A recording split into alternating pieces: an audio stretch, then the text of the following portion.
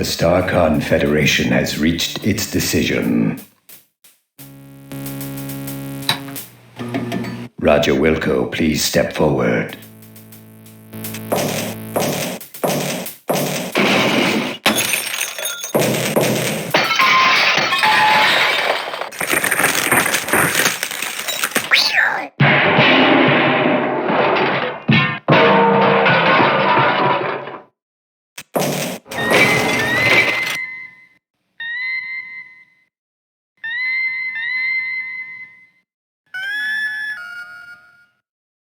Roger Wilco, you have been judged guilty of the following crimes: abandoning your post, deviating from mission parameters, misuse of Starcon property, disintegrating a fellow officer, perpetrating a sequel without authorization, and consorting with a female of higher rank. Do you have anything to say for yourself before we pronounce sentence? Can't you guys take a joke? Do you have anything intelligent to say for yourself before we pronounce sentence? Nope. Very well. It is the opinion of this tribunal that as punishment for your crimes against the Starcon Federation, you are to be decommissioned. You are hereby stripped of the rank of captain. You are no longer an officer of the Starcon Federation.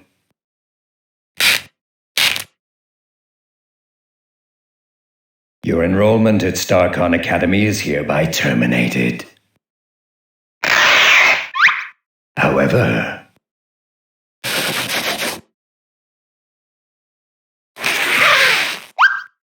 due to your successful return of the SCS Eureka, your rescue of the Goliath's crew, and the fact that nobody gets rid of stubborn mildew stains and black heel marks as well as you do, we are returning you to your former post with Starcon Fleet. You are hereby ordered to resume your duties immediately as janitor second class on board the SCS Deep Ship 86.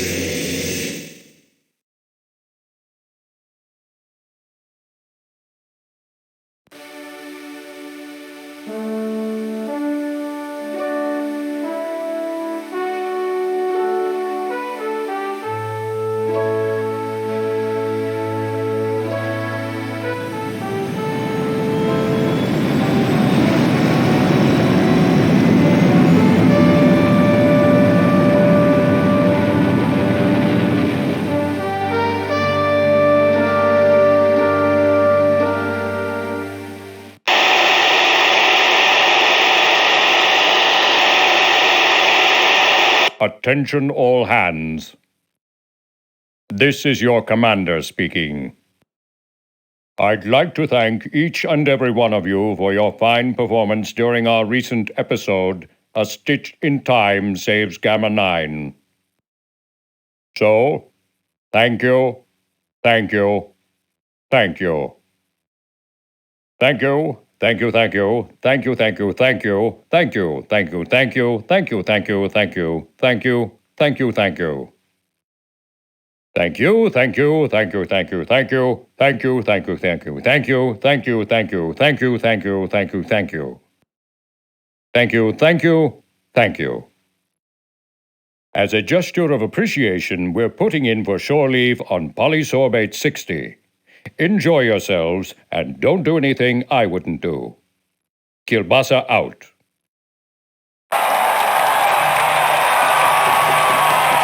Meanwhile, in a deserted warehouse just outside the galaxy,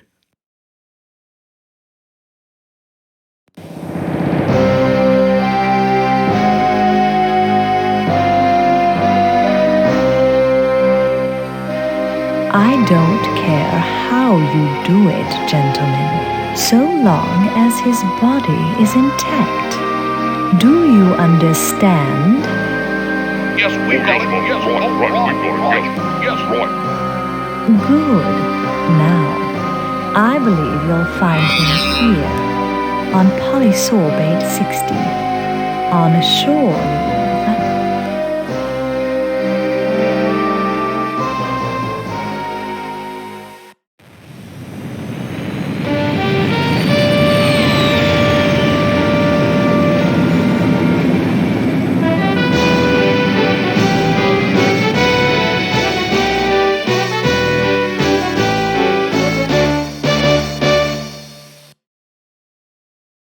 Okay, I'm ready.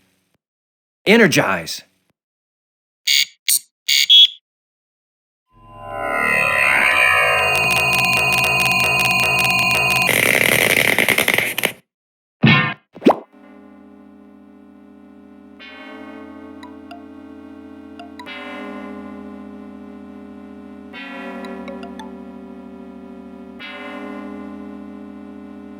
As we join our hero, Roger Wilco, he has just been transported to the surface of Polysorbate 60 to enjoy a little shore leave. Apparently, there was a minor glitch in the process. Well, at least you got here with all your important parts, your hands, your mouth, and your stomach. Oh, great! Real wonderful. Nice beam job, you metallic piece of scrap. Jeez, this is snug. Real snug. You know, it actually makes me feel kind of good. I remember when I used to wear my mom's... well, never mind. No time for nostalgia. I've got a serious extraction problem to work out first.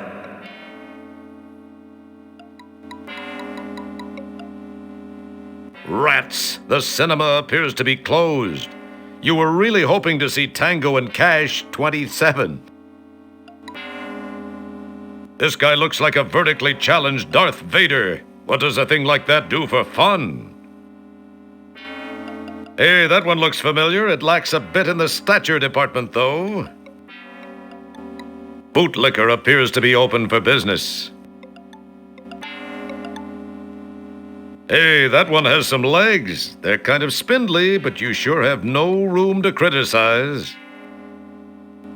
You'd think, if indeed you did, that a guy with the skin quality of a pachyderm wouldn't have a problem with this climate. Seldom have you had the good fortune to get to know a street so up close and personal. You feel you have a real bond growing.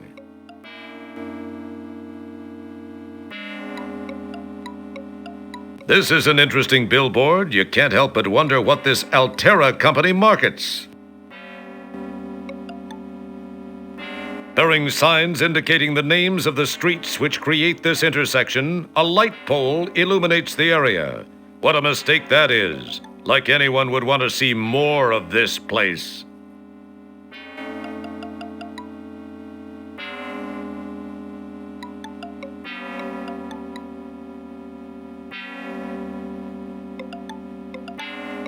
You're back in your comfy, reassuring janitorial duds. Seldom have you had the good fortune to get to know a street so up close and personal. You feel you have a real bond growing. It looks like someone or something got just a little two-faced and wrecked a perfectly good Loadster 750, the Pinto of Polysorbate.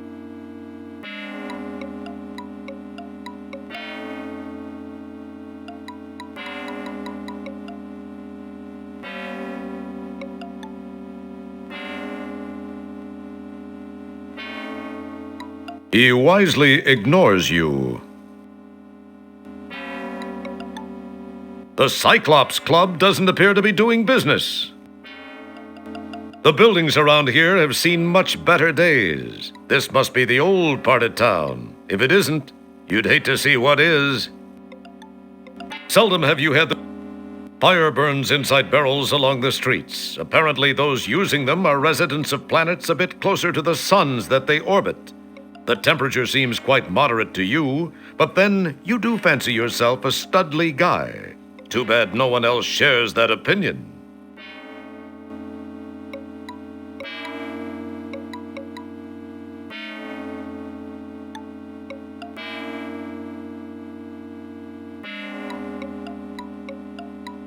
That's an interesting piece of hardware. Your normally dim power of recollection actually recalls having seen a picture of one of these in the ship library. Get this, it's called a bike. People used to actually get on these and use their own muscles to achieve locomotion. What losers. Upon closer inspection, you notice some...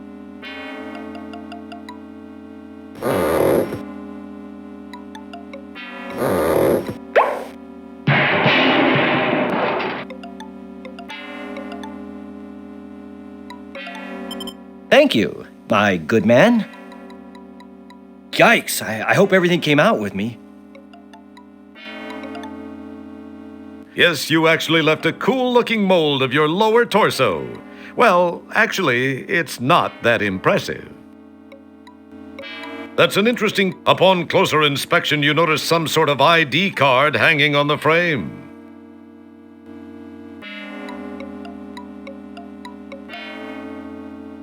Upon grabbing the ID card, you notice the picture on it is of a rather homely-looking alien type. Guess everyone can't be as fortunate as you. It's your trusty whisk broom and dustpan. That's your current Buckazoid collection. It's the alien ID you snagged from that rusty bike. That's a fairly hideous picture of the former owner. It makes the average Department of Motor Vehicles photographer look like Ansel Adams.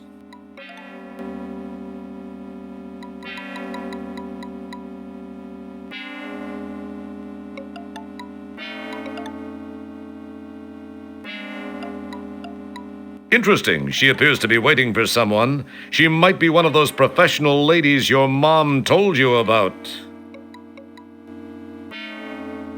She says, "Scrump off, you little felchmonger." You could never have enough Buckazoids, mop breath. Some wise sap closed up shop and jammed from this dying settlement. A very odd fixture occupies a good portion of this corner. Its purpose is irrelevant, as it seems to be the victim of a lack of maintenance and some sort of clinging mineral-like deposit, which have been laid down in several arch-shaped patterns. A sensible person would be afraid to find out what this caps off. That being the case, I'll take the liberty of telling you that it's something you don't want to mess with. You wonder if there could be any connection between this kind of waste disposal and a thriving business like implants and stuff. Wow, that's kind of deep for you. This part of town is almost as glamorous as the rest. Now, there's an interesting sounding business name. You wonder what they sell. It's the Do Beam Inn, but I'm sure they accept pedestrians also. The door hinges aren't exactly overheated from a steady flow of eager patrons.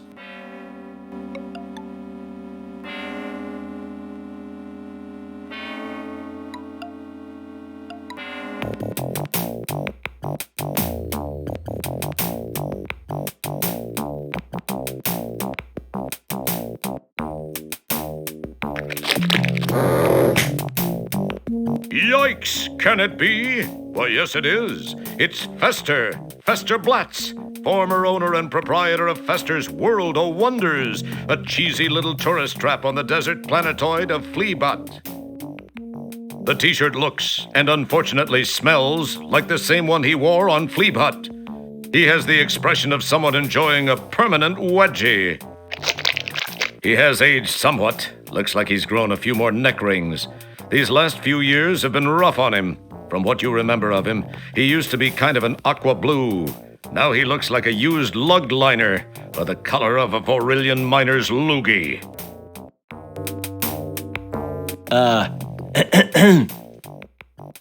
Howdy, stranger. The name's Blatz, Fester Blatz. Welcome to Implants and Stuff. Go ahead, have a look around at some of the most interesting replacement body components this lovely planetoid has to offer.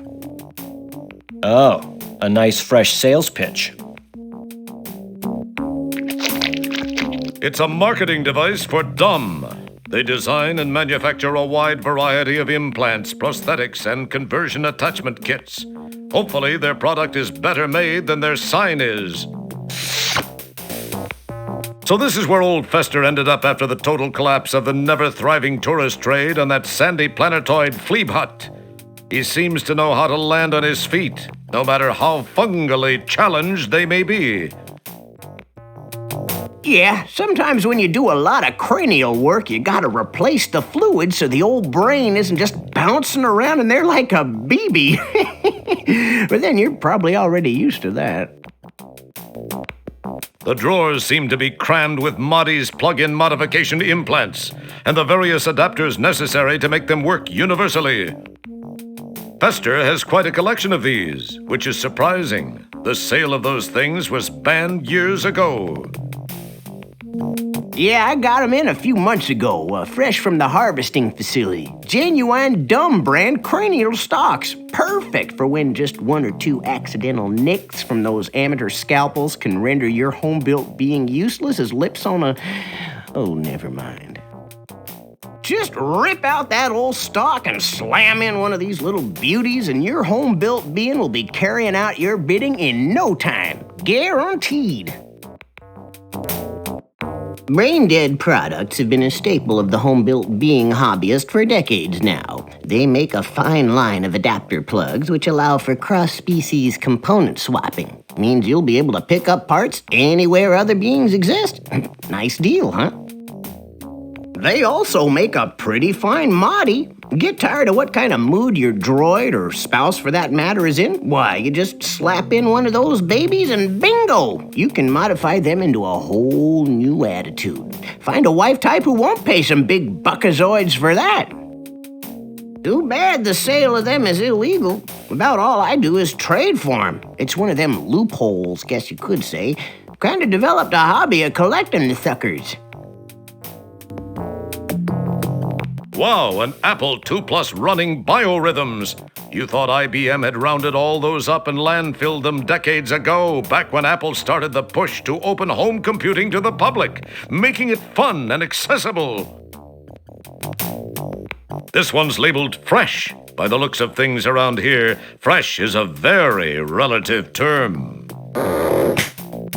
What can be said that isn't painfully obvious? So this is where old What can be said that... what's special about this Abby Normal guy? Good night, Mr. Feldman, wherever you are. Yeah, this is the only place on the planet to get a good lobe piercing, I tell ya. And even though we don't have to, we do use only Lorshan quality body part piercing products. Less chance of pus buildup and drainage that way. That stuff tends to dull the erythrium coating on the hardware. Now you know what happened to the infamous R2 line of droids. They've been reduced to carrying out the most trivial of tasks. Fester's using one for a Gen Blood blender. How sad. The R2 line of droids seemed like the hottest thing going in their day. Then they found that one little flaw in the programming. Unfortunately, the princess's personal life will never be quite the same. Them syringes you can use with lidocaine if you got some. Sometimes you gotta give old Butch a jump start right at first. Careful, boy. You don't want to be pricking yourself with one of those. They aren't approved for first species use. We pick them up used from organ pirates who specialize in harvesting stuff from battle zones. Wouldn't want you to go mentioning that to anyone, you understand.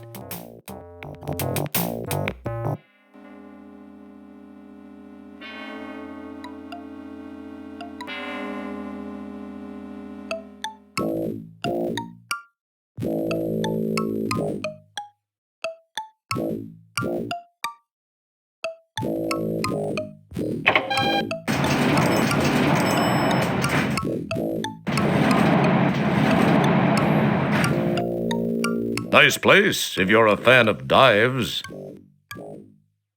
Ah, this place still has those old-style ray projection infomercial viewers. What rubes. An elevator. Boy, this place has everything. Those are some interesting-looking dudes. Must be a couple of real losers, since they seem to be dateless. Of course, that won't be a problem for you once word gets around that you've hit the planet. Can you believe he actually thinks that? Nice place. It says, if you have a buckazoid, give a buckazoid. If you need a buckazoid, take a buckazoid. Not too surprisingly, it's empty. That's the inn's transaction register. An electronic proximity sensor-activated bell, probably used to signal for attention, rests on the counter. That's the manager of this little slice of heaven. He looks like he's an expert on energy conservation. Mainly his. Don't touch that. Your words are so unspectacular, nature doesn't even see fit to grant it an echo.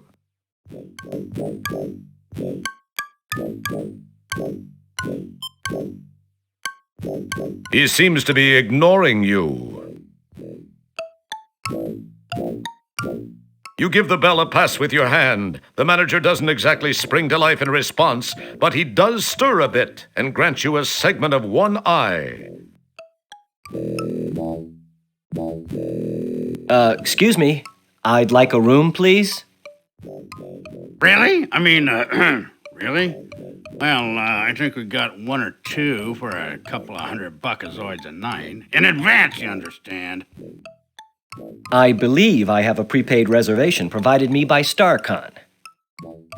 I got no reservations from any StarCon. I got no reservations, period. I do a cash business. You want a room, cough out the buckazoids. So that's, 200. Well, okay. 200? Don't you listen, son? I said 300. That's 300 a night. And I don't include any weird pets. Them's extra. I could have sworn you said... You calling me a liar? I don't need no guff from the likes of you. This is the finest lodging on the planet, son. If you don't like the prices, you can just take your sorry, pinkish carcass out of here. Well, 300? Okay, but give me your finest room then. The finest room. Yeah, right. You got it, buckaroo. Best in the house. Coming right up. Pay up, and we're in business.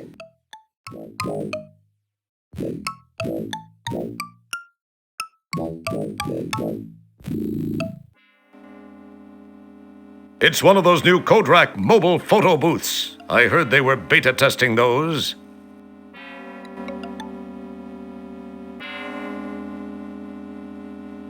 It's unmoved by your touch.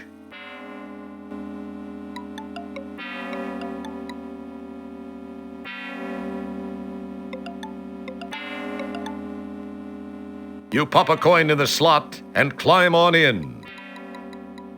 All right, I'm looking pretty good. Fire away.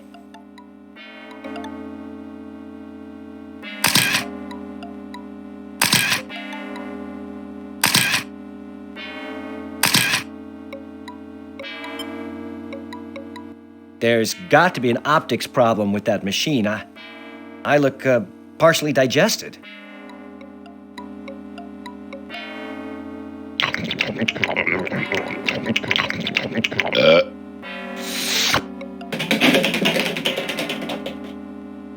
Good thing you didn't opt for that second set of prints after all. Guess that guy won't be filing any complaints with the Portable Business Association. It looks vaguely like your hiney after it's been chewed out by your boss.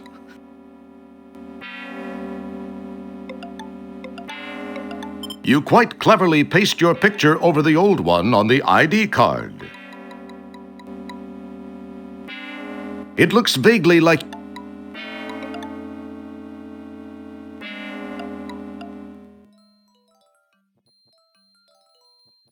The guy looks like he could really use a visit to Supercuts. If the thought of how he might look underneath didn't cause you to involuntarily retch, you might even have paid. The flaming barrels remind you of the good old days, kicking back in the sandy outback of Corona, roasting grell burgers over a lit rocket nozzle. Life was so simple then, but then so are you. Apparently, some things don't change. Sweet sentiments, urban style. This guy looks like he should be standing watch around one of those barrels. He has a bit of a nervous look about him. Ah, an arcade. You haven't been in an arcade in at least a sequel or two. How cute. It has a really big replica of a coin slot. Now, this place seems to be a little more interesting. Messy, but interesting. Noise emanating from the two establishments here indicates there might actually be something fun going on inside. A mechanical traffic light diligently maintains control over the nearly non-existent traffic in the area. Another Orion's Belt franchise. That's one place you have yet to be banished from. I'll bet that's the finest neon sculpture on the whole corner. This guy looks friendly now. Try to keep it that way. The street's a little bit cleaner here. It does have that peculiar burn crater just under the traffic signal. The pilot of this craft employed a truly creative parking technique. By the looks of it, they'd been a patron of Orion's Belt immediately prior to executing this fine parking job. Sometimes it's hard to tell which looks stranger, the ship or the being piloting it. You won't know in this case, though, since this seems to have been abandoned for quite some time.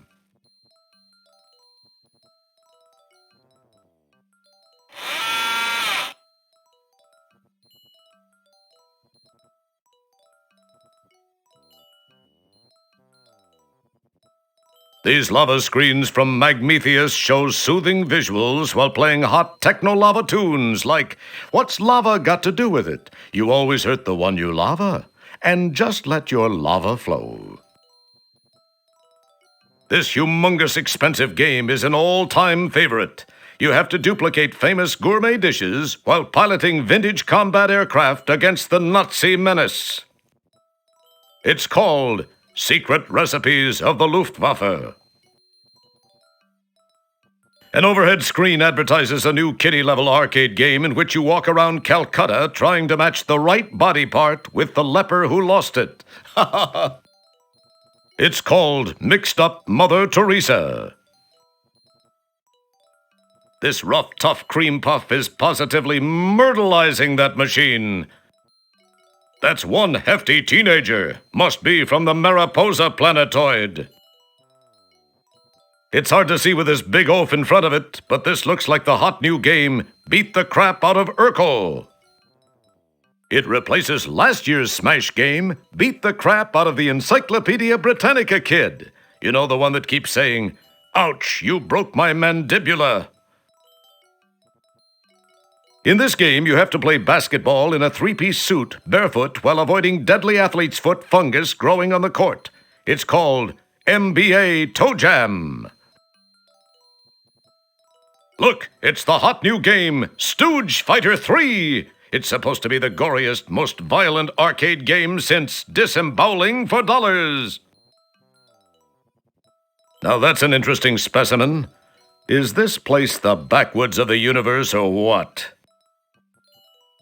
Cool. It's a potential sucker trying to decide if it's worth it. There's a serious dweeb factor happening here. Interesting head formation. He looks like one of those cranium suckers you saw in a scary movie once. Guess that means you'll be safe. Another in the wide variety of life forms you've seen on this planet. This guy just stands there, looks, and fires an occasional lunger. How did all these forms manage to come together in one place? Normally, you'd have to travel light years to run into just a few different life forms. This place has the odds beaten big time. This little purple being is kicking Fanny on this game. He's built up an audience. You look at it, but nothing strikes your fancy. This is one of those exciting racing games where you careen around corners at top speed, zoom over crumbling bridges, run over passers-by, collide with other vehicles, and fly off the track. It's called Virtual Amtrak. Isn't it funny how the wimpiest little nerds are always best at these fighting games? Nothing personal.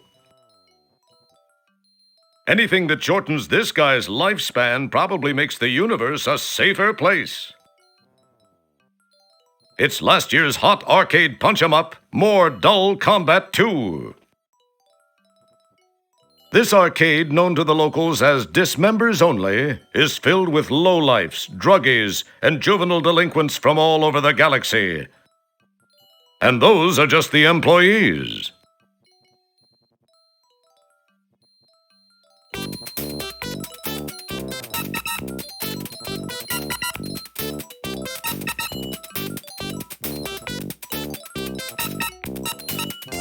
This is the Lair Man. He has a mean ear twist, a sinus-draining nose tweak, and he does a pretty respectable crowbar to the nose.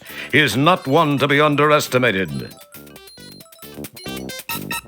This one's Coily Joe. Coily's bulk belies the finesse-laden look-up, look-down move and the nyeh hand in the face. He also has the raw power to deliver a stunning fist-on-nose overhand. A powerful package indeed. This is Big Mo. Big Mo's specialties are the face slap and a particularly effective hair pull guaranteed to make even Geordie's eyes water.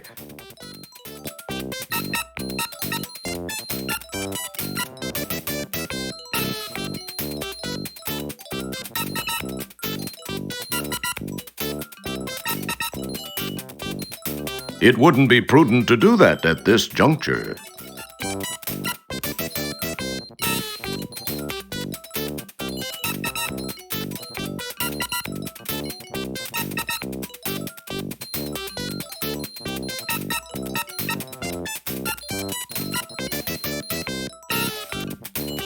Let's get ready to rumble!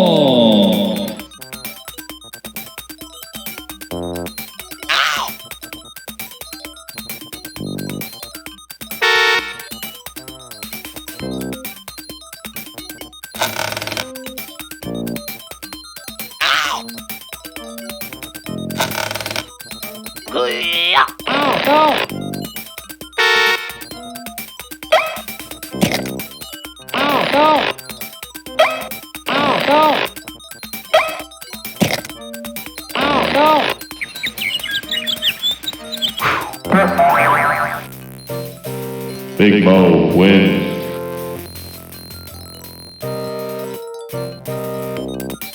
Rumble.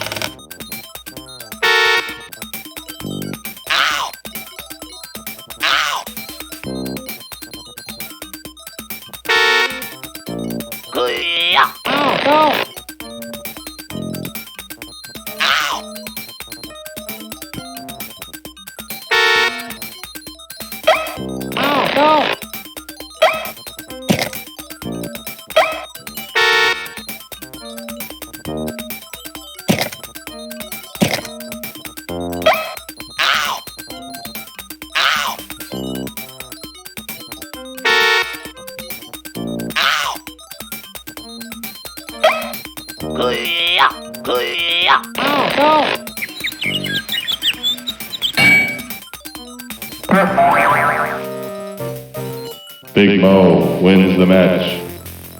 He moitored you.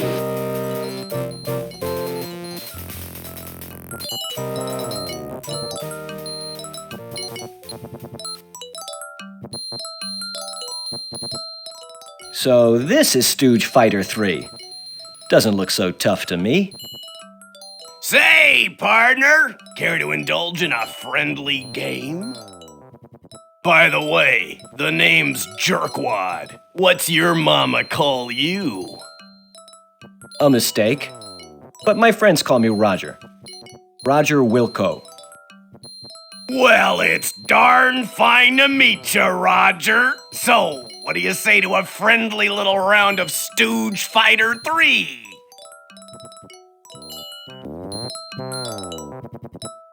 Gosh, Mr. Jerkwad, that sounds neat.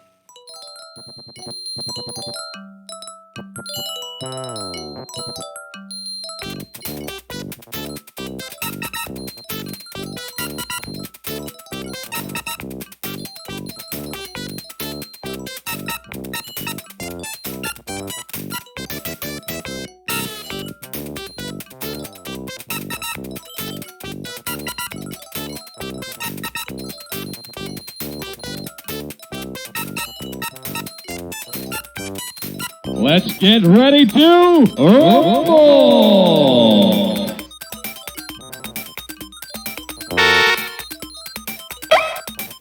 Oh, a wise guy. Nah, nah, nah. Kuya. Kuya. Oh, a wise guy. Oh. Kuya. Kuya. Nah, nah, nah.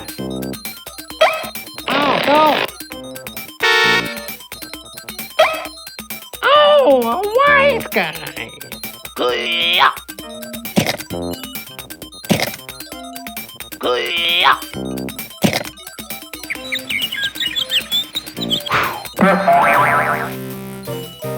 Big Mo wins.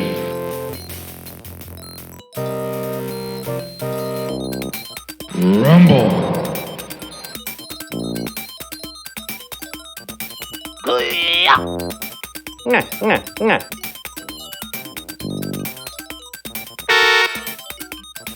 Oh, a wise guy. Kuya. Nah, nah, nah. Kuya. Oh, a wise guy. Oh. Nah, nah, nah. Nah, nah, nah. Oh. Kuya. Oh, a wise guy. Kuya. Oh.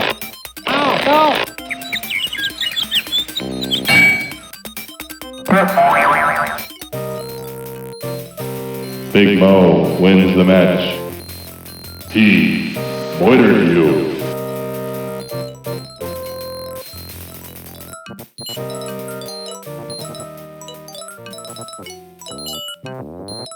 Wow, man. I guess I got real lucky. Or maybe you were holding back on me. Nah, you wouldn't do that, would you? You don't look that bright. I mean, that probably isn't your style. Wanna play again? Not now, thanks.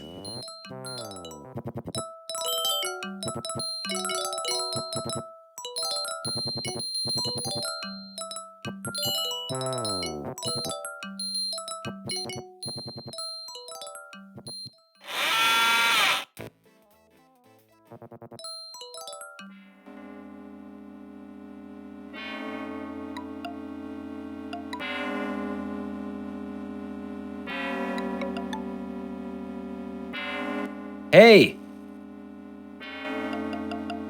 I wonder if you... Nah, what was I thinking?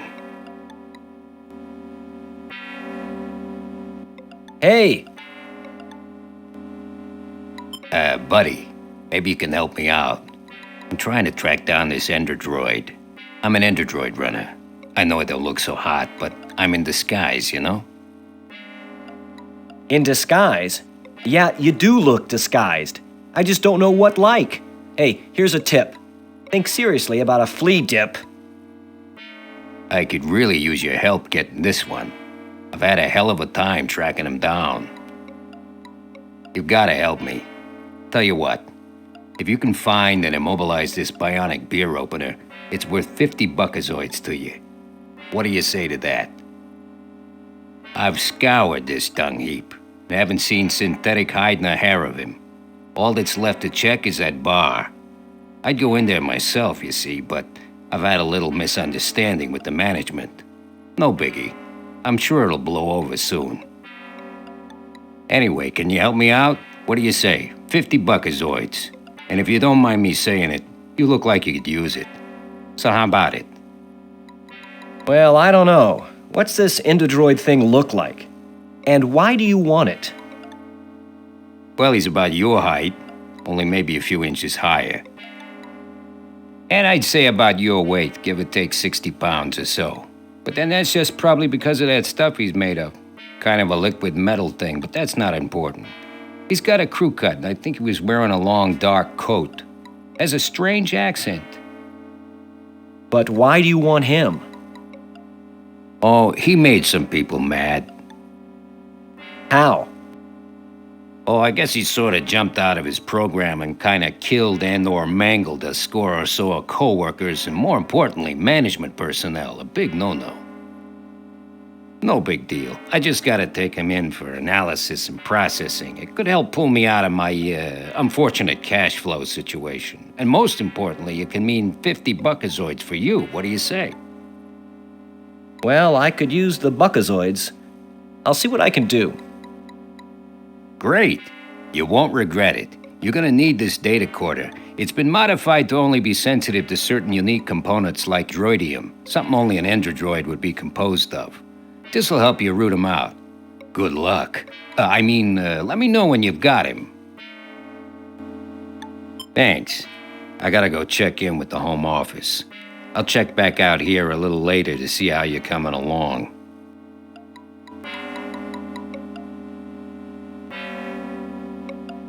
This is the data quarter you got from that endodroid hunter dude.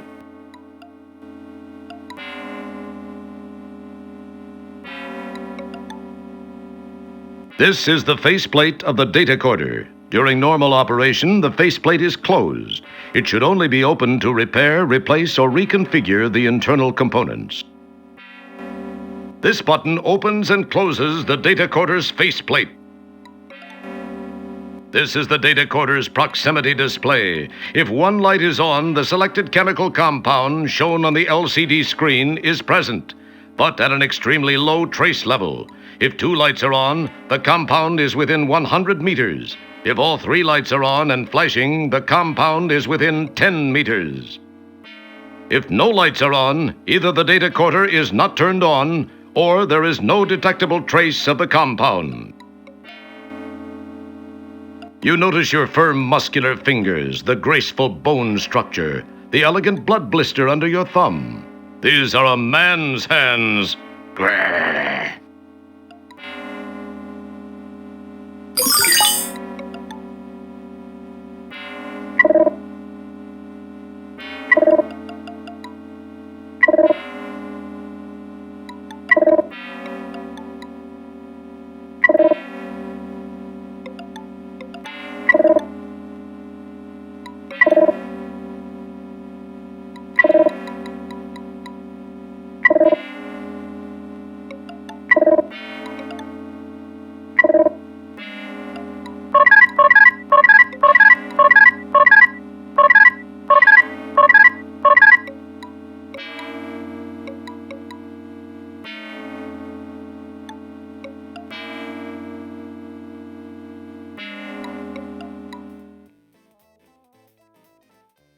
No, can it be? It is. It's Elmo Pug, the former CEO of Scumsoft.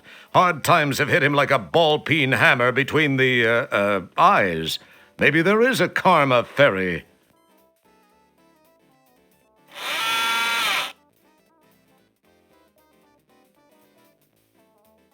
It would appear that once again, Vice is a bit more profitable than most business ventures.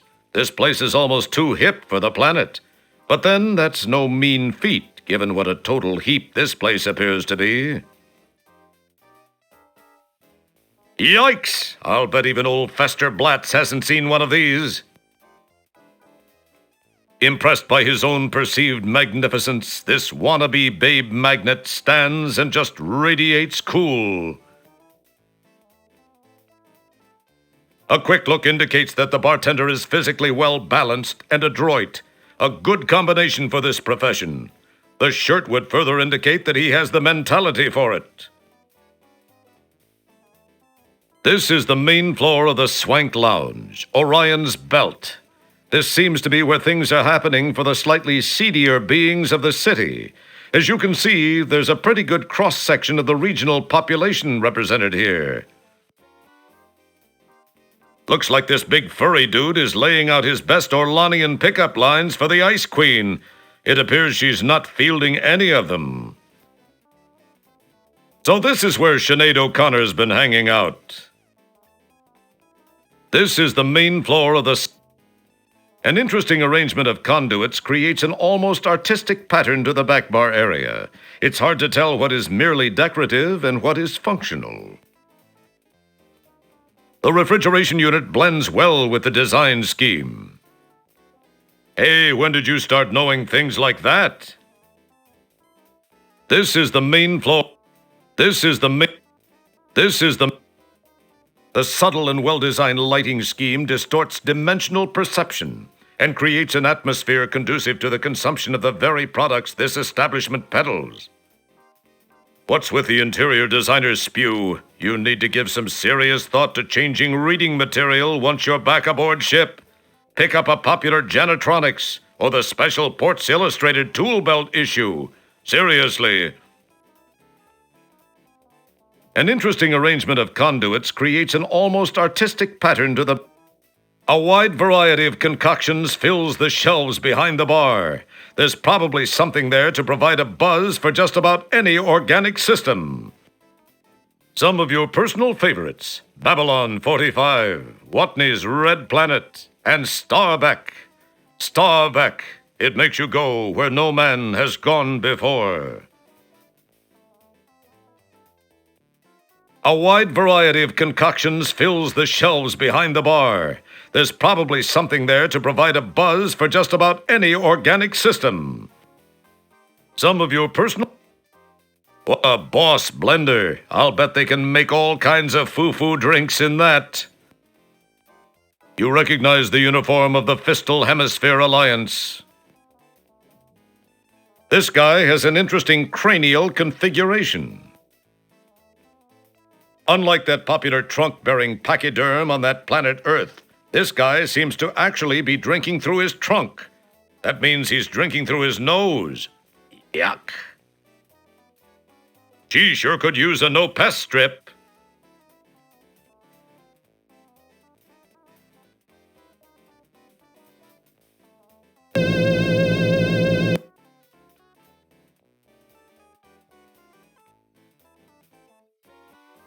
Now there's an interesting look. What can be said that isn't painfully obvious? Bet she'll look better come closing time. Yep, it's the fourth guy in line for the restroom. Definitely standing room only. This guy wishes he had a clothespin right about now. It's one of several people dying to get into the restroom. This guy's the next in line for the restroom. He looks a little anxious.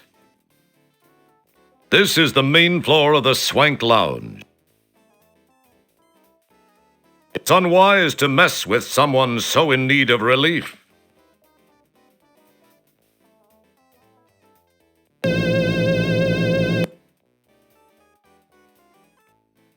A waitress hovers about, tray in claw, tending to the upstairs clientele. It makes decent tips, especially for a synthetic being. Howdy, dollface. What can I get ya? Nothing right now, thanks. Okay, you just let me know if you change your mind, hon. He looks lonely, but not enough for your company. Wow, fancy. How trendy. Cargo ship grating seems to have been used in an artsy fashion to create flooring for the loft area. It must be pretty interesting below when someone up here rejects whatever substances they may have consumed over the previous couple of hours. This conduit seems to be unoccupied at the moment. Wow, this sucker makes even you look like GQ material. These nitro suckers come in all types. They're all drawing on the hoses. Amazingly, they don't freeze. They just glaze over for a few moments while the others laugh. This one has a tattoo which says, "I love Lula." These nitro suck. This one has a These nitros. This one. The railings make a fair attempt at keeping those upstairs from unexpectedly relocating themselves downstairs, which usually results in an unpleasant experience for the faller, not to mention any potential fallees in the way. As with some other tables, a large tank marked liquid nitrogen sits beneath the center. It feeds the hookah manifold above. A set of hoses are within reach for each being which might be perched there. Your words cause everything to become speechless. How dynamic of you.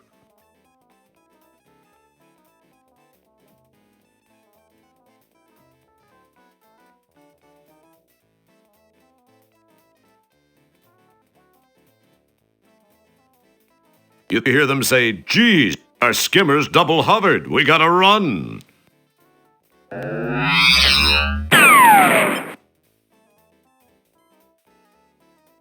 You snag the 4 hoses. Never know when you're going to meet that special lady.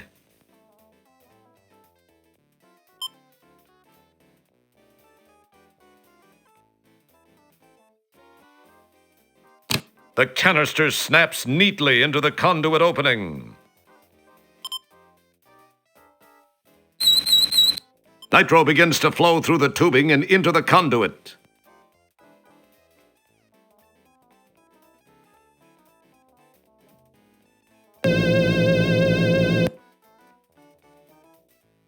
This rather large individual with the headphones seems to have tuned this place out.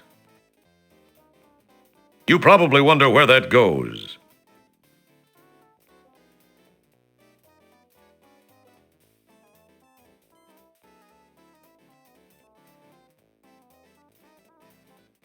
You are visually unimpressed.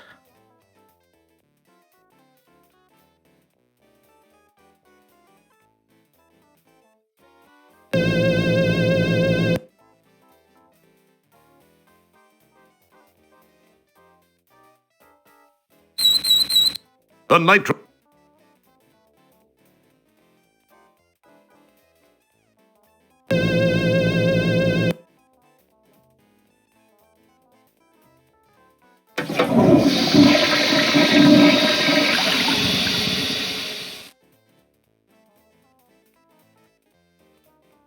It's a twisted mass of hookah hoses. Carefully untangle the twisted mass of hookah hoses and then rehook the hoses to create one long hose. It reminds you of Christmas time back home when you enjoyed untangling the Christmas lights and saying to yourself, "I get so much satisfaction from cleaning and straightening. One day, I'll be the best janitor ever." Well, at least one part of that dream came true. You are a janitor. You rehook the hoses to create one long one.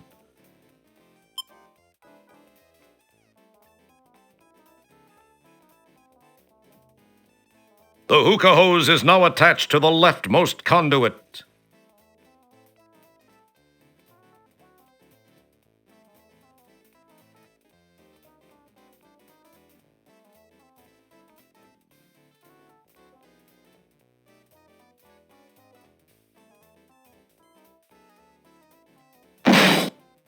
Well, that wasn't too bad for a borderline physical specimen like you. It didn't quite get the job done, though.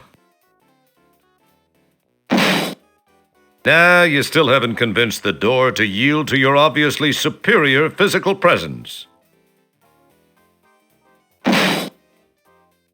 Wow, you really did it! Not exactly the subtlest of entry techniques, but effective. That's pretty macho for the likes of you. Who would have guessed you'd have the makings of a Starsky or a Hutch, or a Tango or a Cash?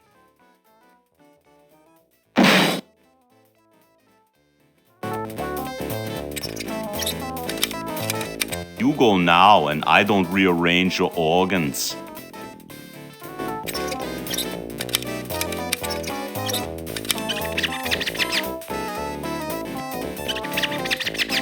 Hey there.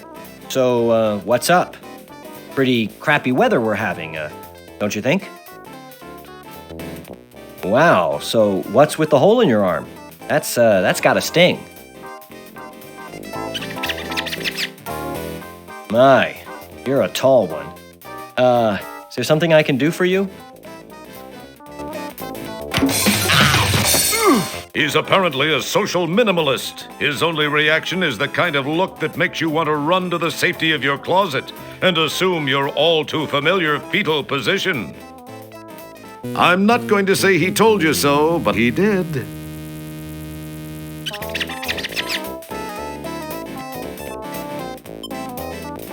It's the Endodroid, and he's repairing himself. Yuck.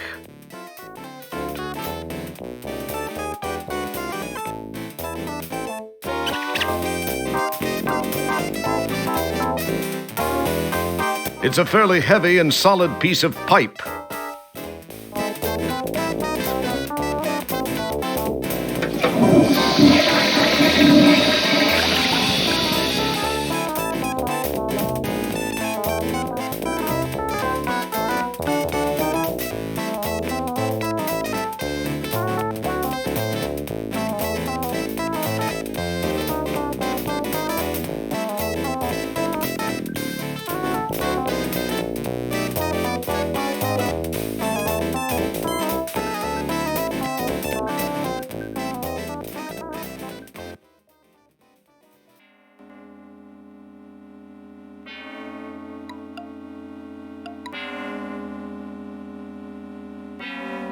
Hey!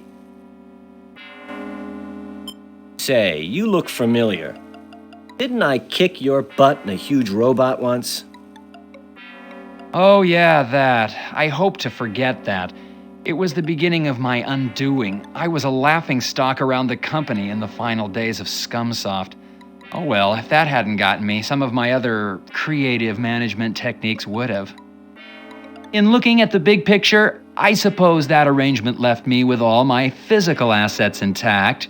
Not a single other thing, unfortunately. I'm humiliated to admit that I have, on rare occasion, resorted to selling cheat sheets for arcade games. I've got to maintain a fairly modest profile, I guess you could say. Time heals wounds and all that. Plus, maybe I can avoid a premature termination.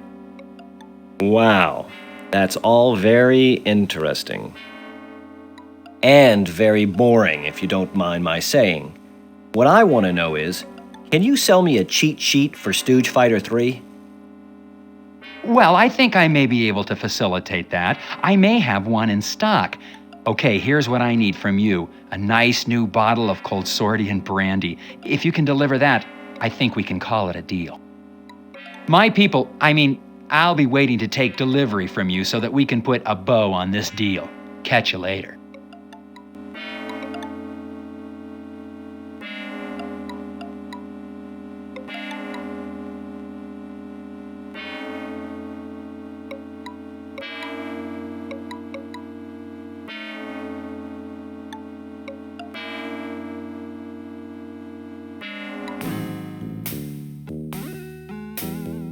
Were it working this device, it, as noted on its top, would supply ice.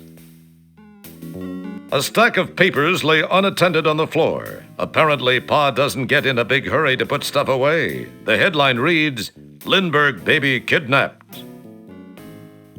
Interesting magazines like This Old Planetoid and The Babes of Polysorbate occupy this space. Pa Conshohocken sits behind the counter by his favorite possession, something he values greater than his own life, the cash register. Pa's been in business for quite a while, as his grizzled look might attest. The drawer is Pa's way of transferring things from his side to your side, and vice versa. Pa keeps some of the more expensive stuff back here, like Jurassic Dark, Raymond E. Feisterbrow, and Samuel Douglas Adams. Convex mirrors give the proprietor a nearly total view of the whole store. He's able to keep an eye out for thieving, low-life, scum-sucking maggots who might try to liberate some of his stock minus payment. Right now, He thinks you fit that profile. A camera covers every square centimeter around the clerk just for security measures. It's amazing what kinds of crimes people will commit to get some of Pa's special stock. They're protected in a hydrocarbonate polymer casing, making them impervious to most of the things a living organism could hurl at it. The shelves of this interesting establishment hold just about every kind of swill a buzz junkie could want. Of course, whether or not you would survive this stuff is another question. There's no slowing down with a Silverberg bullet tonight. The imported stuff, like Sap Purnell and Major Kirin, is too syrupy for your tastes. It's Ursula K. Le Guinness Stout, a perennially popular refreshment and winner of last year's Nebu Ale Award. These cans of Heinleinekens have been sitting here since Lazarus. Heinleinekens, the strange beer in a strange can. Your mouth waters at the wine coolers, especially this wild Roddenberry-flavored stuff. Then again, a nice frosty Harlan Alison, a cold-filtered Beers Anthony, or a Marion Zima Bradley sounds good about now. Look just behind the cans of H.P. Love Draft and Kilgore Stout. They've got a few cans of Meister Brautigan, the only beer made from watermelon sugar. This little flesh wad looks familiar. You wonder what he's doing here. Must have been a victim of the telecommunications wars. Ooh, you've got a good eye. This stuff is excellent. It's called Something Wicked Ale from Ray's Brad Brewery. These appear to be bottles of Alan Dean Foster's Draft Ale, but it's hard to tell because the labels are so faint. They must have been printed in draft mode. It's just some green stuff. Your words are so unspectacular, nature doesn't even see fit to grant it an echo.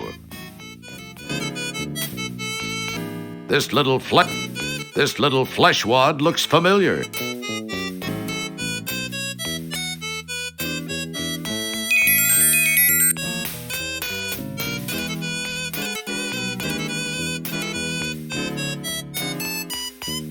Hi there.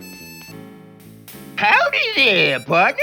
The name's Paul Conshohocker. Yeah, it's my name. I'm the proprietor of this here establishment here. Now, anything I can sell you, why, you just let me know.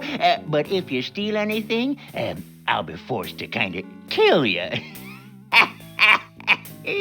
Welcome. That sounds fair. So, Pa, what's the stuff behind you? Oh, that, eh? Why, that there's the good stuff, sonny. I got some real fine stuff back here. Oh, yeah, I do. That's Coldsorian Brandy. That's what that is. Best available in these parts here. Now, it's way out of your price range, I'm sure. It goes for 20 buckazoids per.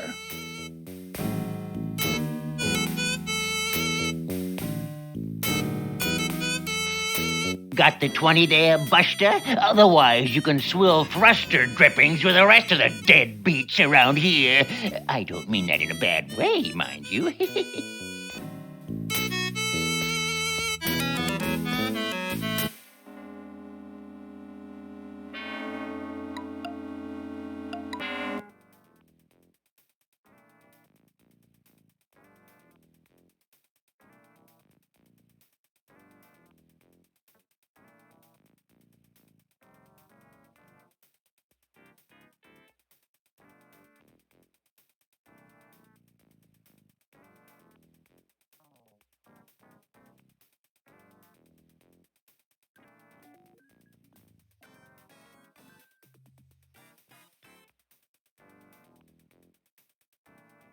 What can I do for you there, fella? What have you got? Well, aside from the obvious stuff which is glaring in your face from the back wall here, I do make some mixed drinks. I mean, if I do say so myself, I make a pretty mean William Gibson and a pretty good Asimov cocktail, you know what I mean, huh? Hey, I got you. Try a fuzzy toe jam. They seem to be pretty popular with your particular species here.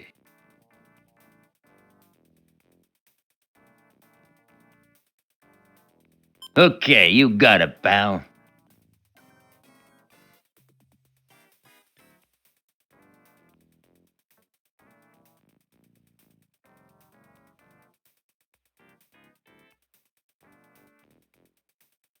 What a boss blender. I'll bet they can make all kinds of foo-foo drinks in that.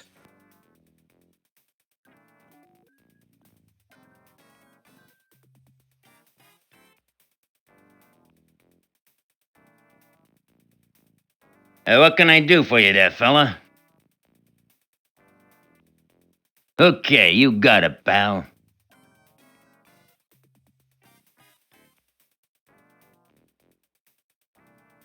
What can I do for you there, fella? Okay, you got it, pal.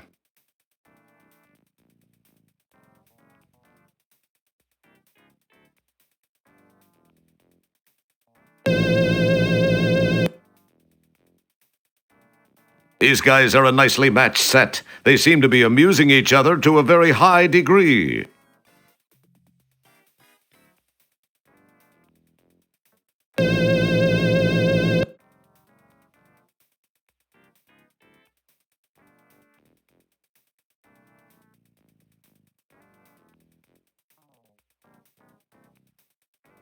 What is that? It looks like a punk grasshopper. What would Darwin think of this place?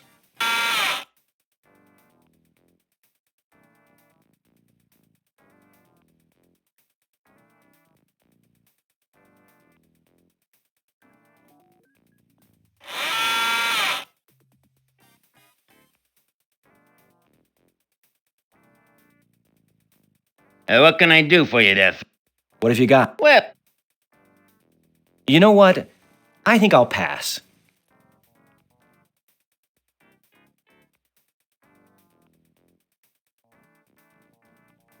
Hey there, guy. Come on now. Hey, you can't come back here.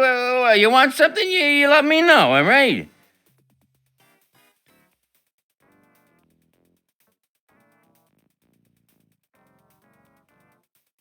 Hey, back off here.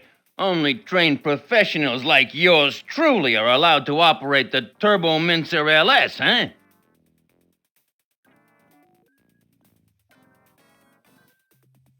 What can I do for you there, fella? You know what?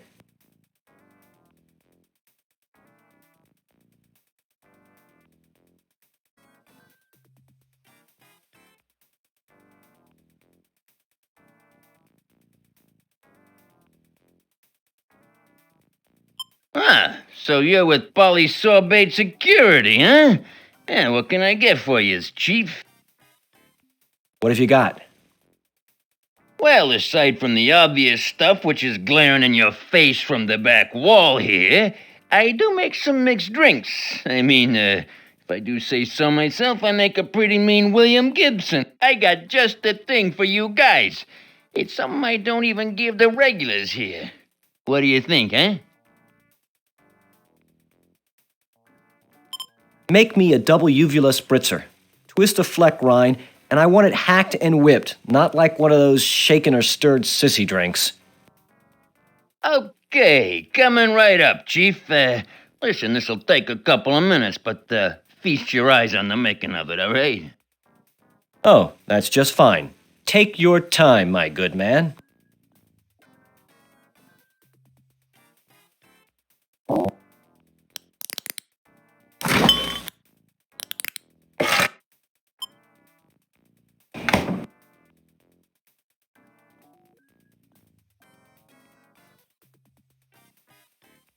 It's solidly in place. It's solid. It's solid. It's solid.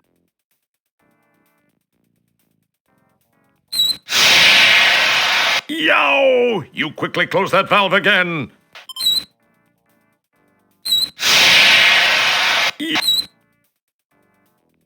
This one doesn't spew anything.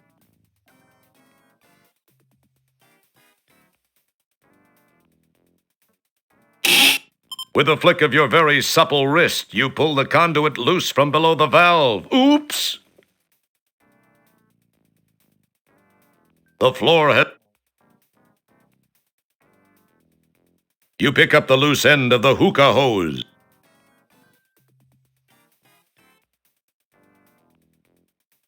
You complete the connection between the two conduits.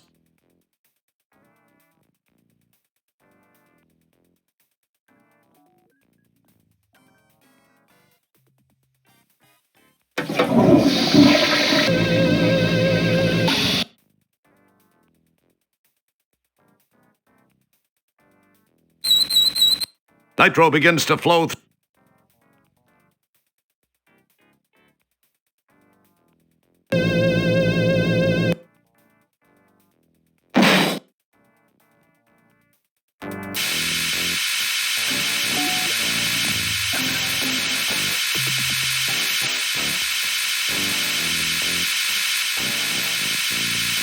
Frosta la Kista, baby. Wow, it worked! This dude's in a deep freeze. But now what are you going to do with him?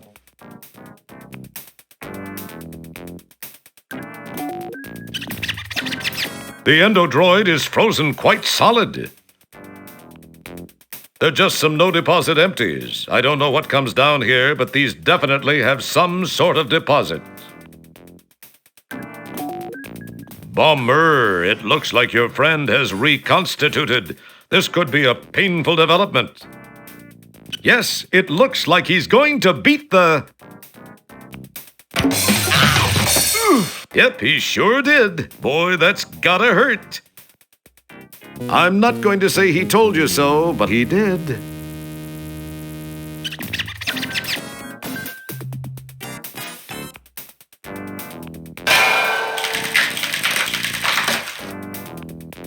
Cool. Laying a solid blow upside the head of this frigid felon has reduced him to cubes. Is not too hard to handle now.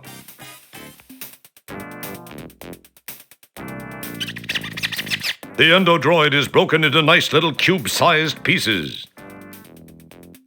Kegs of Watney's, Red Dog, Samuel Adams. Excuse me, I need to wipe my chin. The endodroid's home surgery kit sits on the crate, but I suppose you can see that. You found your way to the not-so-spiffy basement of the nightclub. Numerous stock items are stored down here. The endodroid's home surgery kit sits on the crate, but I suppose you can see... They won't do you any good. They're made to run off the power supply of an endodroid, one of which you surely are not. Bummer, it looks like your friend has reconstituted. This could be a pain. Yes, it looks like he's going to... Yep, he sure did. I'm not going to say...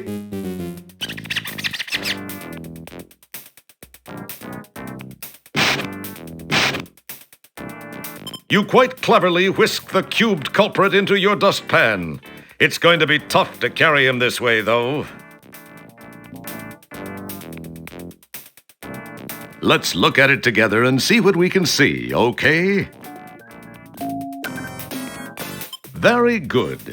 He'll be much more transportable this way. However, you'd better hope it doesn't thaw.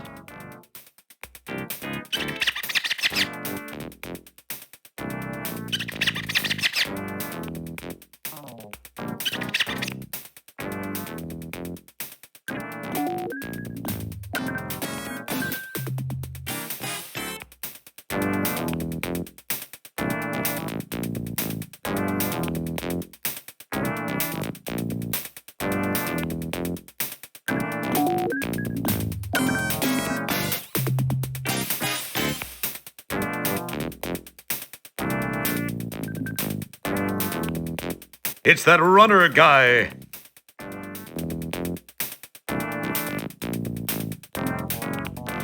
Here's your cubed compadre. Where's my 50 buckazoids? No bull. You really got him, eh? I mean, good job.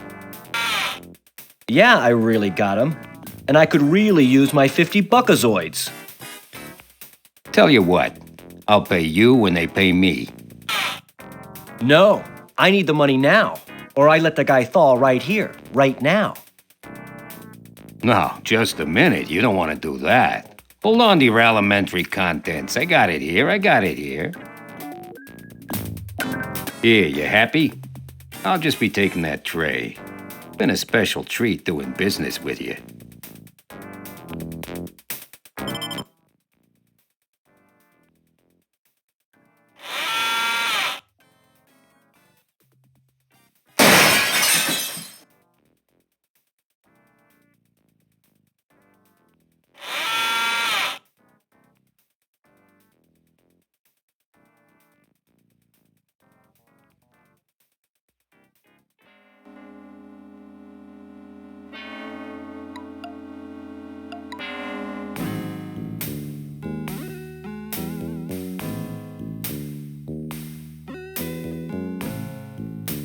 I'd like a bottle of your Coldsorian Brandy, please. Well, so you're interested in the good stuff, eh? I'll just take that 20. Thank you. I haven't sold much of this stuff lately, except to some sorry-looking little pud. Oh, hey, that reminds me. He still owes me some money. Oh, I can't believe I fell for that scam. Oh, well, enjoy, sucker.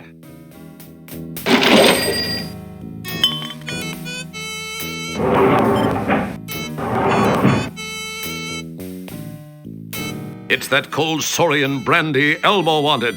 Yuck! It has a fish floating in the bottom. Oh well, to each their own.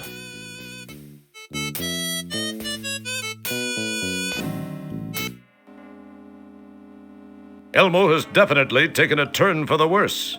You'd like to think it was your exit from the admittedly captive rank of that off-world sweat orb, Scumsoft Incorporated. It was probably something dumb like a compulsion for pet projects or personally beneficial programs over those things important to the company as a whole. Nah, that couldn't be it.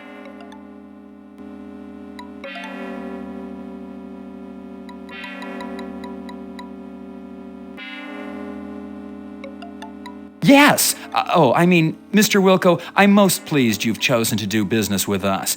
You're just in time, too. I have another party on his way interested in the same item. Oh, well, his loss. Well, I'll take that off your hands. Now, per our agreement, here's your cheat sheet. I'm certain you'll find the game much more interesting now. Also, you look like you could use this fish.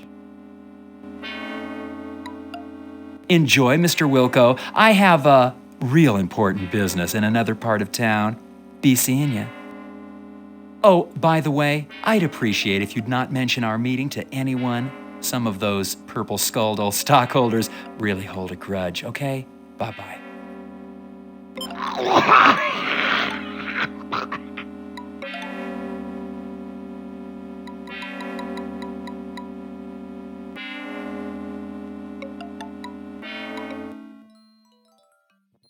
It's one of those Bjorn guys. It's so cute when they talk about assimilating everyone.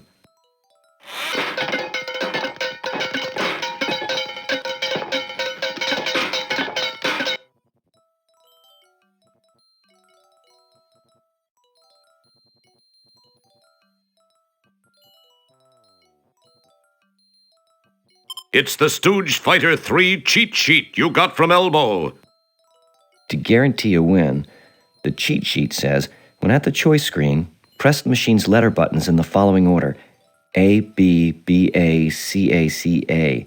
Then, be aggressive and attack as much as possible using your new secret weapon.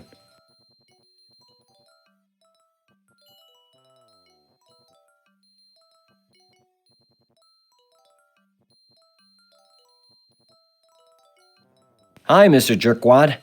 How about another game of Stooge Fighter? I'm feeling a little luckier this time. You know, kid, I'd really like to, but I need a little more of a challenge. Take a long walk off a short asteroid, okay? What's the matter? Afraid a measly little pencil-neck low-life janitor and general waste of human life is going to embarrass you in front of your friends? Well said. Hold on there, you little puke. I'm not afraid of some puny little zit on the butt of the universe. Jerkwad is a scaredy cat. Jerkwad is a scaredy cat. All right, you little wad of spit. Let's play. I'll waste you. Tell you what. Let's make it interesting. If you win, I'll give you 300 buckazoids. However, if I win, you're mine to do with as I see fit. A deal?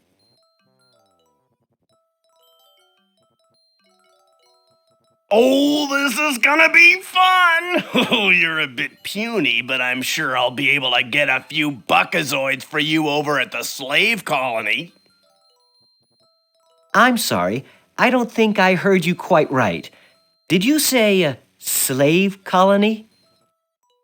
Too late to back out, Borg breath. I knew that.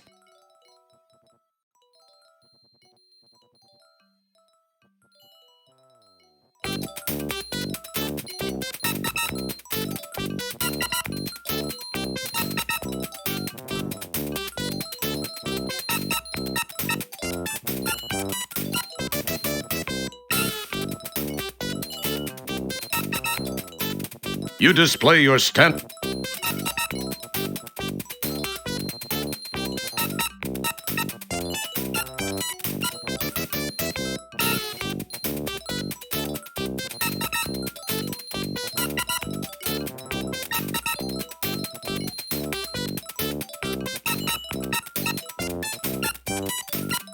Let's get ready to rumble!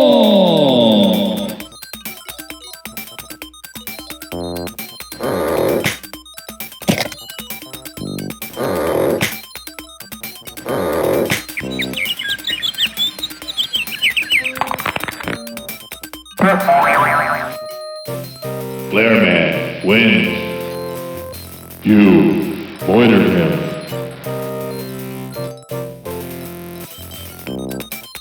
Rumble.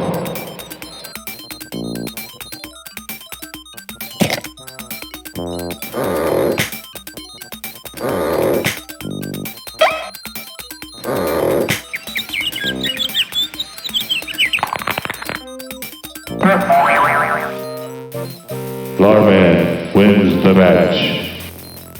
You loitered him.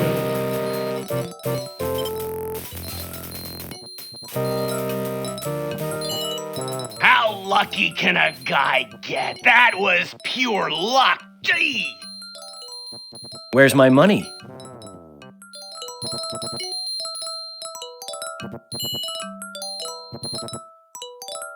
Here. Now, if I were you, I'd make myself scarce, you little lump of phlegm. Otherwise, I'm gonna lose my temper, and all that's gonna be left of you is teeth and toenails.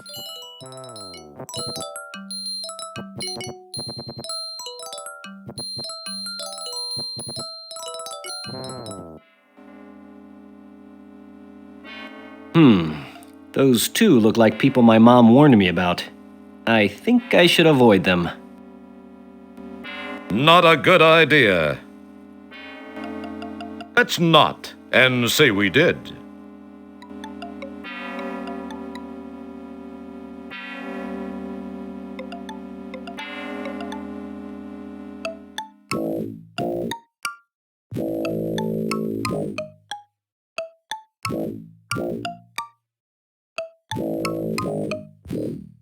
Okay, son, you just scribble your old Bill Shatner on the register screen and I'll get your key card. It's as fine a room as you'll find on this orb.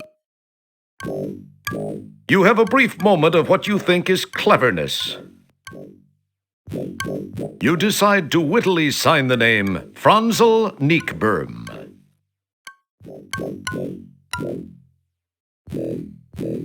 Okay, here's your key card. Don't lose it. Room 1220J. Up the elevator. Franzel Neekberm. If I had a buckazoid for every time I'd seen that name, I'd be sitting pretty. I could afford one of those fancy fur-lined donut thingies. What was I saying? Anyway, enjoy your stay. If you need anything, don't hesitate to tell someone. Gee, thanks. Say, could you tell me where... I'm a real busy guy, son. You got any questions, why don't you just go find the Chamber of Commerce and talk to them. I'm sure they'll be glad to help you out. Be seeing ya.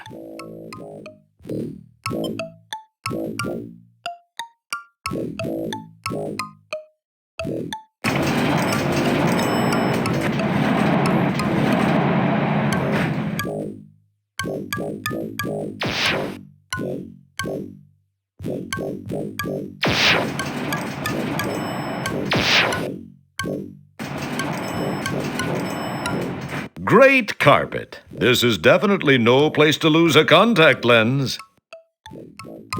The window offers you a prime view of the baby spew brown skyline of polysorbate 60. They look more like cell doors than hotel room doors. It's kind of a Motel 3 meets Rikers look.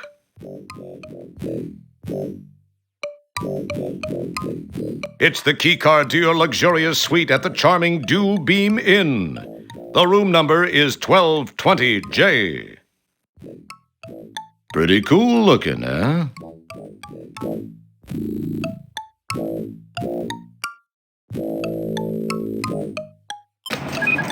Just as you're about to insert the key card so you can go inside and check out your new digs, you notice those two goony-looking dudes from the lobby walking in your direction at a rather deliberate pace. Perhaps they're going to welcome you to the place or show you where the ice machine is.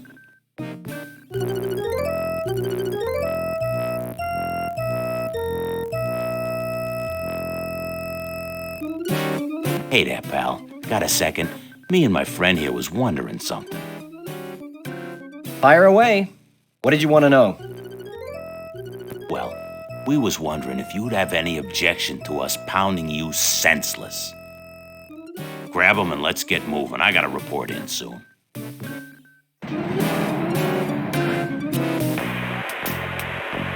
You puny little scumbag. I can't believe anyone would want you. One thing's for sure, you sure ain't gonna be seeing your home son ever again. Hey, Nigel, let's get back to it, huh? We got things to do and places to go. Now, just sit there and be still and be quiet, little man. I've got some things to finish before I finish you.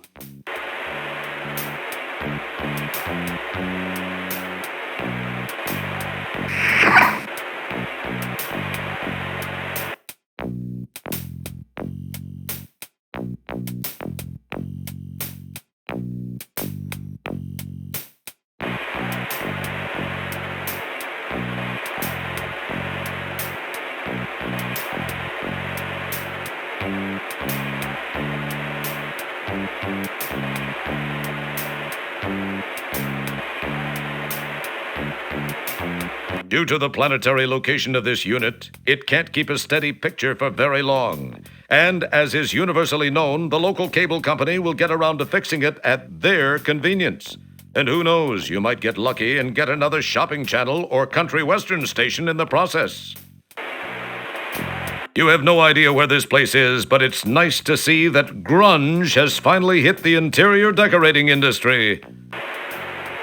It's a short pile polystyrene rug with the ubiquitous Have a Cyclopean Day symbol. You have no idea where this... There is a massive door leading into the next room. You don't know what that is, but you keep seeing it above people's garage doors. It must be some sort of anti-theft device.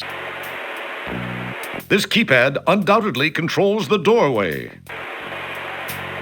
It's one of those wads of lard you ran into at the inn. This symbol is all the rage among teenagers in the quadrant. None of the adults knows what it means, but it's shorthand for no sign of life. You have no idea where this plate... It looks like the lead singer for that new death metal band, the Disgruntled Postal Workers. A desk lamp casts a sickly glow over your captor. Or maybe the lamp is off and it's your captor who's casting the sickly glow. It's Kathy Meyerland, an attractive model with gills from one of those stinky swamp-like planets like Modoria, or Slimyon, or Muxalon 4. It's Cindy Crawfish, a beautiful merwoman and spokesmodel from one of those beach-strewn, wimpy, watery planets like Aquaria, or Oceania, or Wateria. This poster is from that new graphic novel series about the sewer worker who doubles as a psychic investigator. You think it's called Gabriel Norton. It's the popular pin-up alien Krill McPherson, the one that poses all over time pods in Space Piston magazine. Just watch that McPherson strut. It looks like a plug receptor. There seems to be a small pile of CD-ROMs sitting here. This is the data corder you got from that endodroid hunter dude. It's a burlesque moddy. This little unit is a portable dehumidifier. When you're a guy like Singent, who sweats like a bicranial crud snorter, you need one of these things going all the time. You have no idea where this Teddy Schmuckspin, a popular children's toy, sits on the floor. If you weren't a popular child, you didn't get one. This alien woman looks to be in very bad shape. Her pupils are fixed and dilated. Her body is stiff, almost as if she's dead.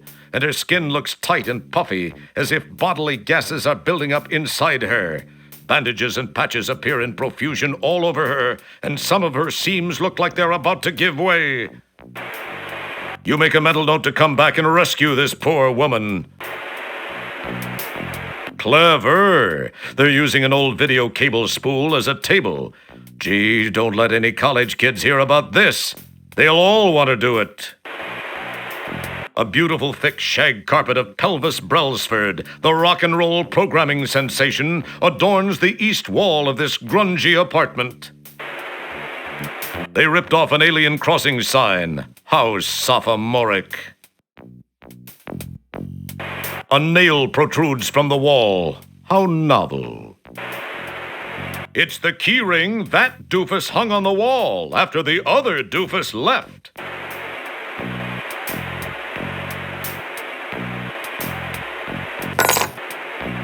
Hey, what the fu... I don't want to see you move another inch or I'm going to slice you into nice little bite-sized pieces. Now, can it?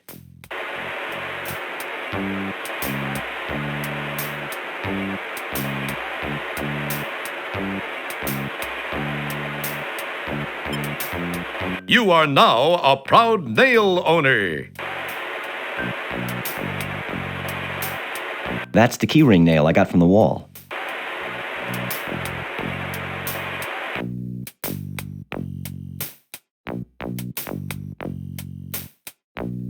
Good thinking. The nail proves to be just what you needed to free yourself from those handcuffs. Don't get all excited, Little Red Riding Hood. You aren't out of those woods yet.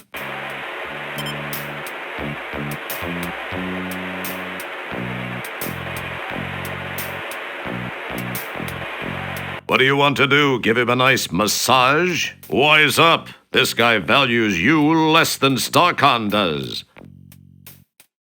What do you want to do?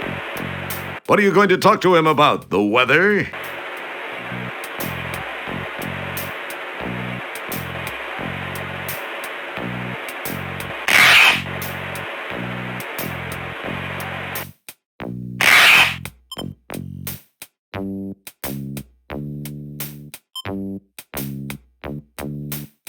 It's that static-laden, cheapo polystyrene rug you ripped from the wall.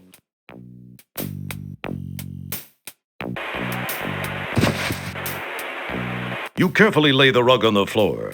Even though you were never known for your interior decorating talents, you feel very satisfied with the location you have chosen.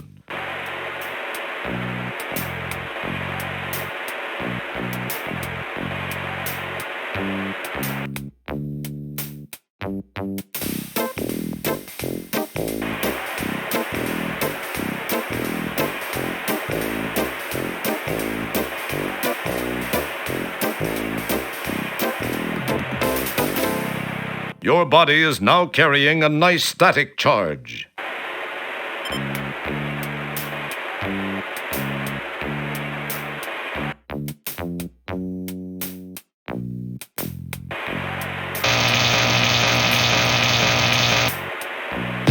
Wow, the static energy you built up discharged, frying Lard Boy's circuitry.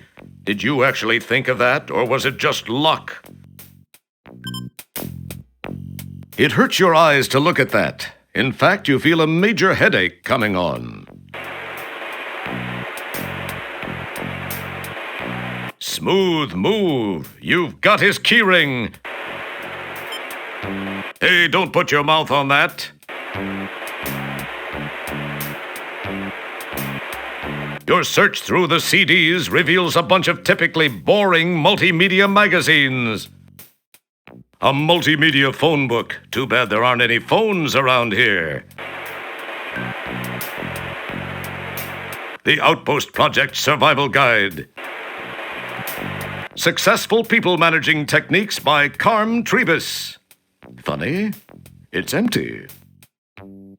MF-DOS for idiots, morons, and phoebes. Turing Xenon on 5 buckazoids a day. Discovering your inner maggot. How to become assigned to being a corporate creative genius without really trying. This might be worth checking out. It's a copy of Popular Techtronix.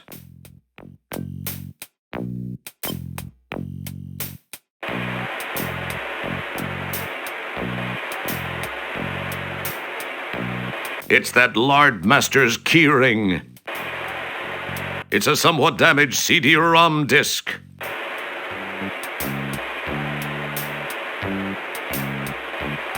This optical disc-based multimedia entertainment system has a slew of powerful graphics and audio coprocessors. A unique flexible architecture, is extremely high-priced, and plays a half-dozen really bad arcade games.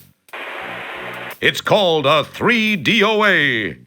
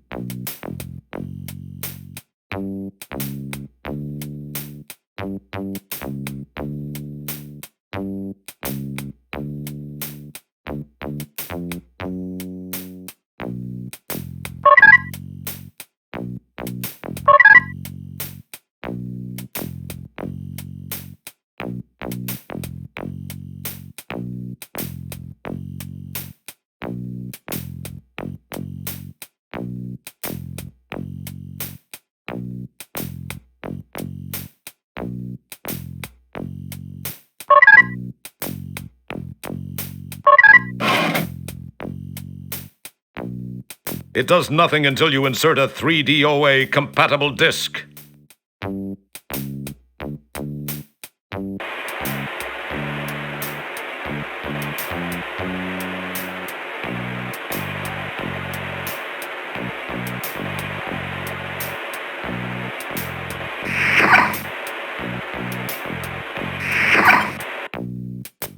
Well, well, well, the worm is out of the hole. So, You have to ask yourself, do I feel lucky? Well, do I, punk?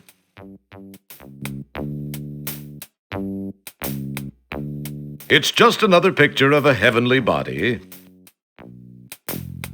Wow, that's a signed poster of the lead singer for that country western band, Hall and Az.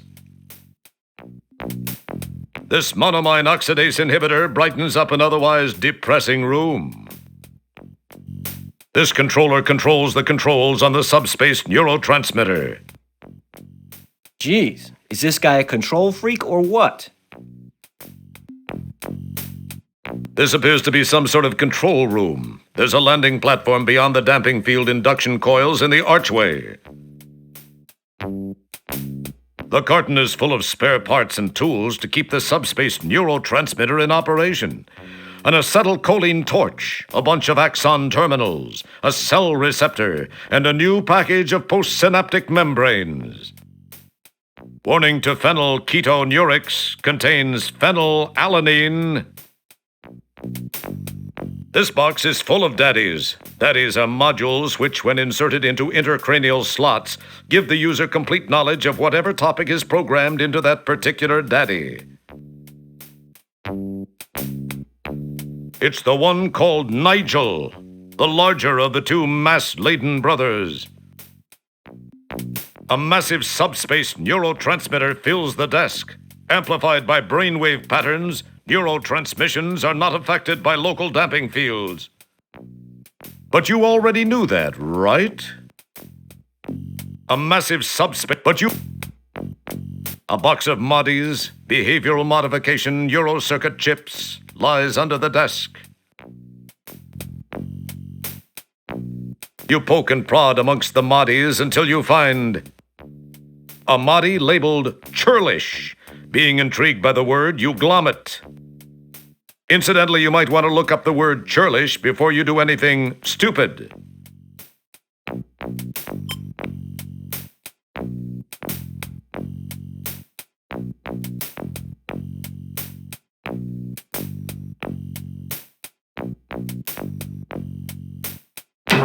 Wow, he really creased your can. Pretty impressive. Maybe not from your point of view, of course.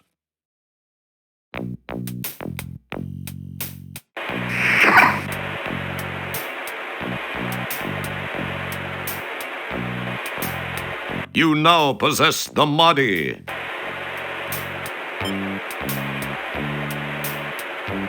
It's a burlesque MODI. That's the churlish MODI I found in that box. The corner of the label in this MODI seems to be loose. Pretty cool looking, huh?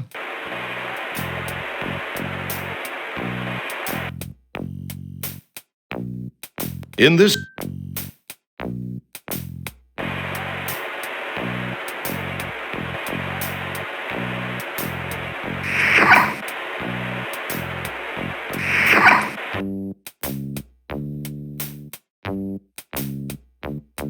Thinking it was the churlish MODI, he pops it in place.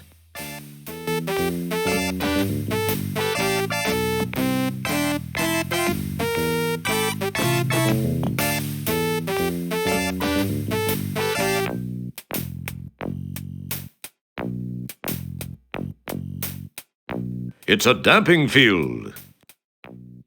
This appears to be a damping field controller unit. At least it looks like most of the other damping field controller units you've ever seen, and you've seen quite a few. It has a couple of things attached to it.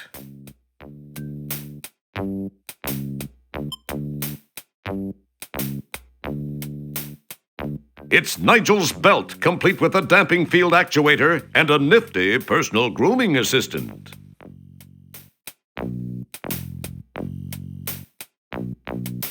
This is a personal grooming assistant.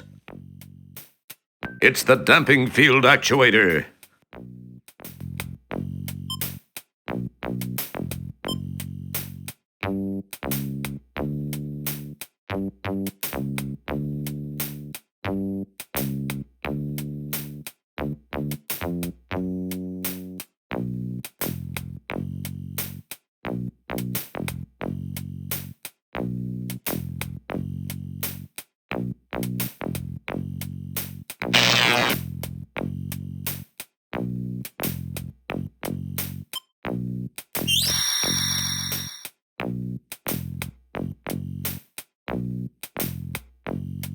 Boy, this terrace is a nice change from the stink-laden confines of that apartment.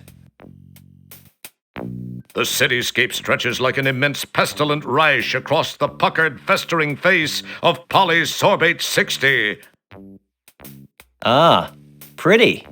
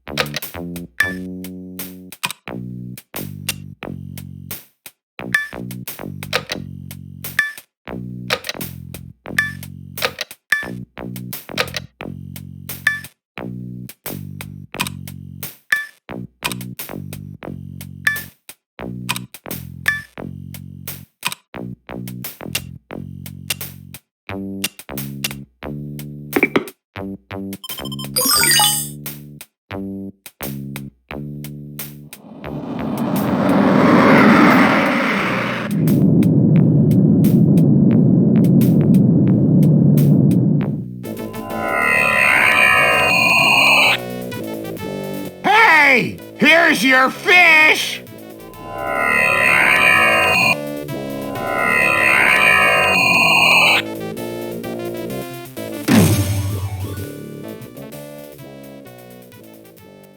Stellar, you picked up my homing signal. I can't believe I actually made it work. Now no one can say I spent a little bit too much free time in the bathroom with Popular Tektronix. Popular Tektronix, who are you trying to kid? I know what you were reading in there. What was that voice, Roger? I thought I heard something. Pay no attention, Stellar. It was probably just a mechanical flatulence from the ship. Anyway, we received a transmission from a nearby StarCon communications monitoring platform. They told us of some unusual signal originating from the area of polysorbate 60. We dialed it in, scanned the coordinates, and found you. So what are you doing in this sector, Stellar? I thought you were stationed on the SCS Heinz 57. I am.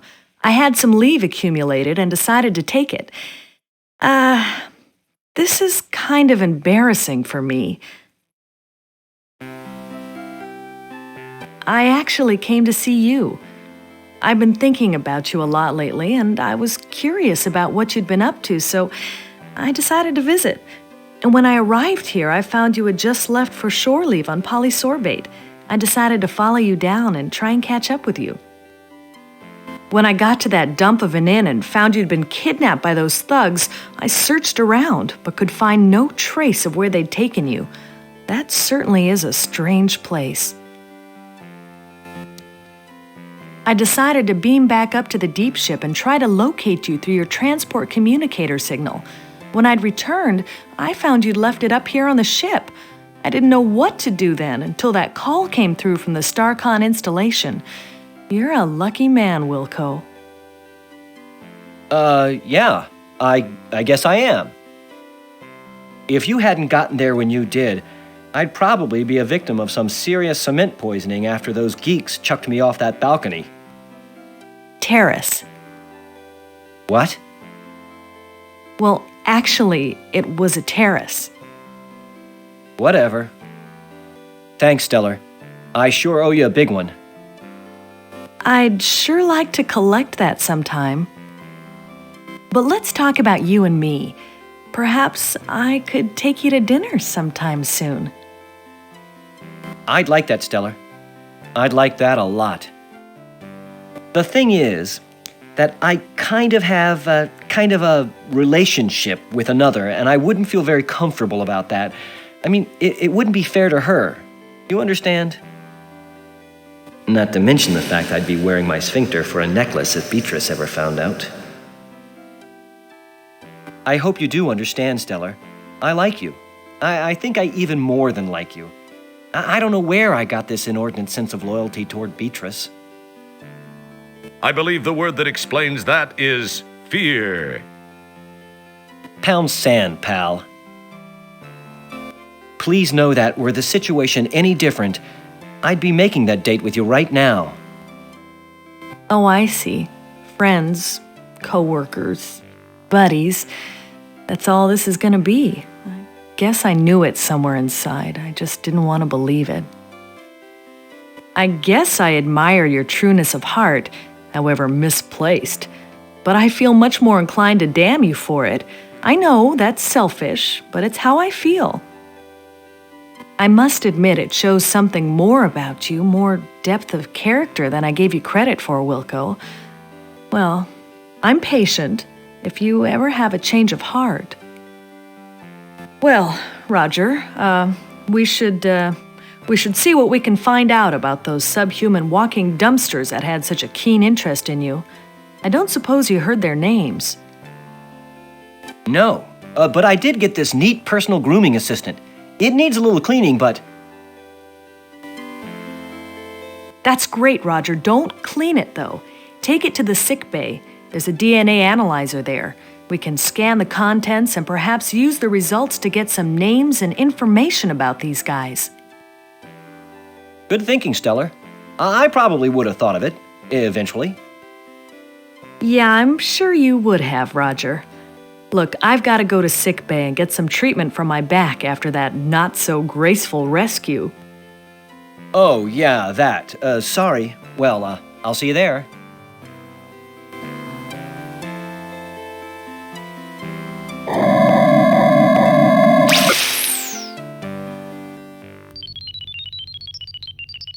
Commander, I am receiving a message from StarCon. Computer on screen. Hello, Commander Kilbasa. I have a new directive for Deep Ship 86. This is actually a special request from me, Commander. As you may know, I served with Admiral Bluntfang during the Fallopian Campaign. Admiral Bluntfang's widow is involved in building an off-world retirement community. They are almost finished, but have requested assistance from Deep Ship 86. Commander, please extend her every courtesy. You know, if things go well, this would not look too bad in your personnel file. I will let Sharpay, the Admiral's widow, explain further. Hello, Commander Kilbasa. As Admiral Toolman mentioned, we have almost completed our project here, but could use StarCon assistance. To be honest, Commander, I pulled a few strings, but this is an important mission, I assure you. Since you are scheduled to be present for the dedication of the Golden Light Year's Retirement Center anyway, I hoped you might alter your travel plans to accommodate an earlier arrival. From the information provided me by my old friend, the Admiral, you would be able to warp here within a few hours. I require some assistance from your ship, as well as one of your crew members. Allow me to explain.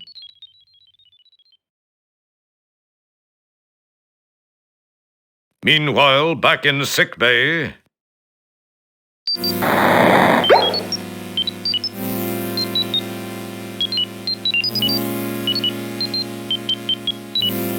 Apparently, the doctor is way busy as he completely ignores you. It's a medibunk. This is where all ill or injured crew members are treated. It's also where they bring all the guys in the red shirts, or what's left of them, after they've suffered their inevitable calamities. Stella is getting treatment for her back injury. You should be ashamed of yourself for jumping on her like that, you baby. Jebba is an interesting-looking fellow. That is, if you think a melted purple marshmallow with an internal skeleton is interesting. He's the main research attendant here in the sick bay. Many things rest on the center console. Most of them are merely non-functional screen dressing. Pretty cool looking, eh? It's a scale. No, you can't weigh yourself. It's the keyboard for the DNA sequencer. It's the keyboard for the DNA sequencer scanning bed. This is where you put the food, specimen you desire to scan. This is a DNA sequencer. During a starship's travels, many different organisms and artifacts are discovered, and a DNA sequencer can come in quite handy in analyzing them. But mostly it just gets used to make sure the food replicators are working properly and not brewing up anything that might hatch and grow inside you, for instance. This is the sick bay. All ill or injured crew members are brought here for treatment. It seems everyone in a red shirt ends up in here eventually, or at least what's left of them.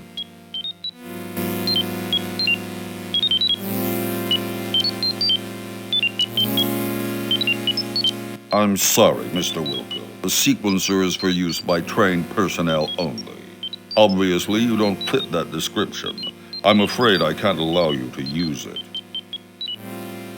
Come on, Jebba, be a pal. Who'll know? I'm sorry, Mr. Wilco. It's a StarCon regulation.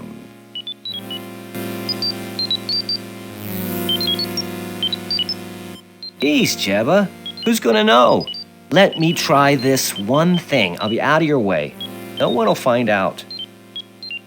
I don't know, Mr. Wilco. I'm not one to break regulations. I really don't think it's a good idea. I swear, it'll only take a minute. We're out in the middle of nowhere. No one will find out. And I'll tell you what, anytime you want it, one free plunge job, day or night. What do you say? Well, I don't know. It'll only take a minute or two, really. Come on, Jebba, be a pal. Well, okay, but just this once. If anyone finds out I'm sunk, then I'll come looking for you to take it out on. Keep that in mind. No problem. I'll be done in a flash. I really don't know why I'm doing this. Yuck! It's the hair you pulled from Nigel's personal grooming assistant. Yuck!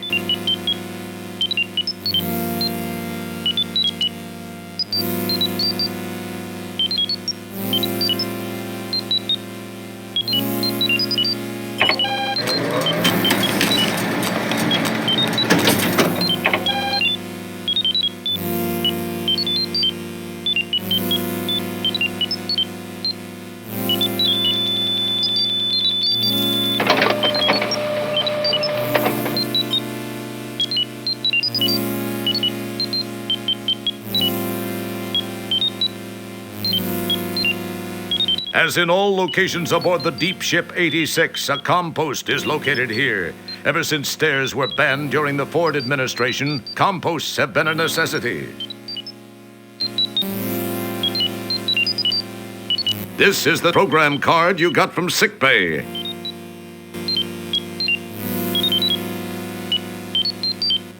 Neat. I've always wanted to try one of these on the ComPost.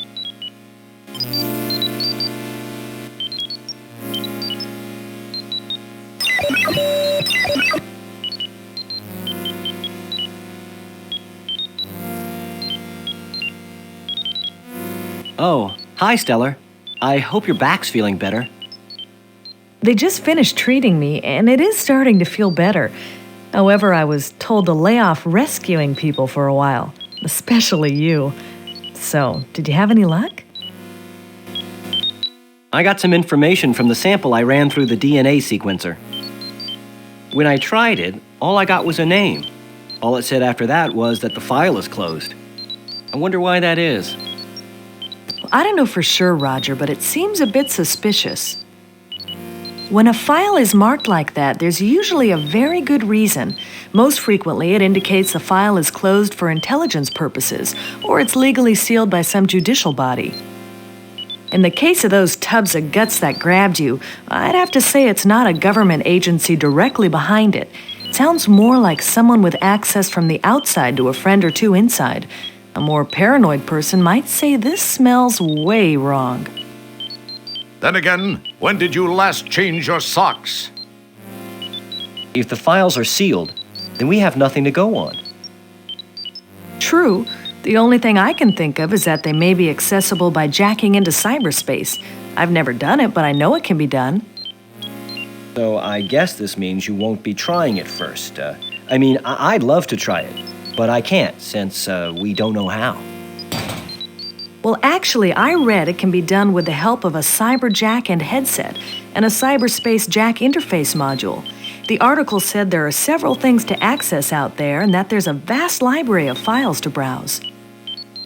It said that the Information Superhighway project is a little behind schedule, but that there are some operative areas. Other than that, I don't have a clue as to how we can gain any information about them. So you think this cyberspace thing could work? Well, I can only tell you what I've read. Navigating it takes a little patience, but I think it's the only option you have. I don't know if you'll locate a cyberjack and headset. Because of the delays in the project, they've become more like collector's items than marketable, functionable products. We do have cyberjack modules built into the ComPost. That's true. Of course, we won't know anyway without the jack. That bites. I wonder where we could find one of those. I wish I knew, Roger. There must be some place. Attention! We are now orbiting the Delta Berxalon 5 colony as requested by StarCon. Most of you know your assignments as they have been broadcast to your ComPosts. Please represent StarCon properly. Kielbasa, out. You better get moving since you don't know yet what your assignment is. I have some checking around to do. We'll talk later. Thanks, Stellar. I'll see you soon. Maybe we can work in that dinner.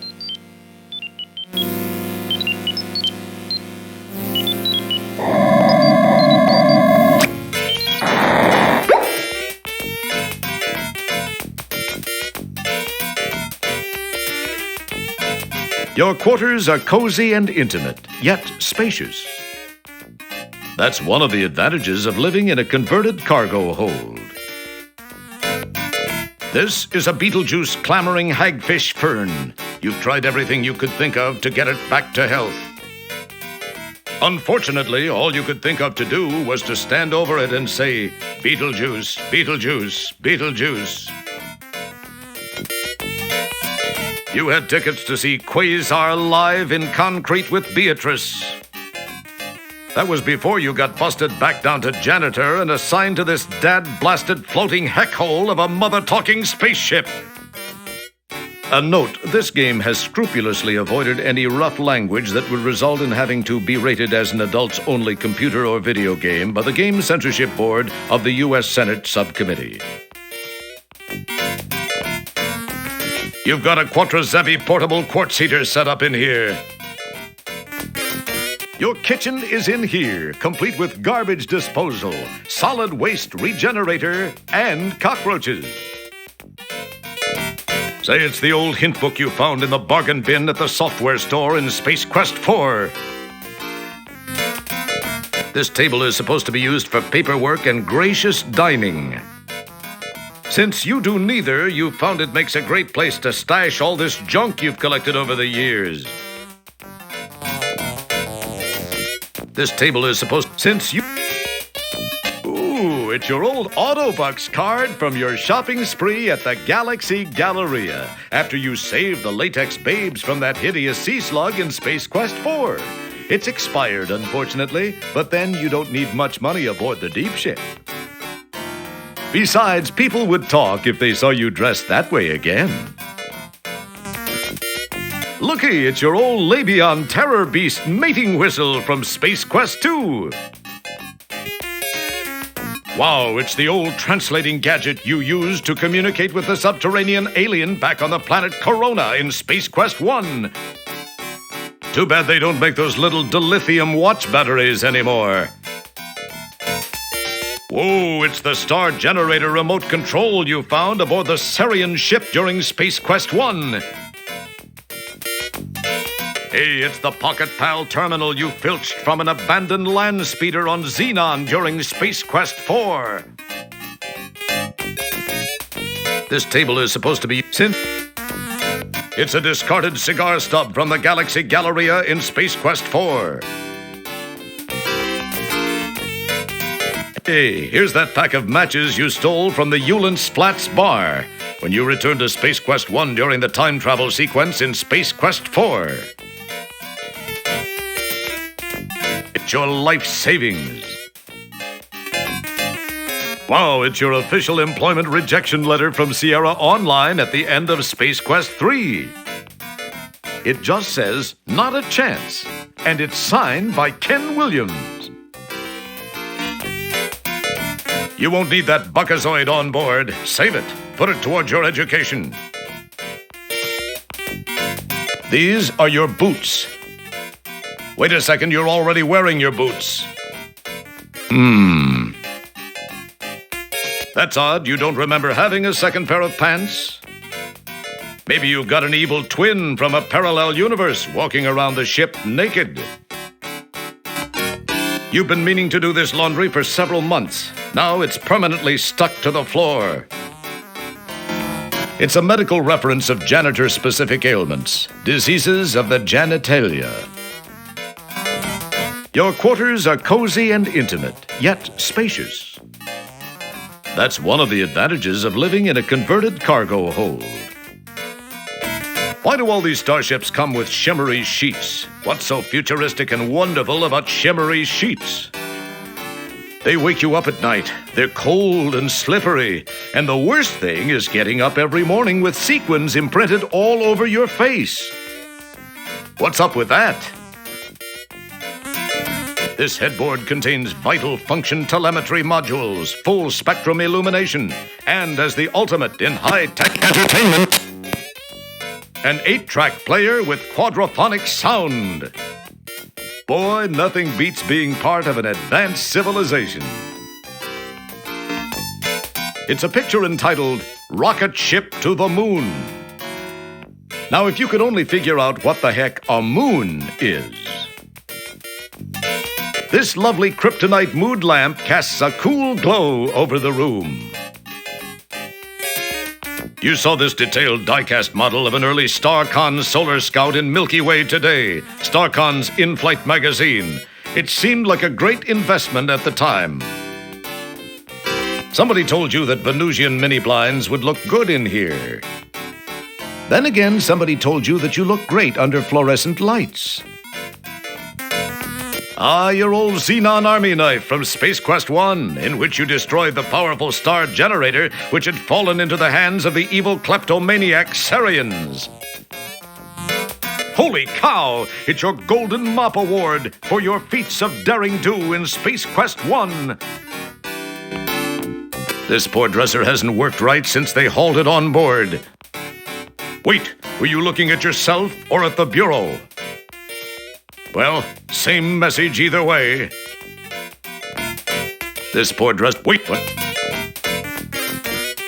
You glance in the mirror. For a moment, you can almost see a silk-clad brunette overacting in a stone tower. Ordinarily, your closet contains clothes. At the moment, though, you're using your clothes as knickknacks. You never learned how to work these controls. That's why you keep everything that should be in the closet scattered around the room.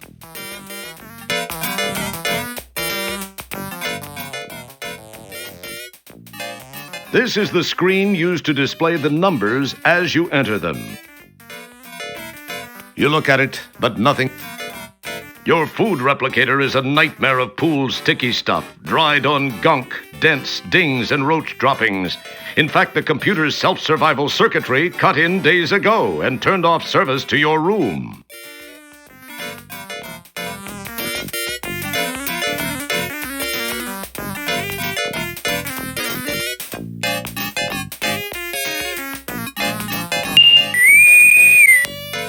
Wow, a message for me. I must be getting popular. I wonder what it is. Wilco, Commander Kilbasa here. I have a special assignment for you. A crew person of special skills is required on Delta Berxalon 5. In the spirit of StarCon cooperation, we have decided to offer them your assistance. Transport there immediately. Kilbasa out.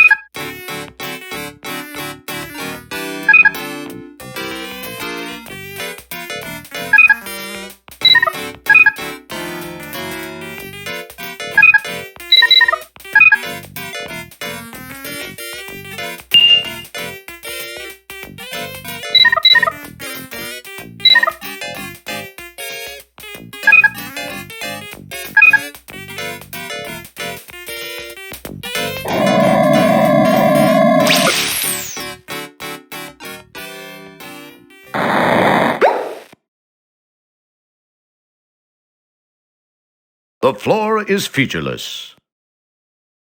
This is the hollow joint. There are the usual compost and transport tubes as in all other ship locations. There is a special control panel near those. Otherwise, the room is nearly devoid of features. The truly unique thing about this room is its ability to be programmed to replicate just about any setting and situation. It is often used for training as well as for periods of recreation by the crew.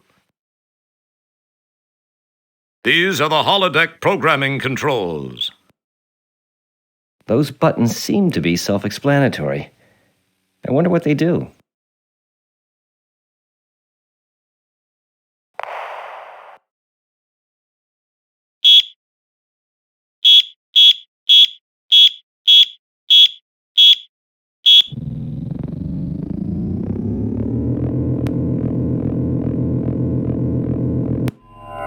Welcome to Hollow Suite Program 5551212, the Vulgar Nerve Pinch.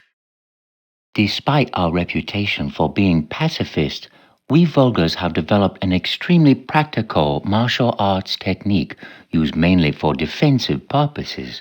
It is called the Vulgar Nerve Pinch. This is a tactile oral maneuver in which the applier pinches the bundle of nerve fibers at the base of the neck while whispering into the victim's ear dialogue from either Tango and Cash or Hudson Hawk. This particular combination of nerve stimuli and loss of cerebral control due to the torturous mantra of movie dialogue results in a searing flash of pain and then unconsciousness. In effect, it is similar to a temporary orally induced robotomy. Victims are soon rendered unconscious for several hours. When they awaken, they will remember nothing of how they came to be unconscious, if they are extremely lucky. I shall demonstrate on my most eager volunteer. You will please to pay attention. Address the subject in this manner.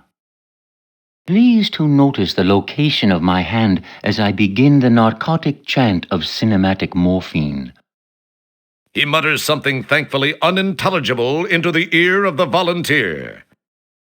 Oh, thank you, sir. Maybe you can fetch me up your sister. I have told you after her. We're gonna have margaritas together. Oh, the two of us get we have fun. Oh, get a hubba hubba going in the wee. And I just like that.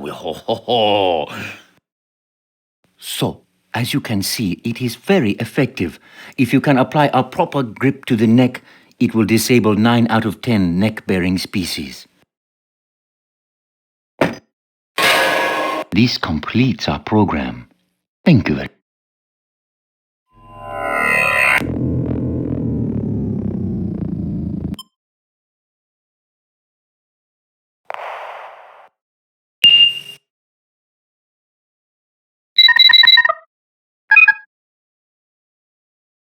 It wouldn't be prudent to do that.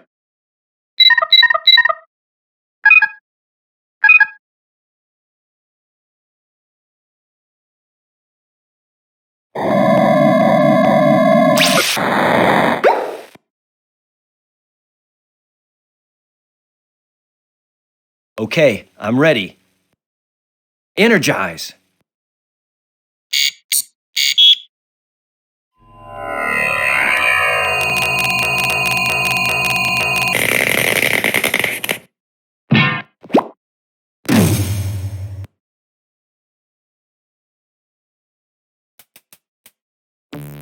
Commander Kielbasa and that other guy look like they're just finishing up a conversation.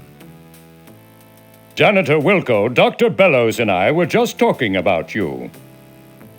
Please report to Sharpay's quarters, Janitor Wilco. She is in need of someone with your special skill set. Be quick about it. Yes, sir.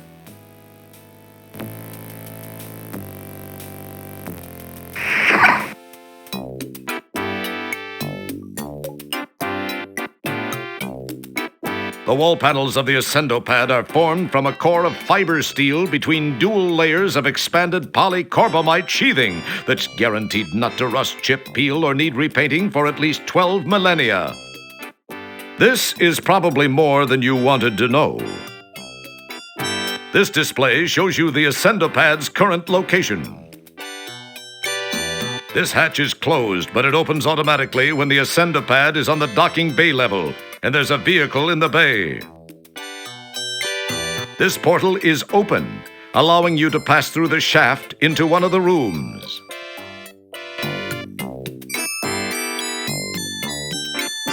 Every fiber of your being cries out, "This button will take me to Lab B."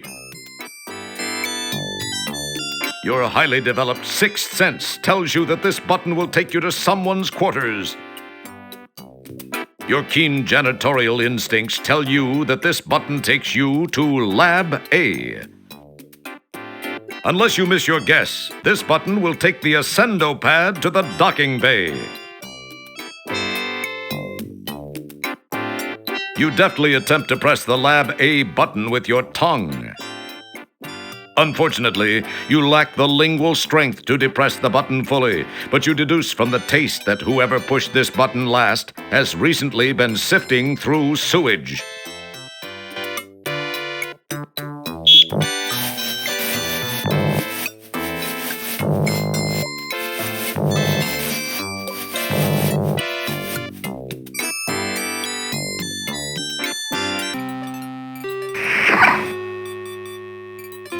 Janitor second class, Roger Wilco, reporting as ordered, ma'am. Wilco, you say? Yes, ma'am. Well, Mr. Wilco, I expected you here some time ago. I've been kept waiting for minutes now.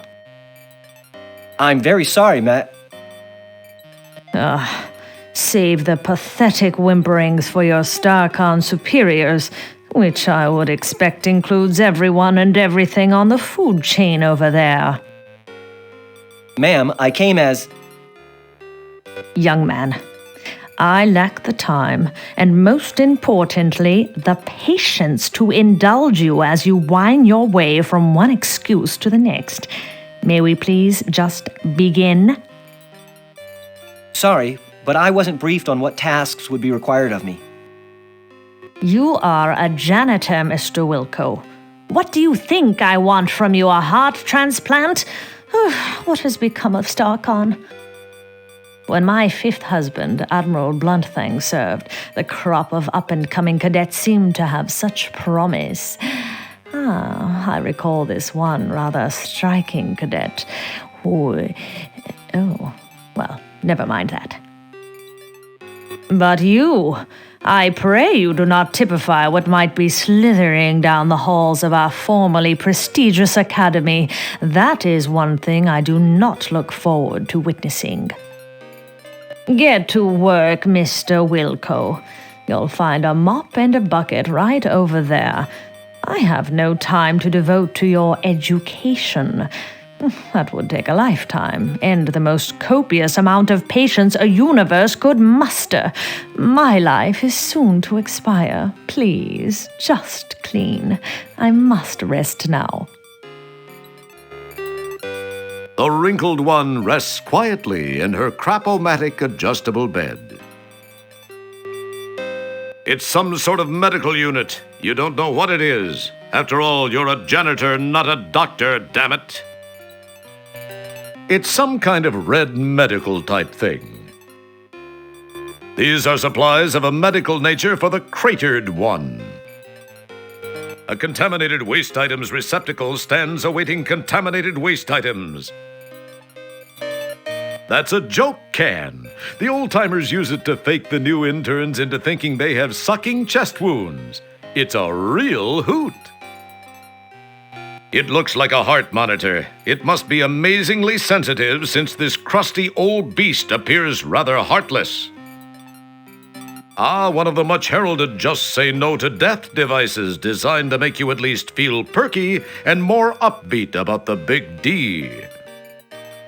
Instead of the nervous making blips and occasional flatline, depending on what kind of night the old doc had, these machines seem to help make the whole death thing less of a downer. With these machines, the survivors can leave the room humming a final but not so downbeat ending theme, or replay in their minds the pleasant electronic wither of the monitor when the heart makes that final squeeze, instead of some real downer thing like last words or something inconsiderately spewed at that last moment by the soon-to-be declared deceased. Mr. Wilco, I asked you to mop the floors. Do I have to get Commander Kielbasa in here to get you to do your job? No, ma'am. I'll get right on it, ma'am.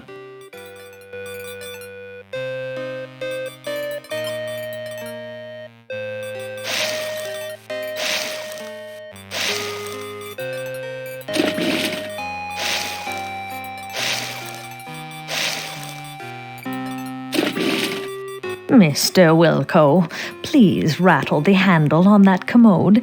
It is positively maddening. You got it,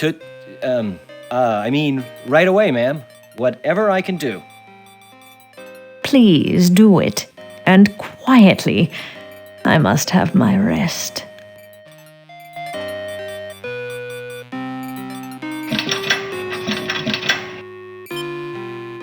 Mr. Wilco, it is time for me to take my meds.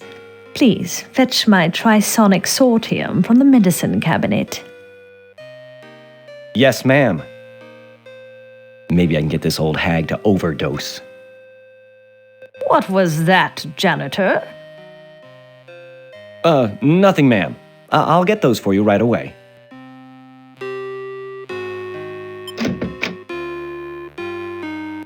I can't find her medicine. I don't think she knows what she's talking about.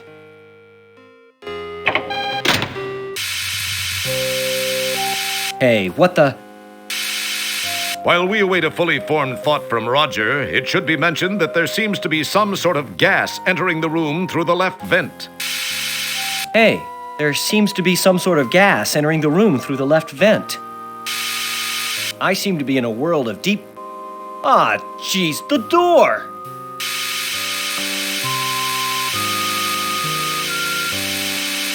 That bores me so. Not much. Ah, the door which... You realize your strength alone will be no match for the mechanized door. There seems to be a few redundant systems monitors here. A more alert person would be led to believe that someone has accounted for the possible arrival of different types of humanoids in this otherwise personal facility.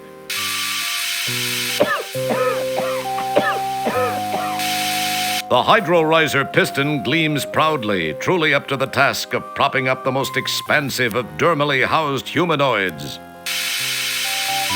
It looks like an empty specimen jar. Maybe later, if you find some free time, you could give it a fill. Keeps the techs guessing.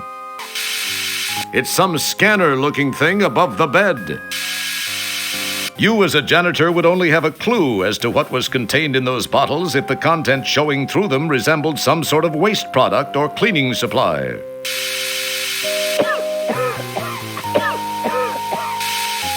A porcelainite throne serves as the centerpiece of the bathroom. A clean towel dutifully hangs, awaiting its next use. A sink uncharacteristically clutters up the restroom. Things are stored in there, probably. It's incredibly common. It's a cabinet containing old Sharpay's drugs. The doormat sucks you absolutely clean of any kind of debris, virus, bacteria, lawyer, or transient product manager which may have become attached to your person. Pretty cool, eh? It's a red panel in the foreground. You really don't know what it does, nor do you care.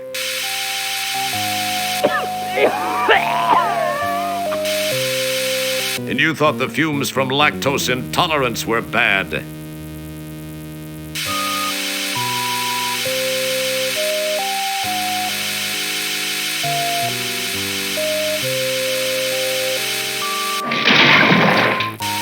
You give the piston a yank, and sure enough, it comes loose in your hands. Perhaps it was your raw strength. More than likely, it was defective.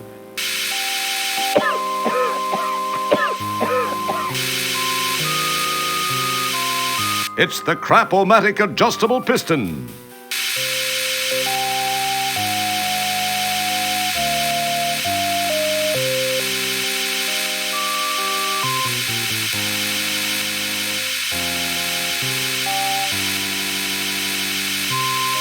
Good thinking! Wedged in the door, the manual override control causes the piston to strain against the door. It pushes a few inches and seems to strain at that point.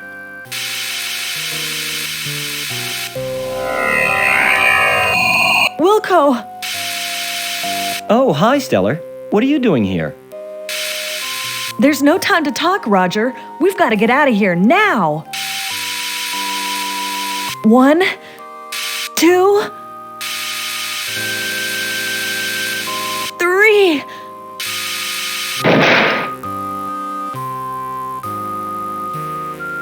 Just as you crash to the floor of the turbo shaft, the hydro riser piston gives way, and the door slams shut, with Stellar still trapped inside.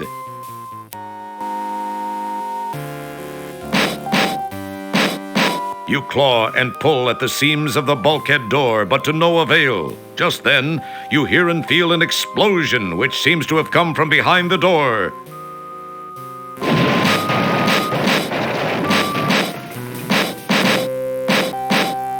The door is sealed tight. You can hear no other noise after the ear ringing from the blast subsides. My God, I can't believe this. It can't be happening. She was... I was... Stellar!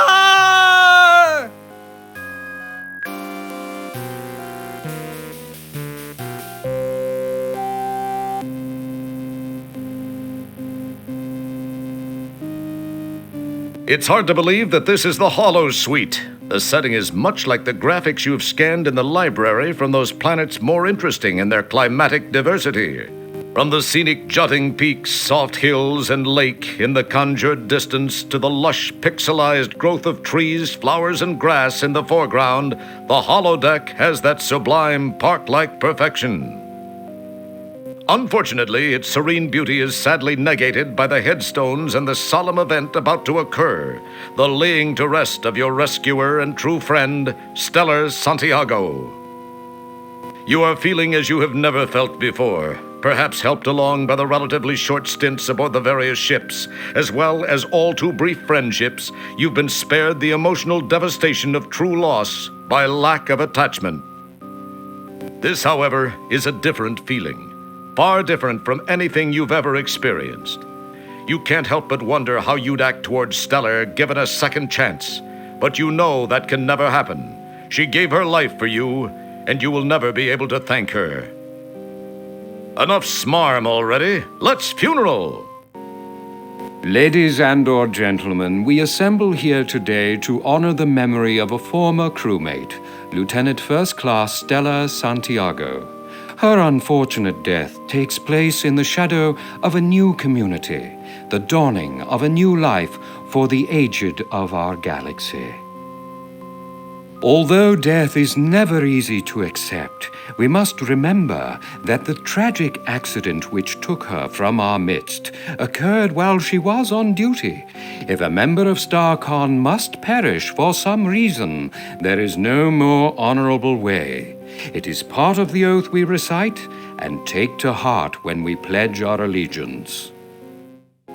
I believe her friend, Janitor Second Class Roger Wilco, has a few words he'd like to say. Mr. Wilco?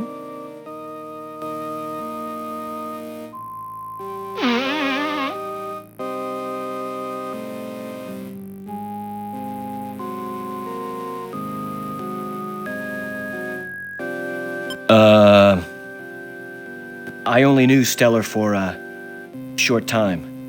I wish I, could have gotten to know her much better. To have had a deeper understanding of this person. I was proud to have called friend. Of my friend, I can only say this. Of all the souls I have encountered in my cleaning, hers were the most scuff-resistant.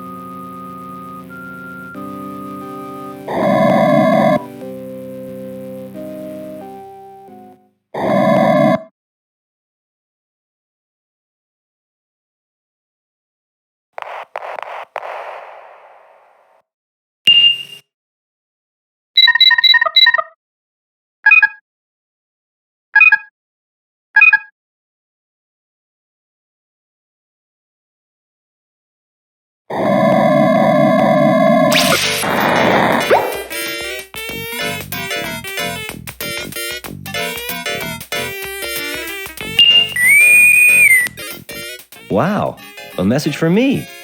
I must be getting popular. I wonder what it is. Roger, help me. I only have a moment. They faked. Stellar, what happened? The picture's gone. You're alive?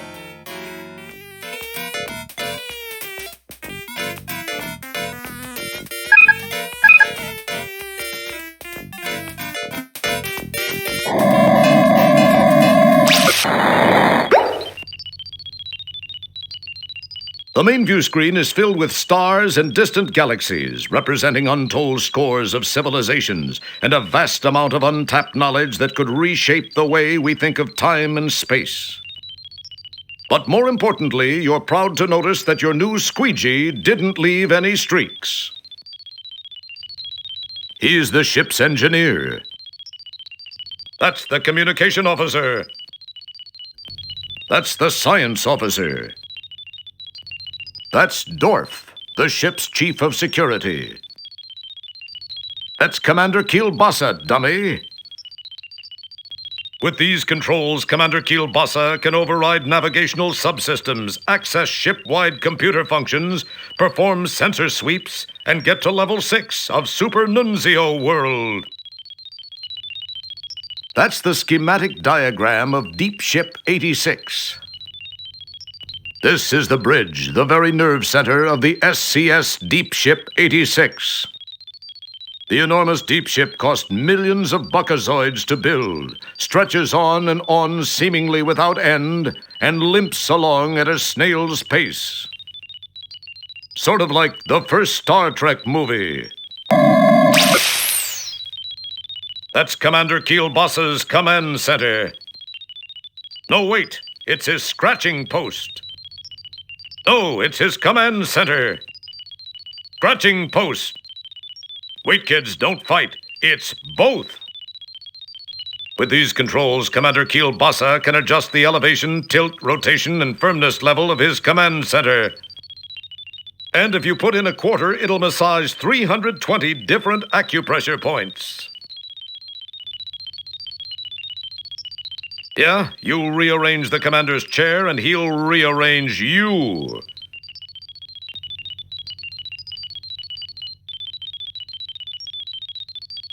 Yeah, you... It's Commander Kielbasa's kitty litter box. This is where he makes most of his best command decisions. Not to mention all of his log entries. Not on a bet.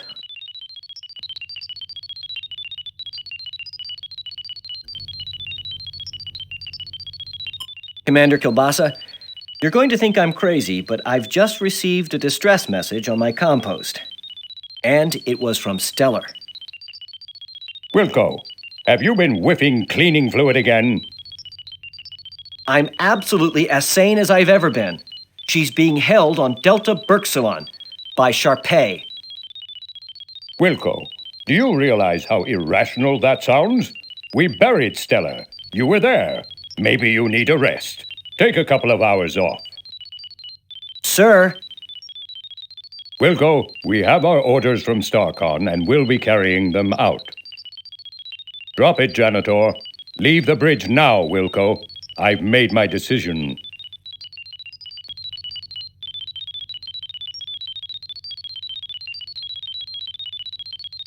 Janitor Wilco, you must have something to clean up somewhere. Make yourself scarce. We're very busy up here.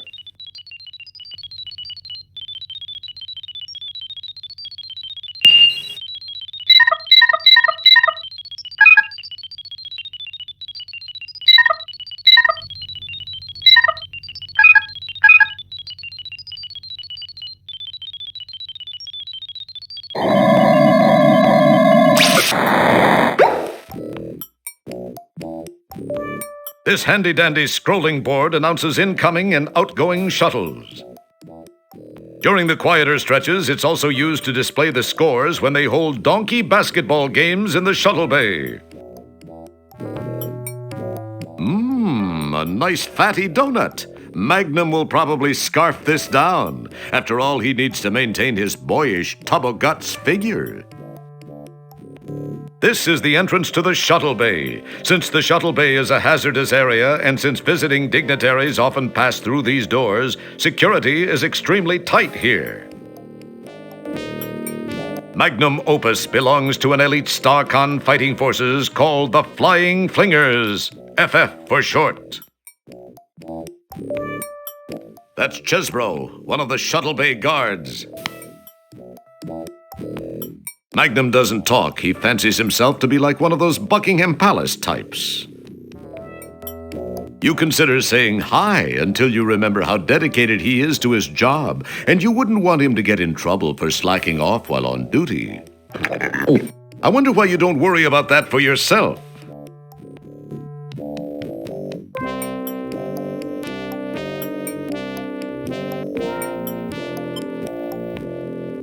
Ooh, boy, I got you with my fingers in your Kurt Russell. Now you can't get away. I got you now that you've got a hard to believe this is a real job. Oh, my God.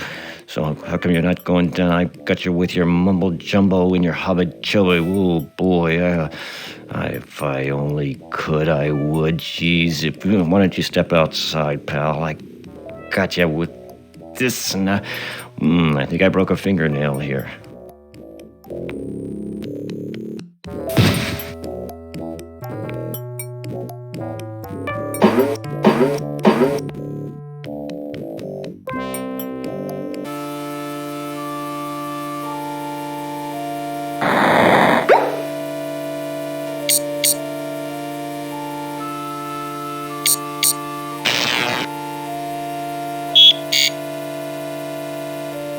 That would be Dorf, the nearsighted and fairly clueless security chief.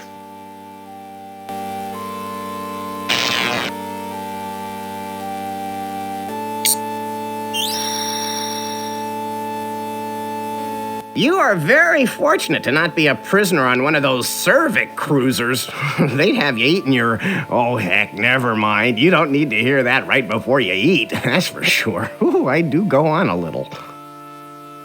It's a hovercraft for transporting replicated food.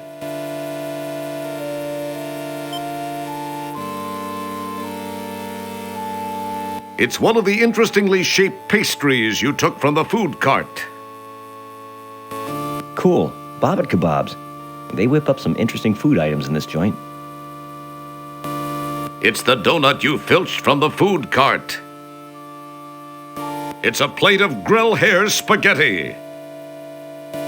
It's a nice round melon.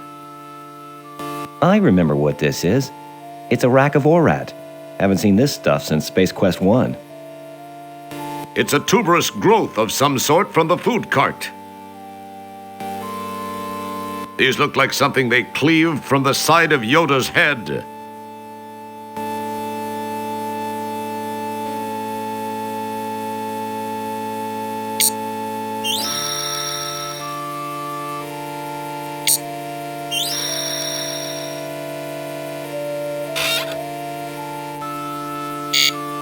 Well, the way this room is arranged, and given that you're locked inside the cell, if you stretch your neck real hard, you'd break your full neck before you could see that.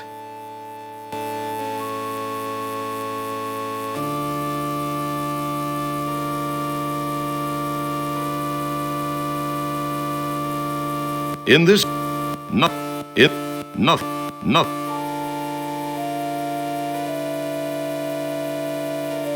no, careful. Now it has some cool ears.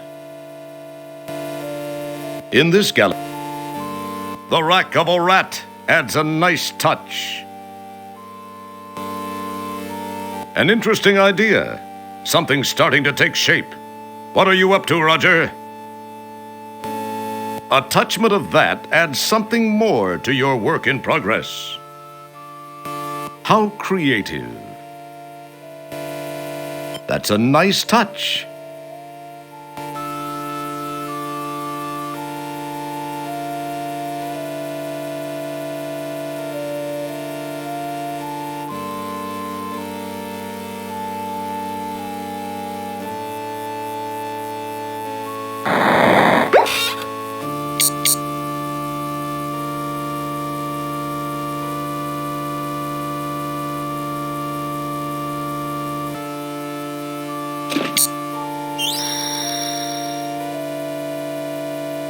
This is some very fine food, whatever it is.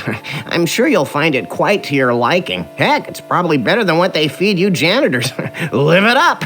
Oh, that darn light needs to be amplified. I need to contact maintenance.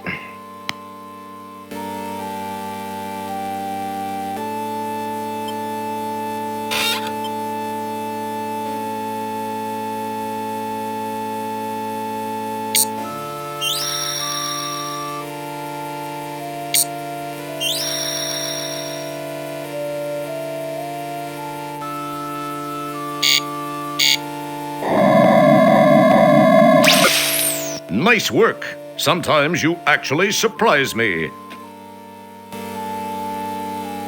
Inside this cell is the creature from the Ego, a bizarre invisible monster caught on Rialto 4. It's violent, brutal, bloodthirsty, and is a sucker for insincere flattery. Hey, handsome. Let's see that pretty little face. Impressive.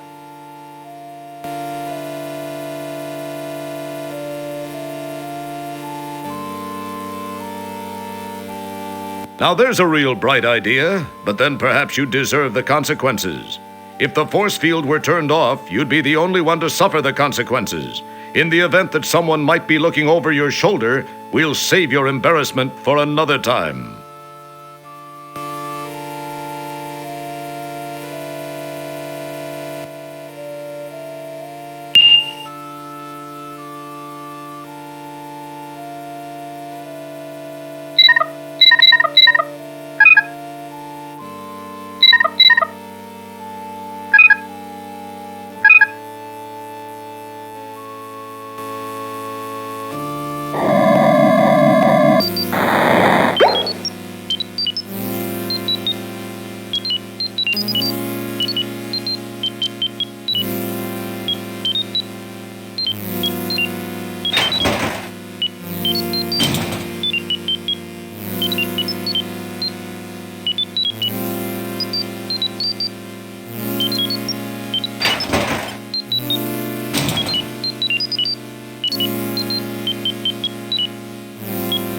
It's the donut you filched from the food cart.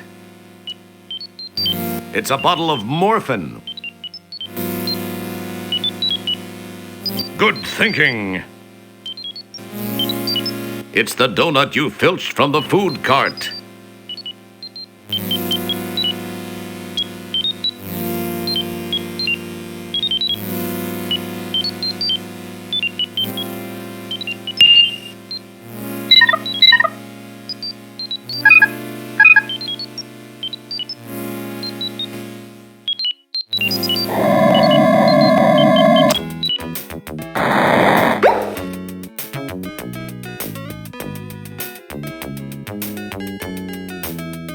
My oh my, it would appear that Sydney's head has a life of its own today. It's your old non-organic friend, Circuit Sydney. An unusual plant specimen that someone left behind, it appears to be thriving here. Perhaps it prefers beer and popcorn to fertilizer and you grow it lamps. The anti-grav tables are specially designed to compensate for the ship's motions, minimizing drink spills while under enemy attack. Now you can drink an alien secretion during a hull breach and still not spill a drop. Yes, your eyeballs will implode within 2.3 seconds, but if and when you make it back from sickbay, your drink will still be there waiting for you. Two women looking very much like Girl Scouts are badgering the poor alien-looking guy they're sitting with. They must be trying to unload more of those damn cookies. Eating, drinking, and looking at the stars sounds like something you'd do on a date, especially since you're usually alone. This is 8 Rear, the ship's lounge. Here crew members come to relax, drink, eat, converse, party, hit on each other, brawl, hurl, pass out, and intrude on each other's personal space. This sign and the menu screen attached indicate that this is a Mr. Soylent food replicator. It makes you wonder what kind of kickback StarCon is receiving for this blatant plug.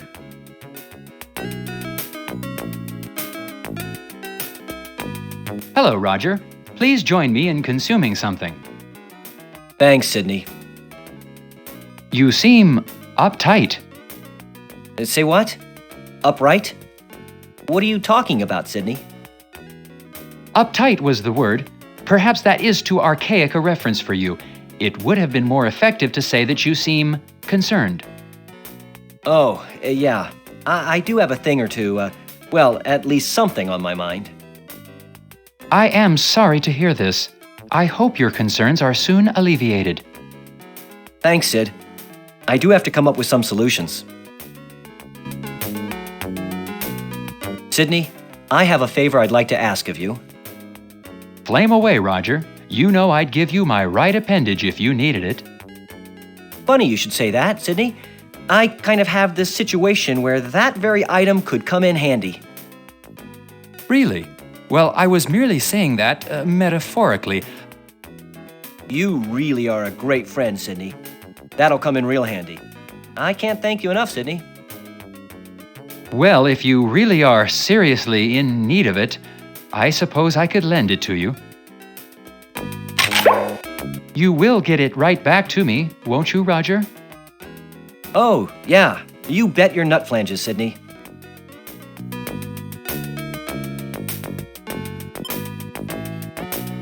Sydney, I kind of need another favor. I need one of your eyes. Pardon me, Roger. For a second, I thought you said you also wanted one of my eyes. I must have my auditory circuits diagnosed. Well, actually, Sydney, I could use one of your eyes. Are you certain, Roger? Well, I guess if you really need it. Oh, I do. I really do, Sydney. You're a mechanized lifesaver. You will return them soon, right, Roger? Oh, of course, Sydney. Real soon. Listen, I've got a couple of things I've got to attend to. I'll see you soon. Thanks, Sydney. As long as you say it will be soon, Roger. Oh, yeah. See you soon, Sydney.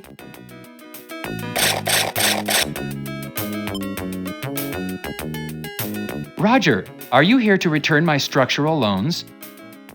Soon, Sydney. Soon. Well, I do hope it's soon. People are starting to look at me in a strange manner.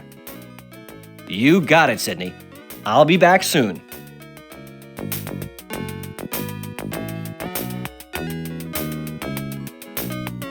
It's the right arm circuit Sydney was so kind to loan you. This is Sydney's left eye.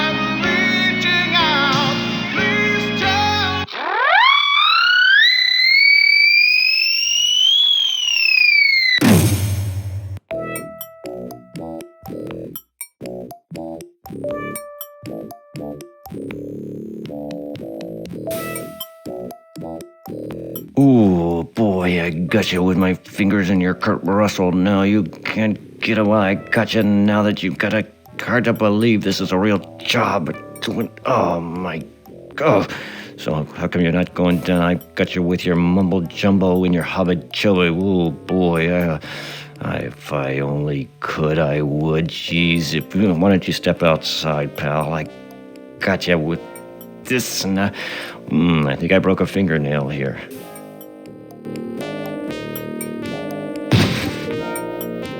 Smooth move. You've got his keyring. My, this guy would give Sybil a run for her money. That's an incapacitated security guard. I think it's time to spend a lot less time leisurely touring and a lot more time trying to get your can out of this place. It's one of two buttons you must push simultaneously to open the shuttle bay door.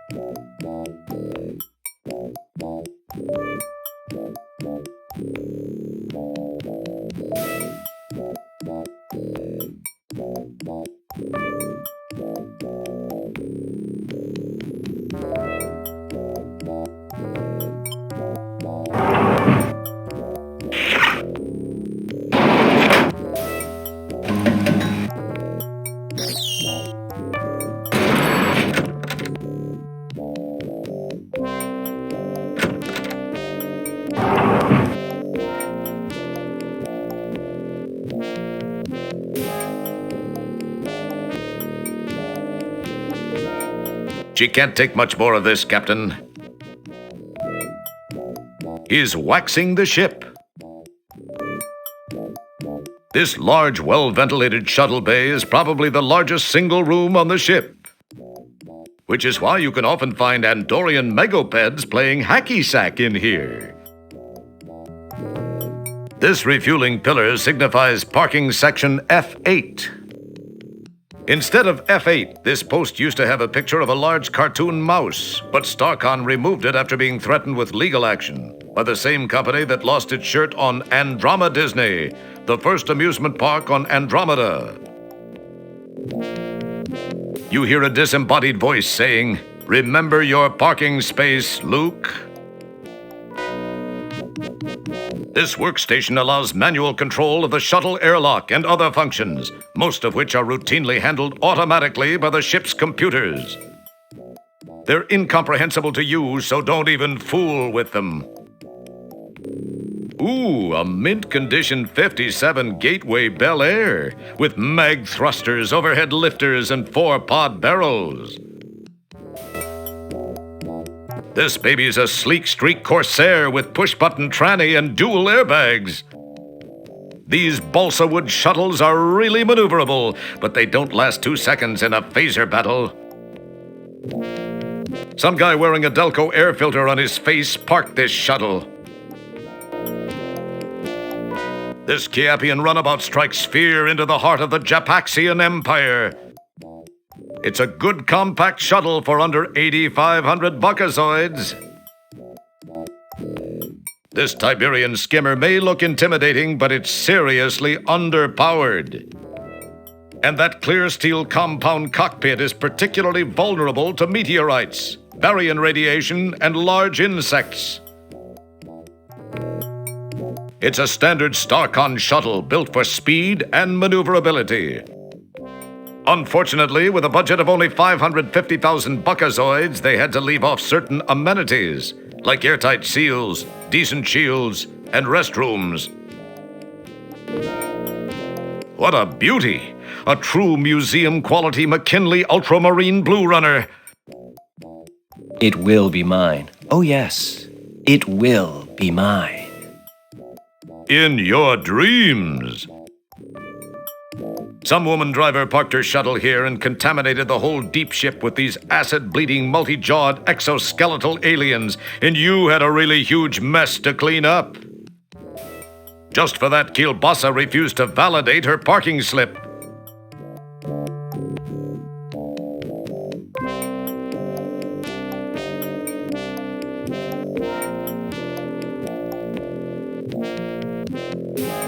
This might be the one. It looks familiar. Unfortunately, it's locked. It's a key with a little button thingy attached to it. The shuttle's alarm is now deactivated.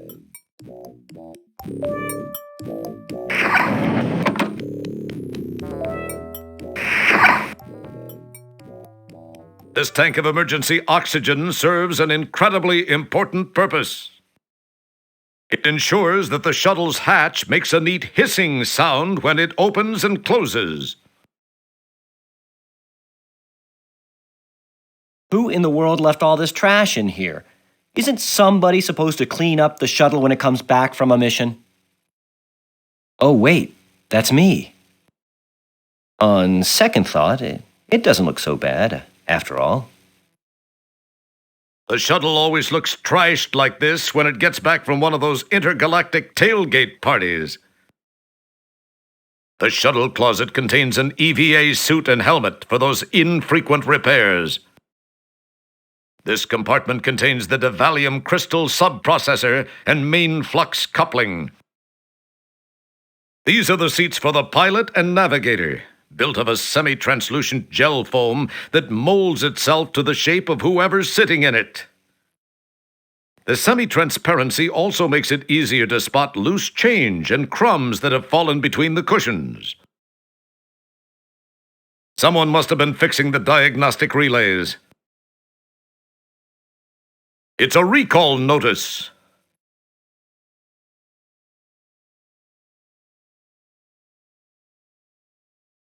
It's the recall notice.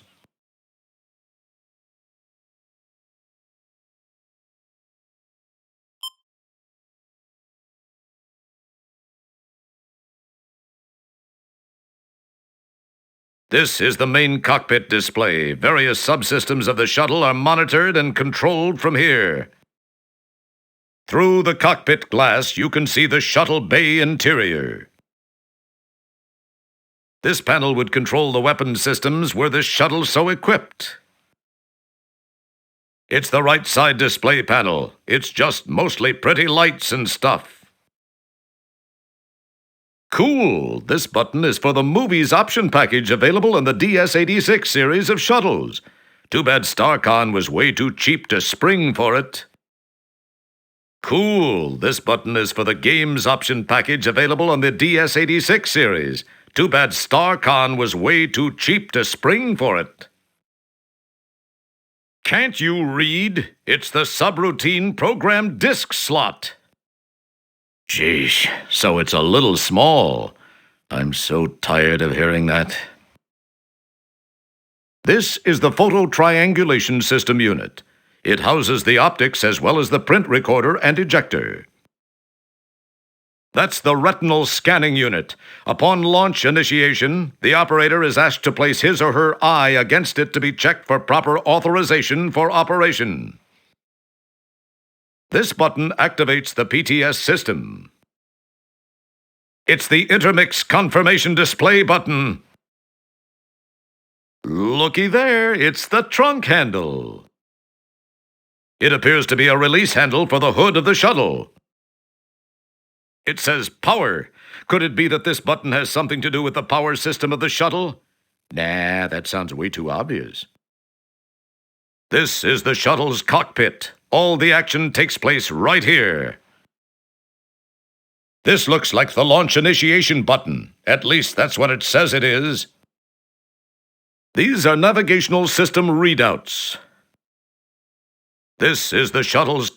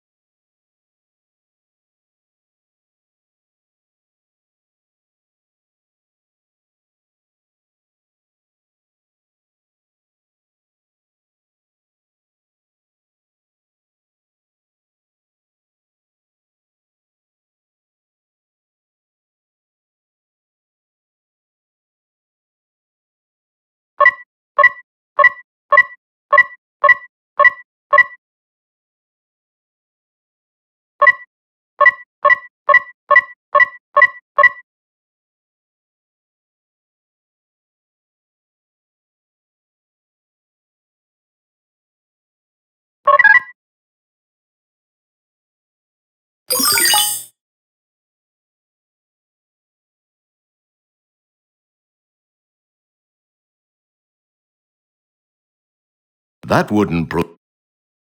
You display your standard. Let's see if this sucker works.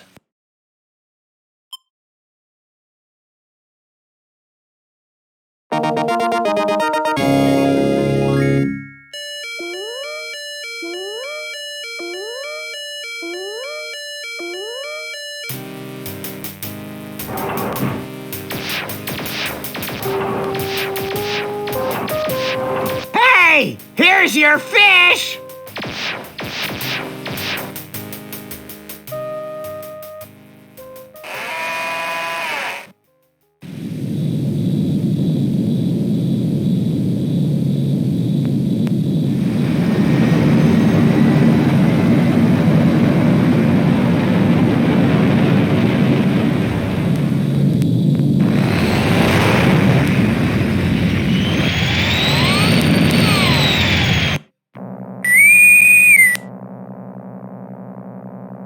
Janitor Wilco, what are you doing? You have no authorization to take that shuttle. To make matters worse, you have launched into the middle of a super double reverse anti-anomaly. You will turn that ship around immediately and head back to the shuttle bay. Do you understand, Wilco? Bite me, Commander. What was that last transmission, Wilco?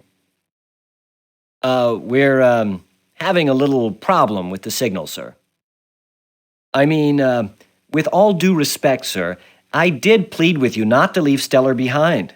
Sir, I sense that something's just not right with that community. I don't believe Stellar is dead, and I just can't leave her there. I'm going to do this, sir, regardless of the consequences. Stellar saved my life not once, but twice. I owe her. Well, that was her own stupid mistake. I demand that you return at once, Wilco. If you do so and surrender now, your record will be taken into consideration during your disciplinary hearing. Oh, that'll help you loads. I'm sorry, sir, but I just can't. I have to do this. Wilco, you fool!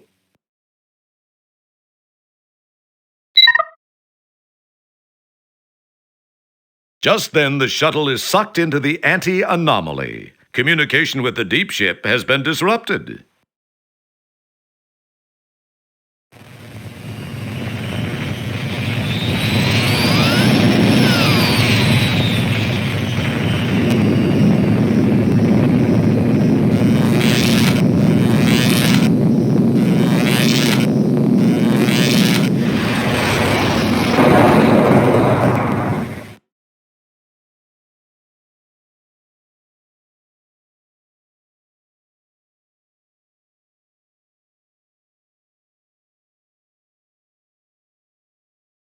This button activates the manual override state. It is effective only while in flight.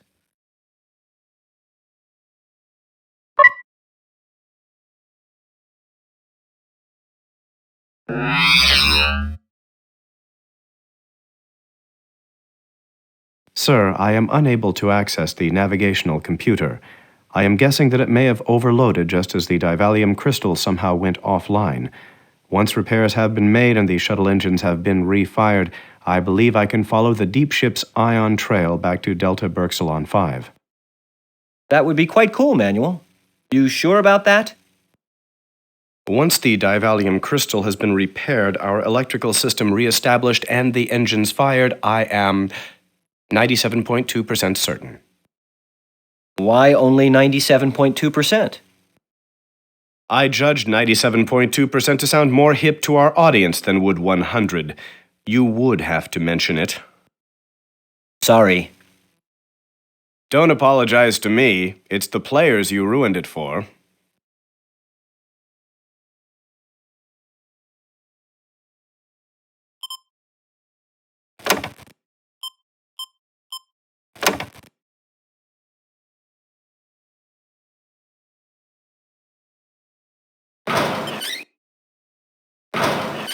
You pull the handle and hear something release on the outside of the shuttle.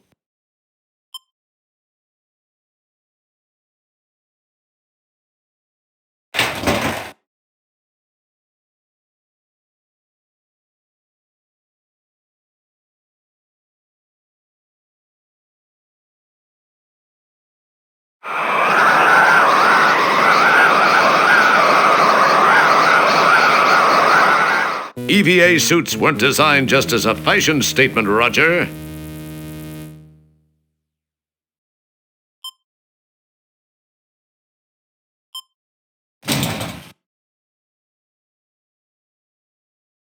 It's the most indispensable item in the universe, duct tape. It's a tube of Elmo's Gluezol. It's the pump you retrieve from the shuttle trunk. It reminds you of one of those hand pumps you use when the astrohead plugs up. This button. This is the data decoder power source, a tiny chip of Devalium crystal, the official power source of StarCon.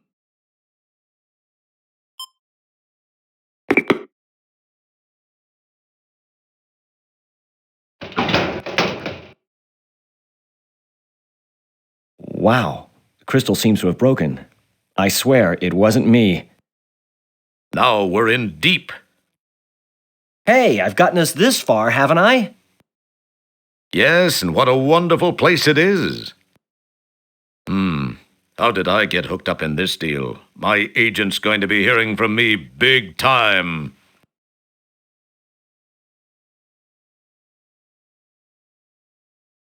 It's a tube of Elmo's Gluezol. You pour glue all over the crystal.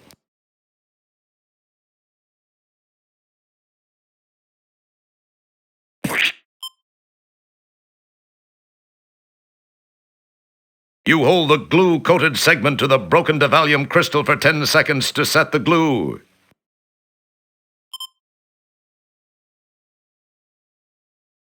All appears well in the crystal compartment.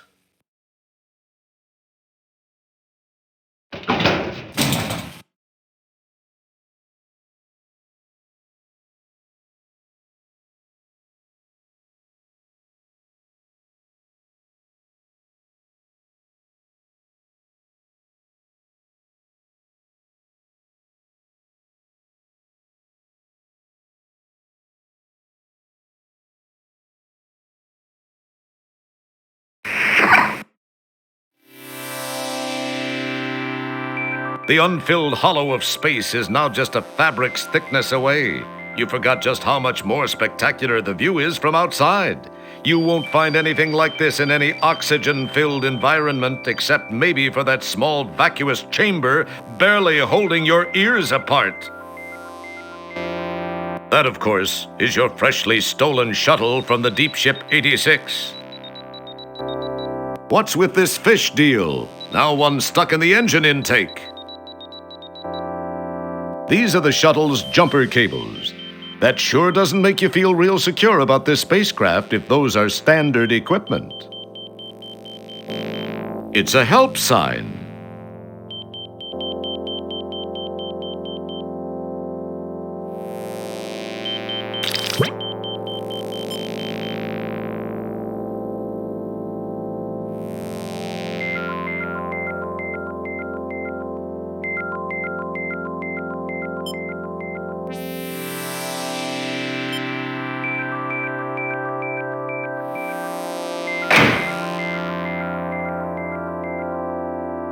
These are the shuttle's jumper cables. That sure doesn't make you feel real secure about this spacecraft if those are standard equipment. It's the help sign from the shuttle's trunk.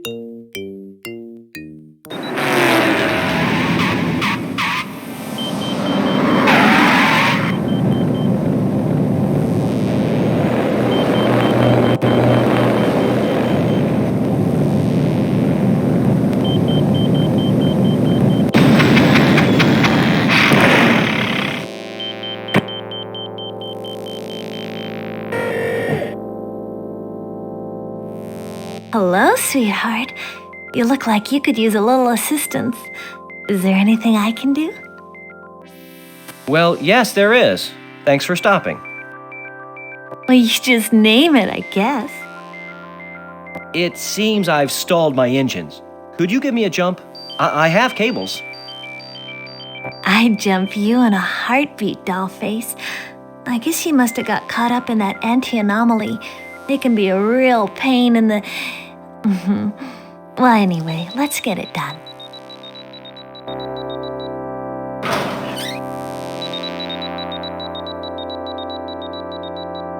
Well, here's your end of the cables. I'll let you know when I'm all hooked up.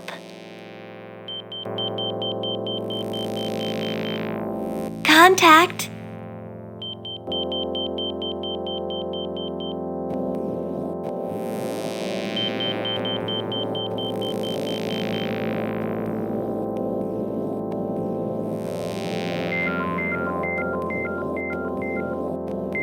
It's the recall. It reads, Dear Ham Shuttle Owner. It has come to our attention that there is a minor misprint in the owner's manual for the 1000 series of shuttles. Until a new manual can be acquired, please disregard page 73, paragraph 4 of that manual.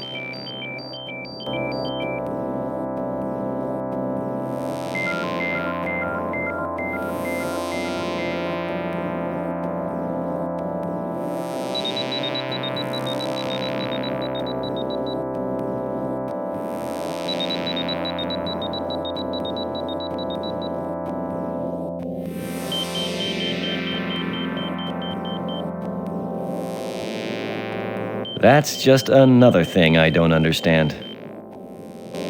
That's just...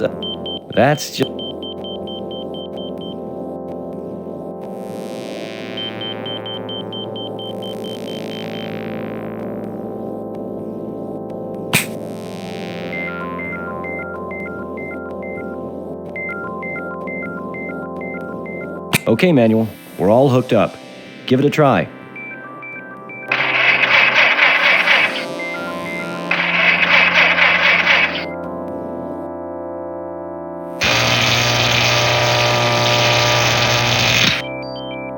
You pick strange methods of getting a charge out of life.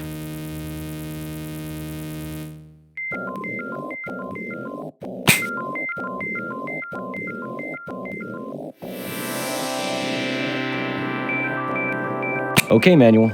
We're all hooked up. Give it a try.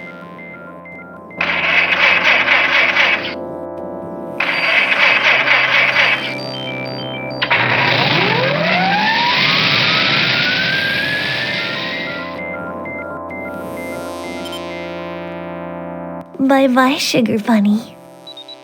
I gotta be running along. Hey, thanks for stopping to help me. See ya.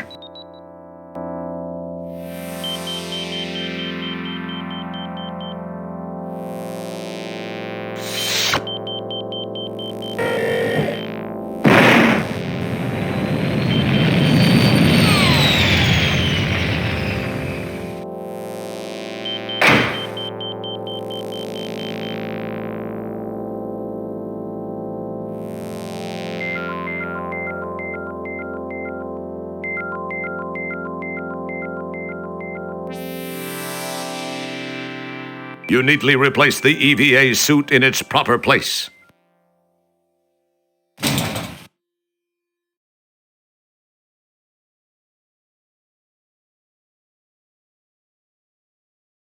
Good work, sir. I believe I can now follow the ion trail of Deep Ship 86 back to Delta Berxalon 5.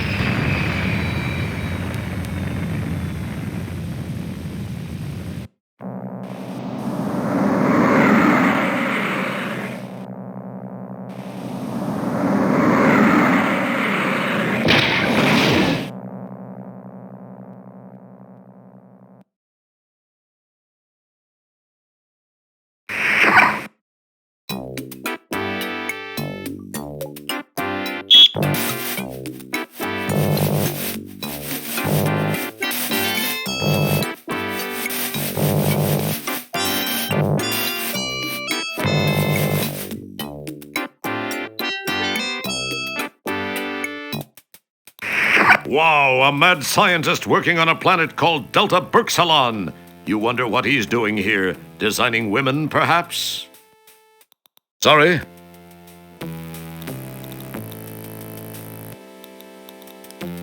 A couple of Bunsen burners sit on the counter.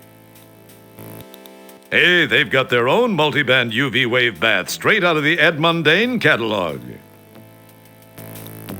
This depiction of a region holder is based on science fact and current NASA research. Science so hard, you could bounce an asteroid off of it. You think it's an Erlenmeyer flask. As usual, though, you're sadly mistaken. An Erlenmeyer flask is conical. This flask is spherical. Shows what you know. This is the only piece of equipment in the lab that's totally unfamiliar to you.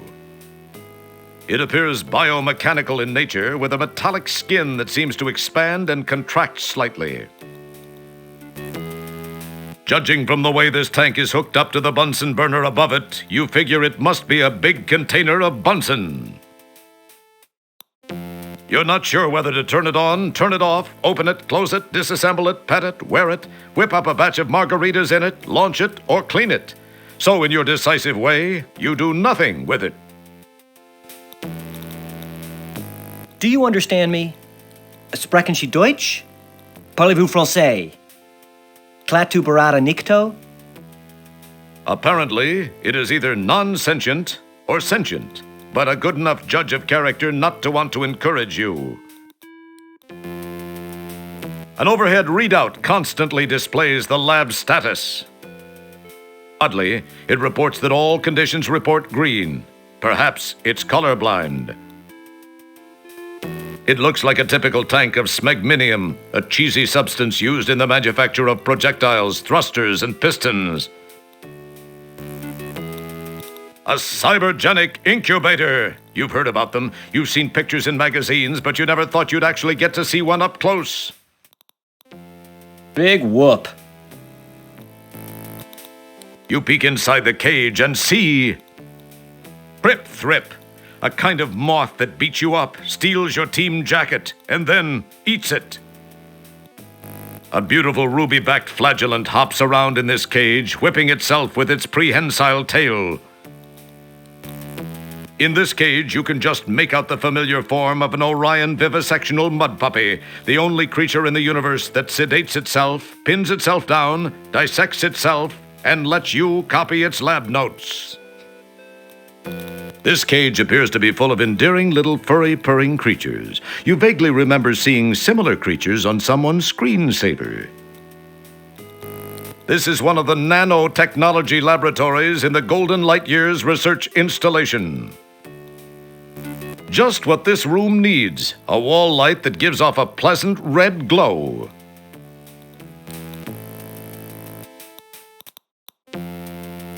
There's a nice variety of books on the doctor's shelf. The Hidden Life of Orats. What they don't teach you at StarCon Academy. All I need to know I learned from the Q Continuum. And the Hunt for Red Corpuscle. I think it's a damn box. It looks like maybe it holds a set of books or something. This would be something foreign to you. It's a monitor. You've seen one before. In fact, you're seeing two right now. Gee, Dad, it's a North Gateway with 5 gigabytes of RAM, a molecular memory hard disk with infinite capacity, a dodecaspeed CD-ROM drive, micro-sloth compatible mouse, and a built-in 10K pin laser printer. Just 3 more gigabytes and you can install OS 2 on it. This page appears to be a memo from Sharpay to Dr. Bellows. The subject of this memo reads, Submicroscopic Neural Linkages. This lab report charts the progress of the Golden Light Years Orbital Retirement Village. Say, they've got all 4 volumes of Asik Asimov's Foundation Trilogy. Say, they've got... It's just techie stuff. There is a Callahan Mahdi here. Seems you remember talking about those things to someone recently. It's Dr. Bellows, Delta Berxalon's token evil scientist. Mr. Wilco, I would advise you to stay out of my personal belongings. I do not want to have to get physical with you. Mind you, I will if I have to, and don't think I can't take you.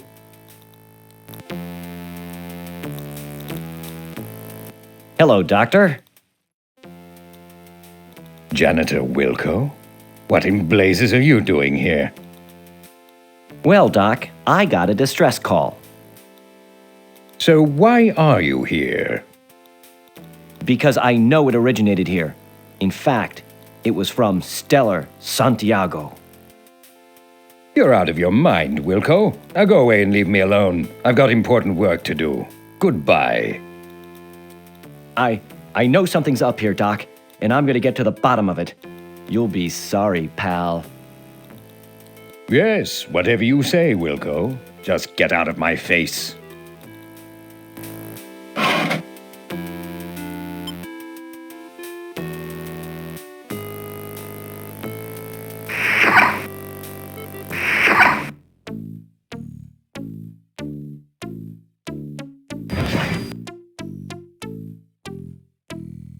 It's just techie stuff. There is a Callahan Mahdi here. Seems you remember talking about those things to someone recently. It's just an old beat-up chip. It appears to be an old 1586 circuit board. Oh, that's right. You're not supposed to be a techie. We hope we didn't confuse you. You've heard of black boxes, haven't you? Well, this one's red. It's just techie stuff. It appears to be a Callahan Mahdi. Seems you remember someone talking about these recently. You take possession of the Callahan Mahdi. It's just boring techie stuff.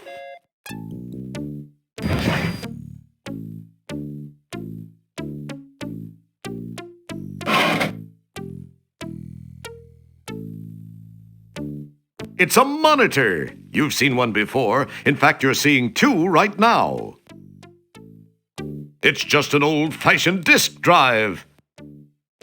It looks like a cyberjack plug receptor.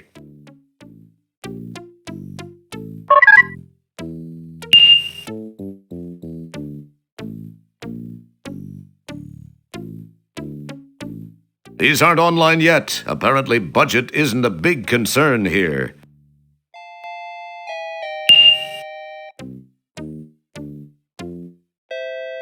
Who wants to look at boring old research records? Try something else.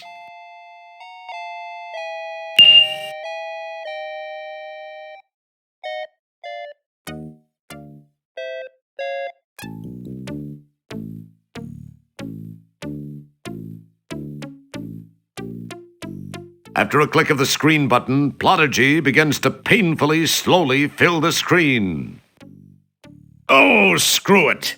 Even you don't have the time or patience for this.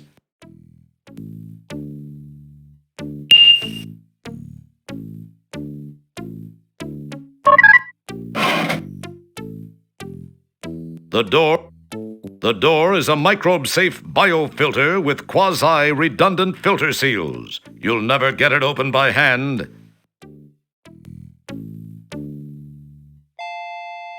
You're hesitant to touch that.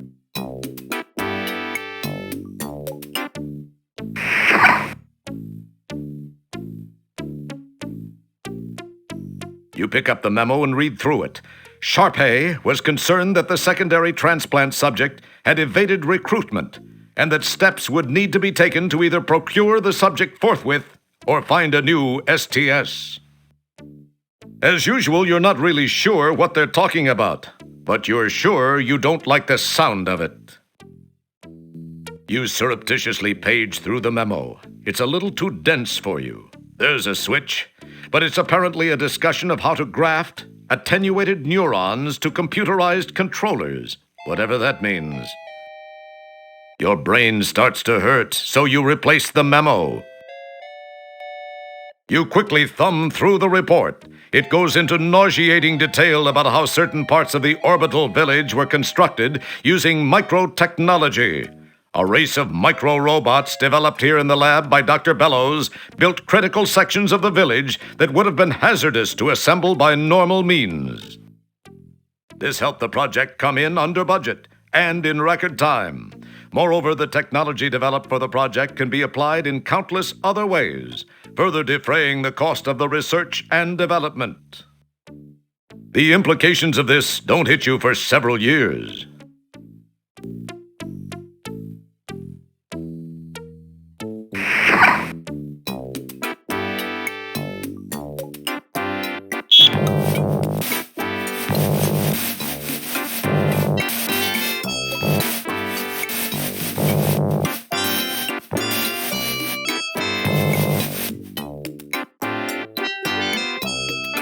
It's the Callahan Modi you scavenged from Delta Berksalon.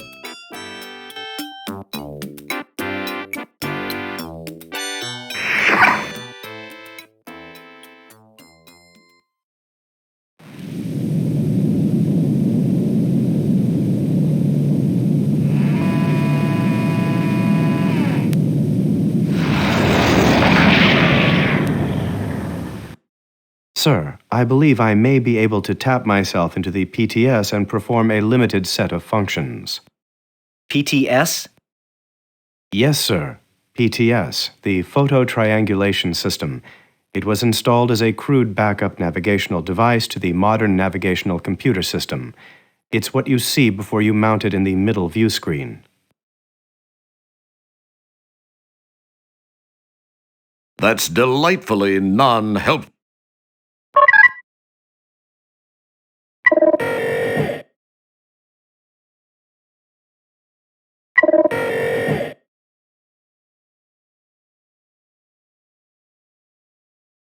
This is the photo taken with the photo triangulation system. This is the second PTS photo. It has yet to be peeled apart.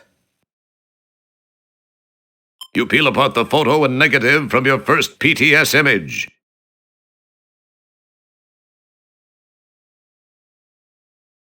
You peel apart the photo and negative from the second PTS image.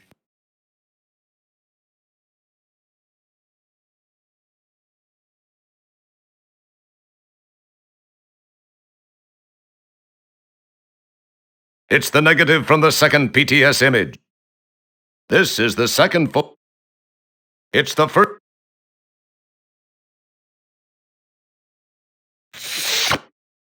The PTS is online and working. We can now launch to polysorbate.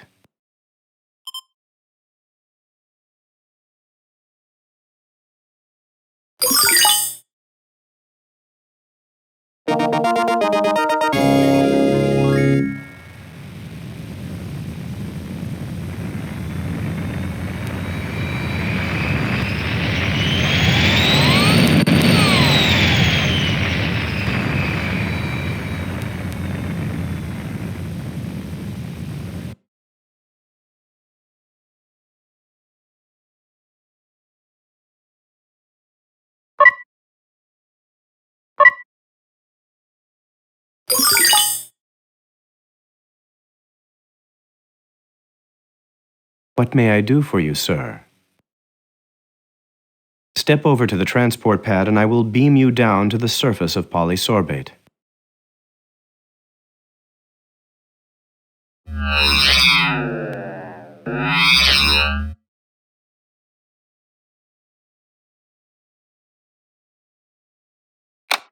Manual tosses you a transport signaler. You can only use this from the place I beam you to.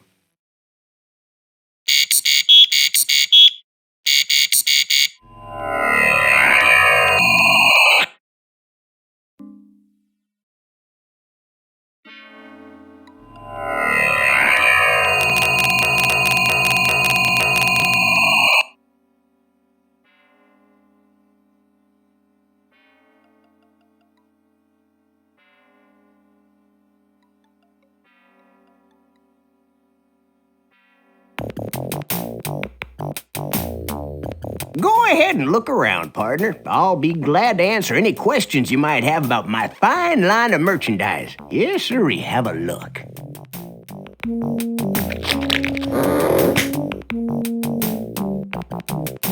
Hello there, Mr. Blatz. I think I have something you might be interested in. Think so, hey? Oh, I really think you'll find it interesting. Ooh! Why, I'd love to take that off your hands.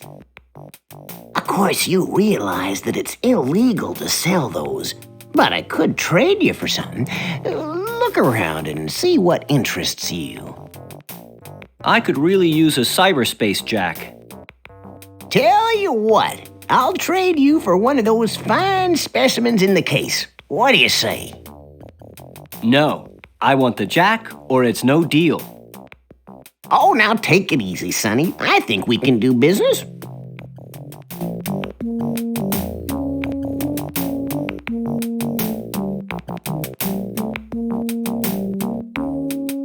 I'm glad you see it my way.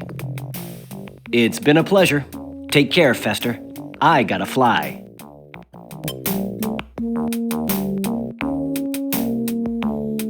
That's the cyberspace jack.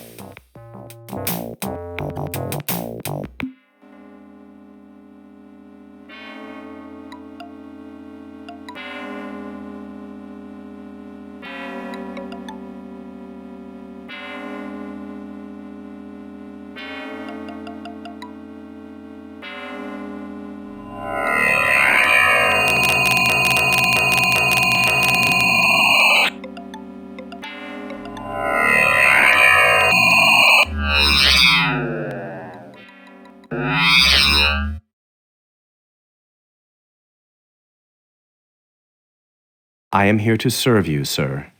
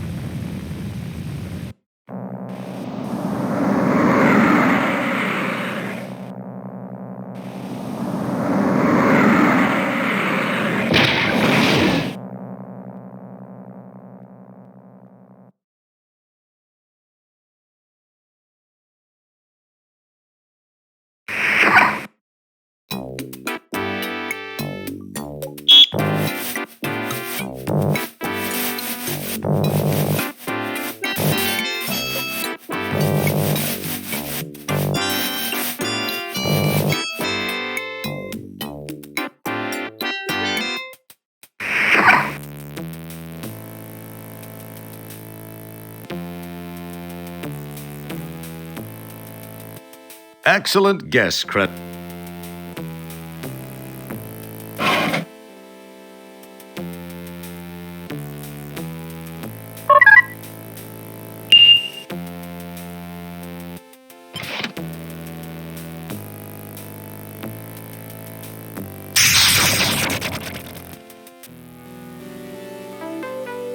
That's quite a leap.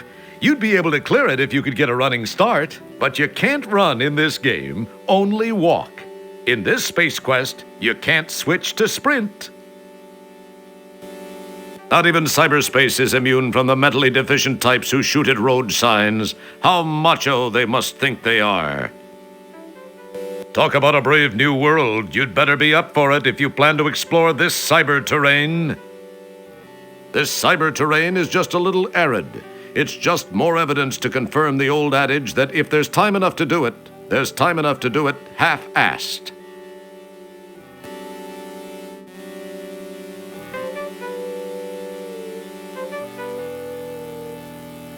Whoops. Guess you're about to find out if there's cyber gravity. Apparently it does exist. As you plummet to your cyber death, you are confronted by a variant of an age-old question. If you fall and hit the ground within cyberspace and no one is there to hear it, will you make an audible splat? Yep. Smooth move, X-Lax. Guess this cyberspace thing can be pretty painful, and I'm not just talking about the rates.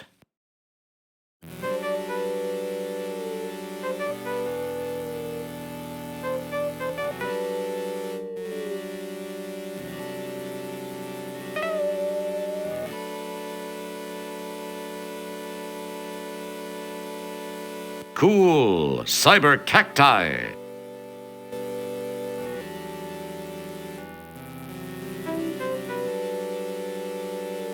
Hey, free birdseed, and so conveniently placed under a huge boulder, too. Forget it, you don't resemble that bird. Well, except for the pin feathers in those chicken legs of yours. Your words are so...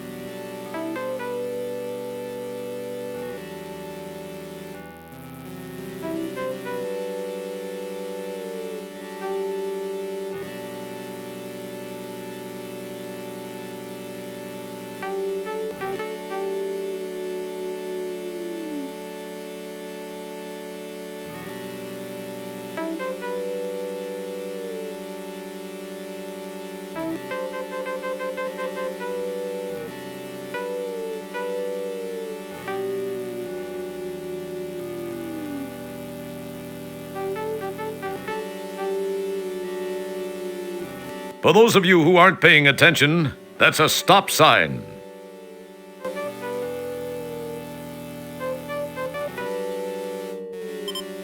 It's an office sign.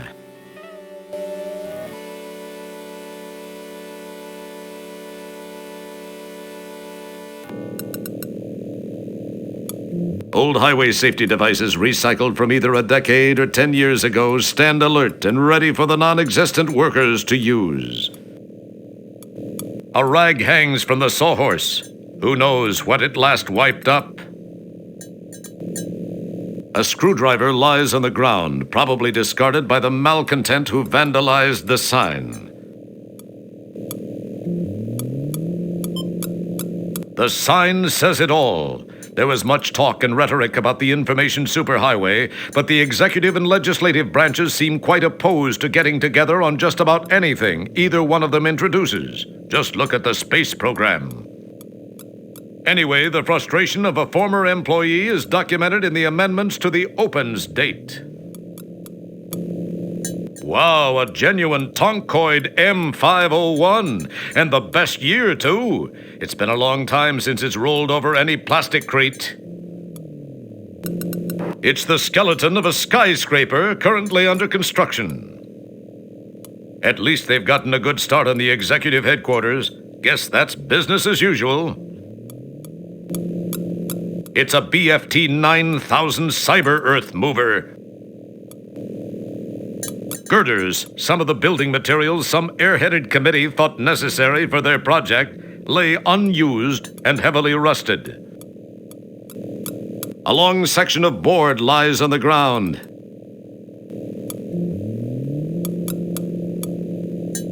Bet you can't fit that thing in your pants. Guess I was wrong. It does fit. There must be plenty of spare room in there. A carelessly discarded bucket of building material has been spilled and allowed to harden.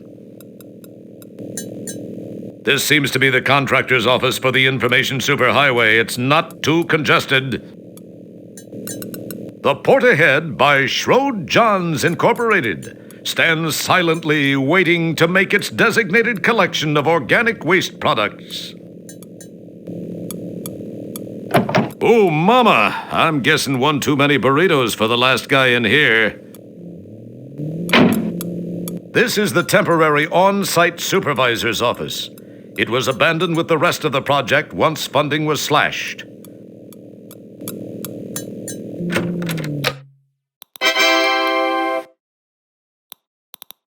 This is the magic window whence you came. You saw it here first. A preview of the famed information superhighway. Wow. You have done. Get your head out. That's not a good thing to do. You probably want us to say something corny like Klingons in Sector 28, Captain. Next. What, you expect a help function for only $59.95? It looks like some poor slob actually waited for his number to be called and died for his troubles. Similar to the mint bowl found on the desks of receptionists in those pre-super information highway days, a mint candy icon symbolically takes up valuable desktop space. Very tidy. A trash can.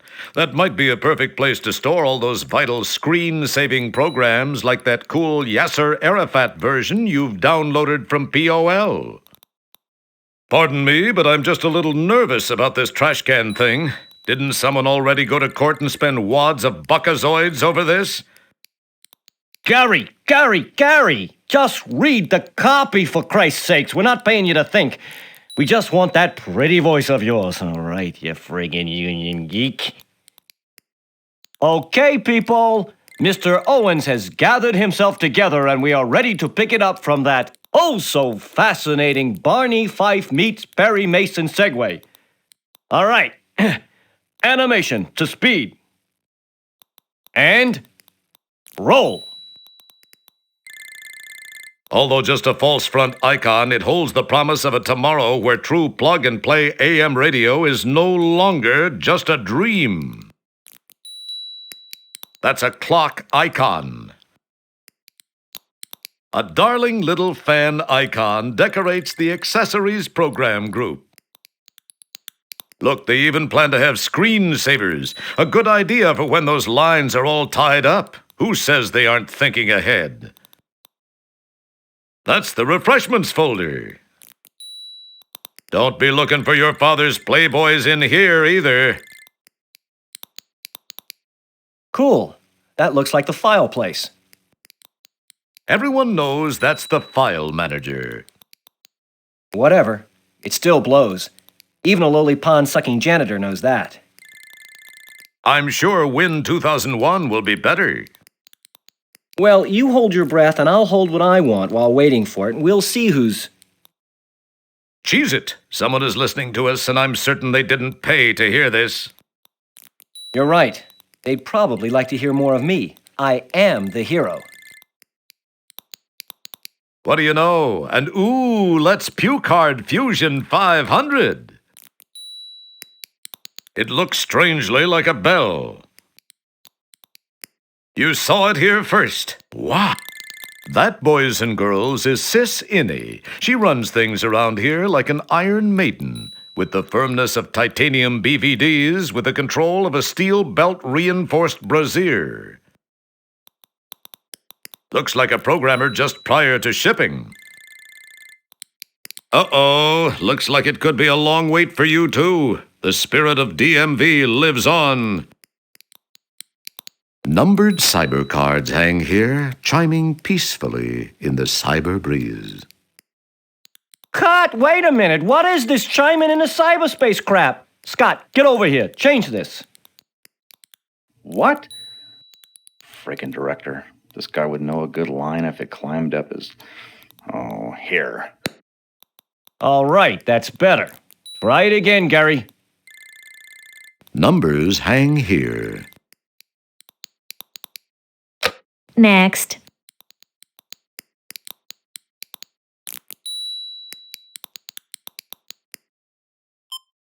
This world's a great big ball of dirt with 50 billion souls who like to sit around and veg down in the dark like moles. But me, I'm just the kind of girl who loves the open air. and bits of unburned hydrocarbons blowing through my hair. New soil and clear, at last it's here with clearly better taste. Less people too, like me and you, and less reprocessed waste. More hearty crunch for snacks or lunch, it's crystal clear to see. New soil and clear, the last frontier for folks like you and me. New soil and clear, clearly less people, clearly more taste. Next. That's delightfully non-helpful. Just what do you think you're doing, sir?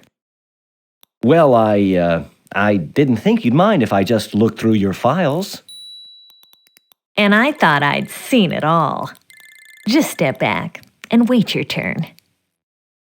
You may just have improved your chances of getting to the files with that slick little maneuver. Sometimes you do surprise me, Roger.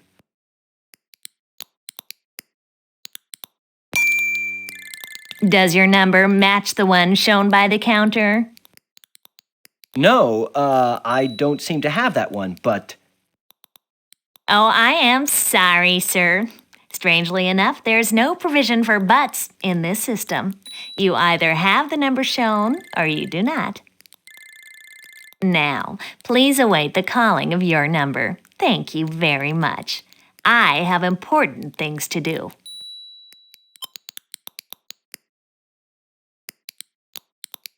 It's the number 3 card you took from the card dispenser.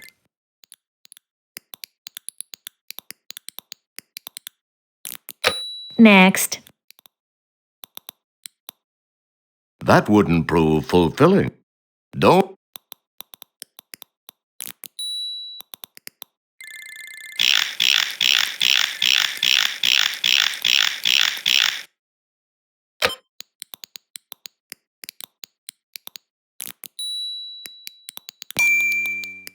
Does your number match the one shown by the counter?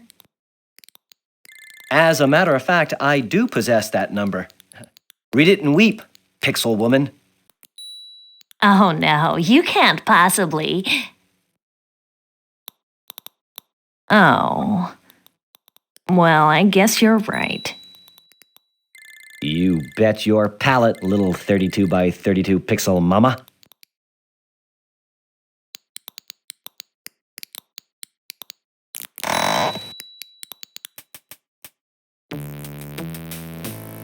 Massive file cabinets stretch off into the distance. This should be a cinch. A darn capable fire extinguisher stands ready to save all this paper in the event of a fire. They've spared no expense. Oh, that doesn't look good. Apparently the ladder hasn't been relocated in some time.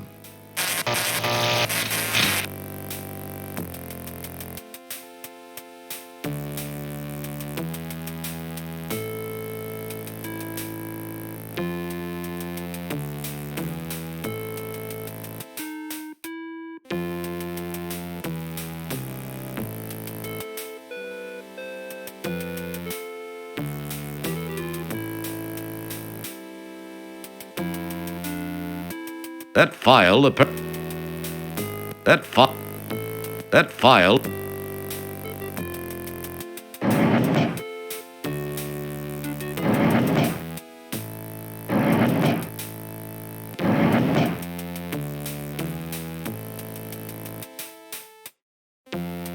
Man, these filing cabinets are a mess. Even I could keep them up better than this.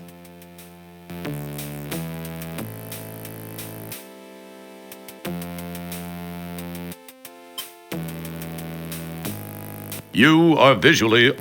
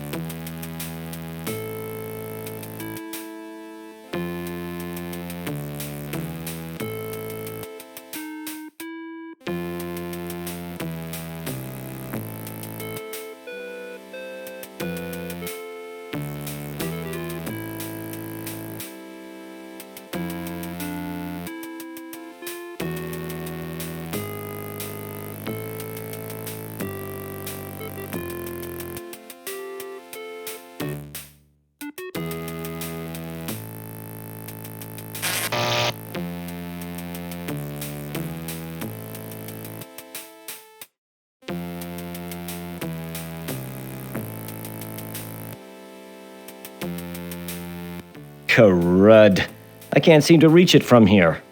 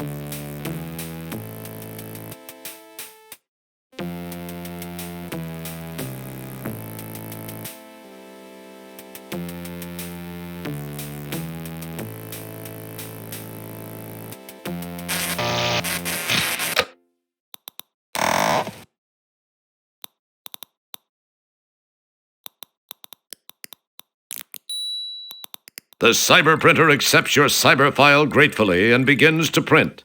The question is, what exactly is the output of a cyber printer?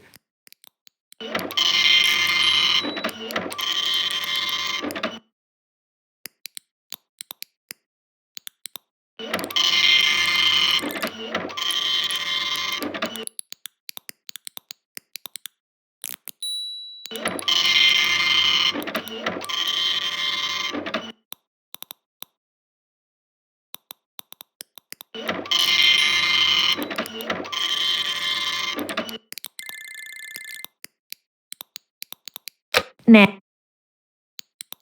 Well, what do you know? Maybe there is something to this superhero reputation thing after all. And after that episode with the egg beater, I thought you'd never impress me again.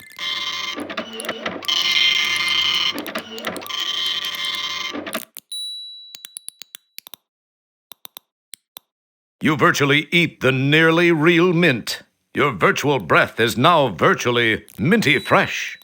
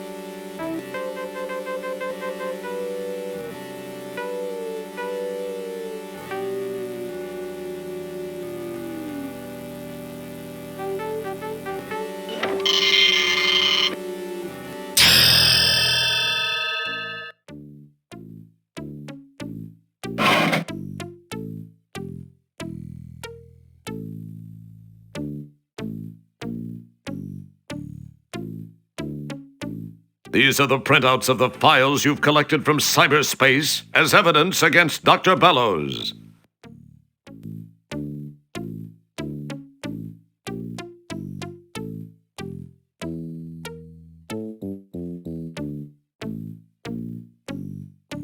Well, Dr. Bellows, I think you've got some explaining to do. You're out of your mind, Wilco. So, what do you have to say for yourself now, Doctor? Confronted with the facts found in the files you located, he freaks and spills all. My... Eloquently stated. I didn't think this all the way through until I'd crossed my own personal ethical line. I was already... It had already gone too far. The experiments alone... I thought I could do just this one thing and still live with myself. Love can move a person to do some strange things, Wilco. She knew how I felt and used it to her advantage. I think I know what you mean about that love thing, but wait a minute. Slow down.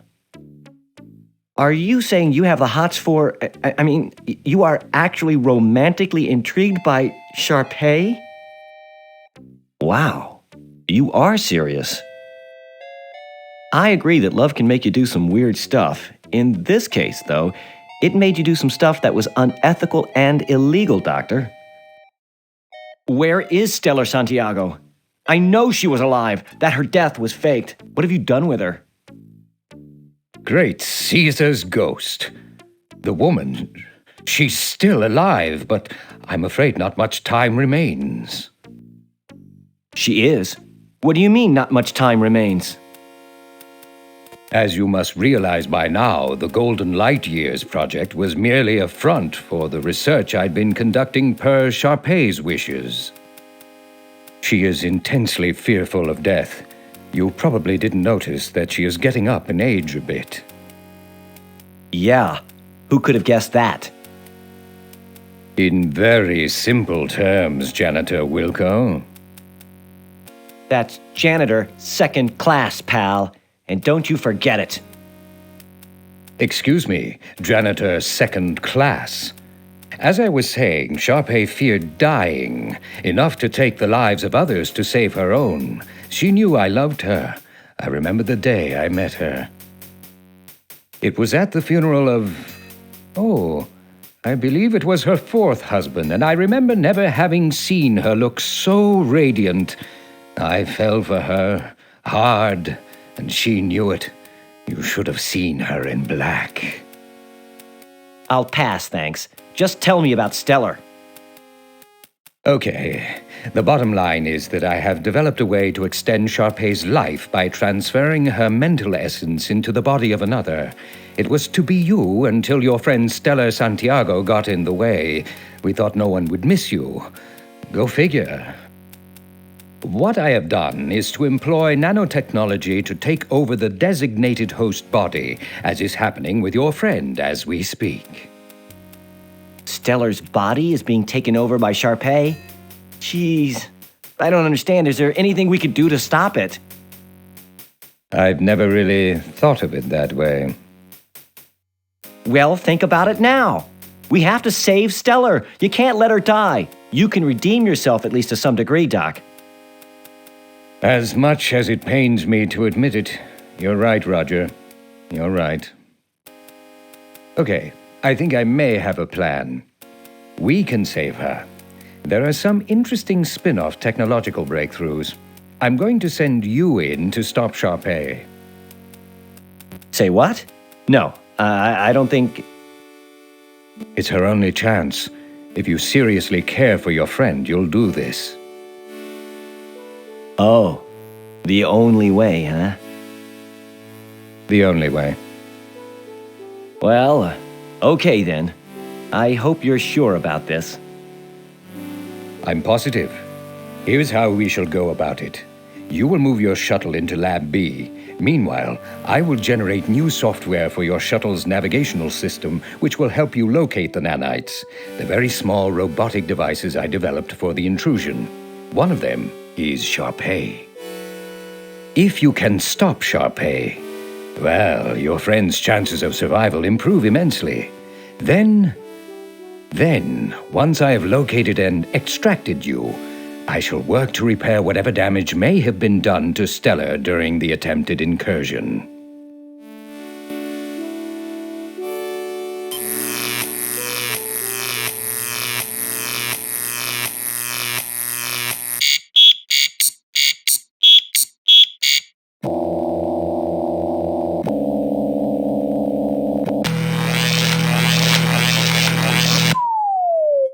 The shuttle is nicely miniaturized by the beam deal.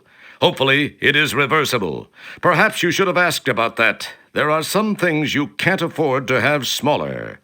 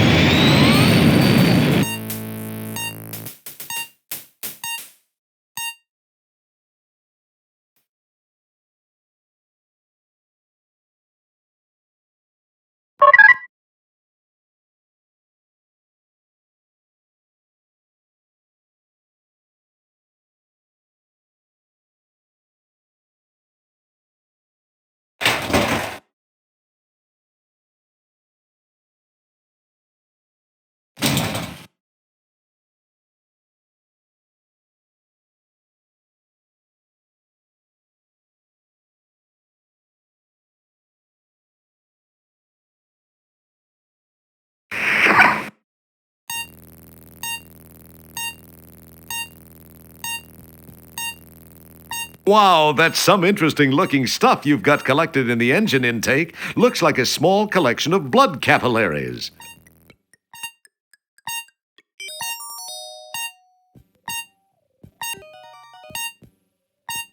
This heat tile looks loose. Whoops. I have to stop doing that.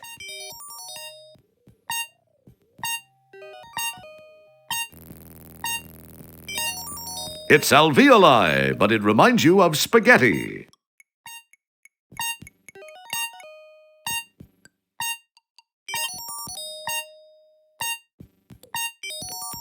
Uh-oh, this tank's cover must have come open during Mr. Wilco's wild ride.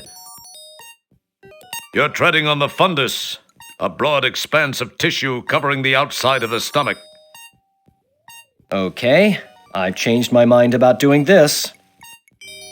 Is it too late? Can I still back out gracefully? But as soon as the words spring gazelle-like from your lips, you regret them. You're here to do a job. You're here to save Corman Stellar Santiago from a fate worse than death. As if having you inside her wouldn't already be considered such a thing. That's right. I'm Roger Wilco, damn it. Man of action. Savior of the galaxy. A man trapped in the body of a woman. Wait, that didn't come out right. You recognize that festering, infected crevice As if Stellar didn't already have enough to worry about, she's got an ulcer. And it's not just an ulcer, it's puckered. It's a peptic ulcer.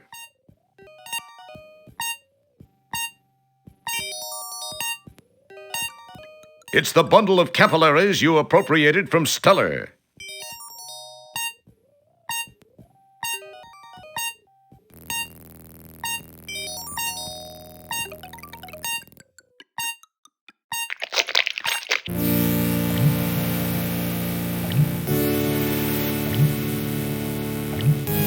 The inside of Stellar's tummy is slippery, mostly because of the mucus secreted by the stomach lining, and there are a few pockmarks here and there, but when push comes to shove, this is the most beautiful stomach you've ever been in.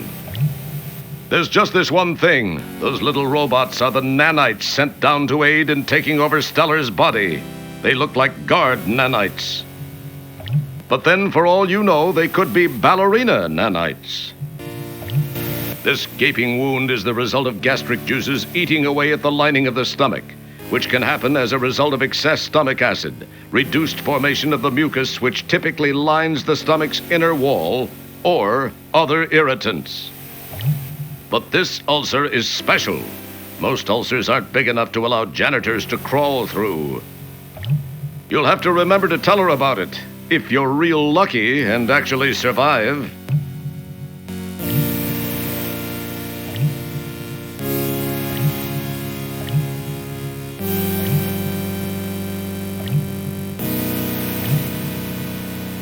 A cluster of stomach acid-shy nanites is lurking near the entrance to the duodenum. They know all the cool places to hang out. The inside of Stellar's tummy is slipped. There's just this, but then for all... As do most computer game characters who find themselves in sequels of sequels, you stop the action to reflect on your past exploits. You realize you spent a lot of time looking at the contents of your own stomach. But this is the first time you've gotten such a good look at a pool of someone else's potential discharge. The pools are deceptively still and shallow. They look harmless, but they're seething with pepsin and hydrochloric acid, a chemical brew of protein-dissolving, bacteria-destroying glop, strong enough to dissolve almost anything, especially organic life forms like yourself. A feather? When, rather, if you get the chance, you'll have to quiz Stellar about her dietary habits. How odd, a bent staple, and thus far it has resisted being dissolved by the stomach's acids, probably because of its location and Stellar's apparent lack of oral nourishment during her captivity. The acid probably hasn't risen high enough since this item found its way in here. What in the hell was she doing eating a staple anyway? Maybe it was some fad diet thing in the Galactic Inquirer. Loosely woven into the stomach lining is a piece of celery string. That stuff could be used to make steel-belted radial tires stronger. Rumor has it that it was the original inspiration for dental floss. I think I saw that on one of those James Burke shows. Dang, these look tasty. Boy, that micro Prozac she inhaled slowed her systems down to a crawl. These things haven't been touched by stomach acid yet.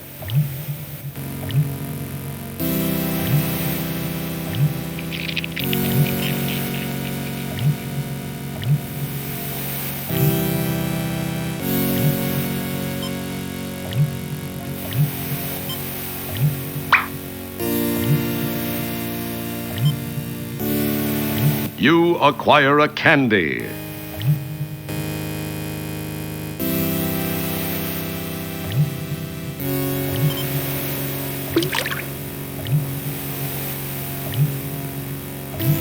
Interesting. The acid rises, but just not quite high enough to submerge those nanites.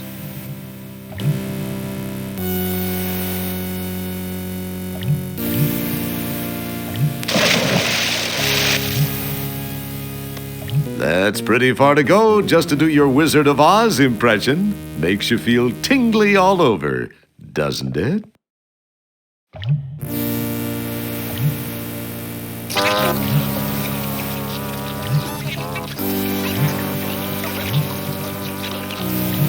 My goodness, those little guys are efficient. However, based on how they left your boots behind, you might consider some odor eaters.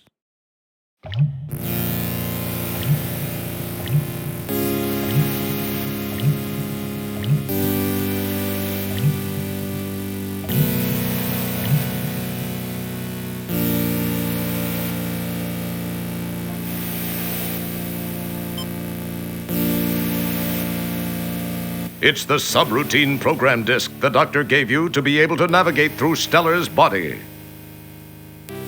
That's your makeshift grappling hook. It would appear... Boy, wouldn't it...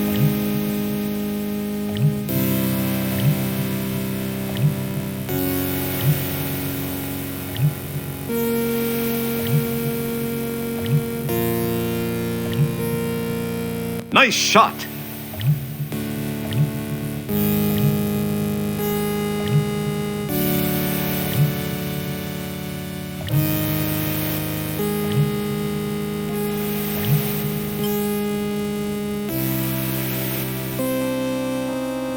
A large hunk of twinkoid cake food product is hanging just below her epiglottis. It appears to have gotten jammed on the way to her... Doesn't this woman... A large hunk of twinkoid cake food product is hanging just below her epiglottis.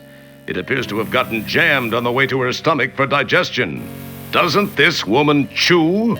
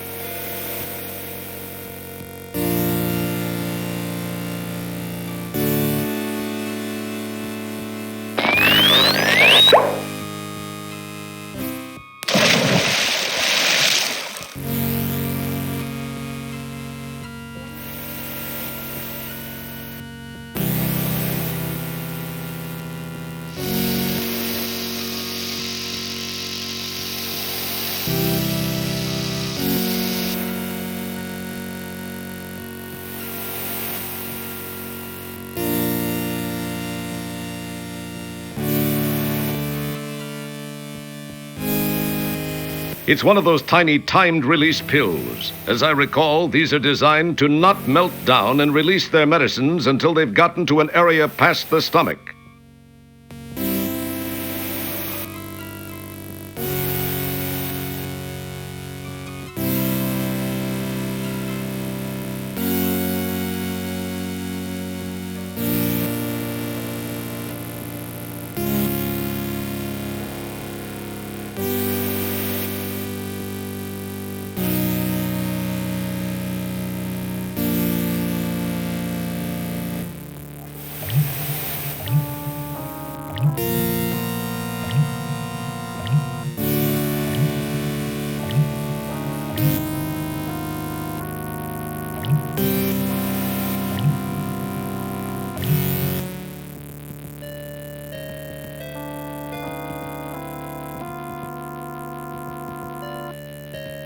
That's just some of the interesting flora of the digestive system. This is the upper area of the duodenum. Matter preprocessed from the stomach enters here through the pylorus above. It has a lovely bile-colored decor, and for a very good reason. This is the area in which raw processed ingestibles are mixed with a variety of secretions for further breakdown.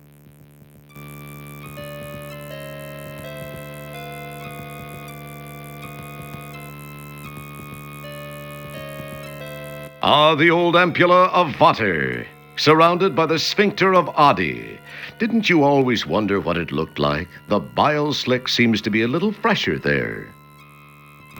This looks like the center section of the duodenum. It has that same lovely bile green brilliance.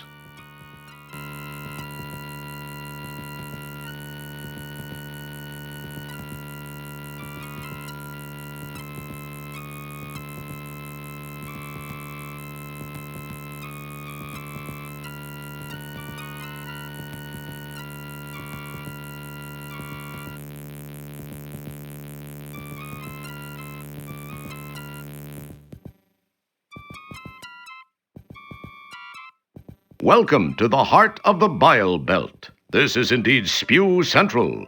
At this location, secretions from the liver, gallbladder, and pancreas merge to form a duodenal delight, guaranteed to break down almost anything the stomach doesn't. The common bile duct runs up from here.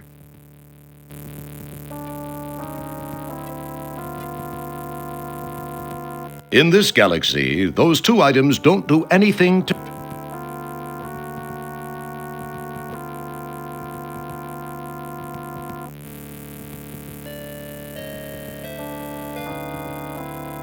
You cleverly tape the capillaries together.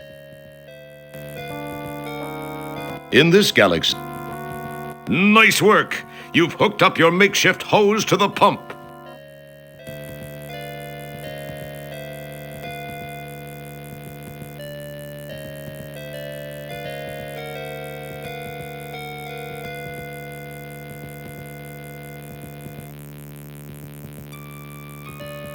A large gallstone hangs above the entrance to the gallbladder.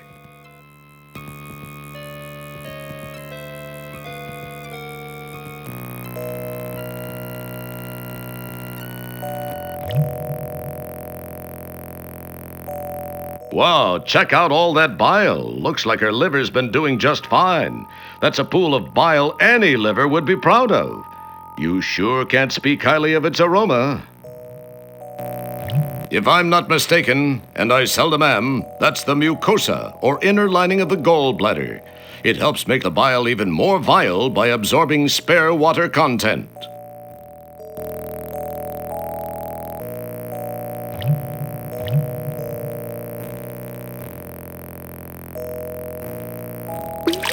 You chuck one of the taped capillaries over the muscular ledge. It drops into the pool.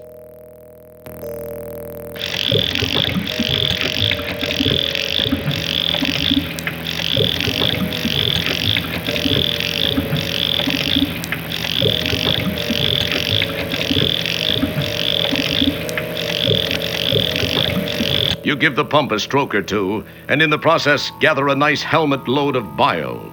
I guess congratulations are in order.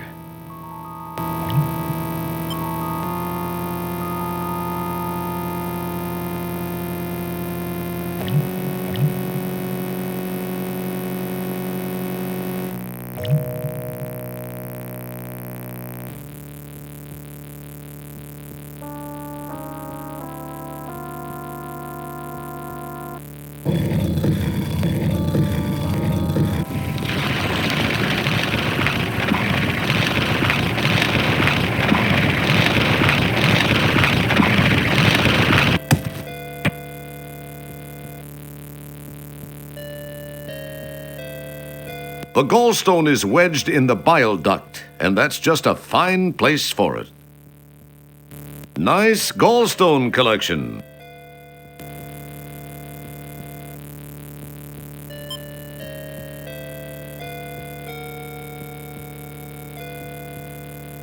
This is the main pancreatic duct. It appears that there's some blockage toward the tail of the pancreas. It definitely gets a bit snug. Seems to be a buildup of cholesterol arterial plaque.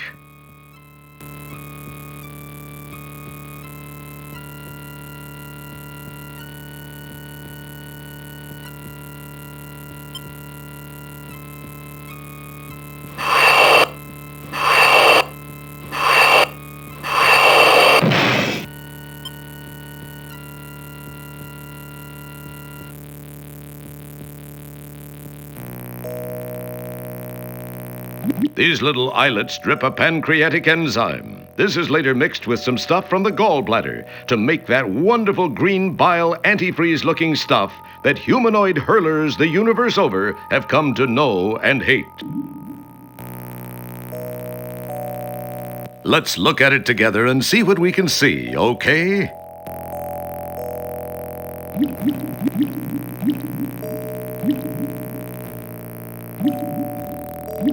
You maneuver your helmet beneath the drip and manage to snag a nice little dollop of the stuff.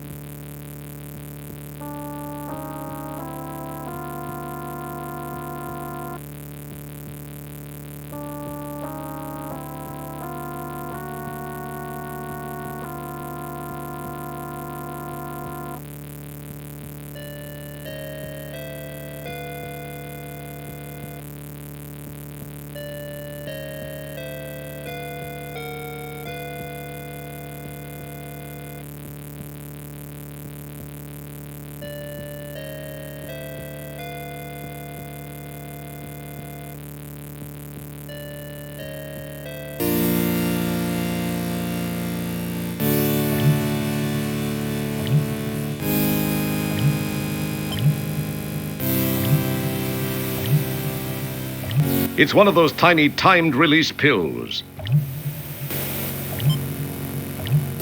You now own one of those tiny timed release pills.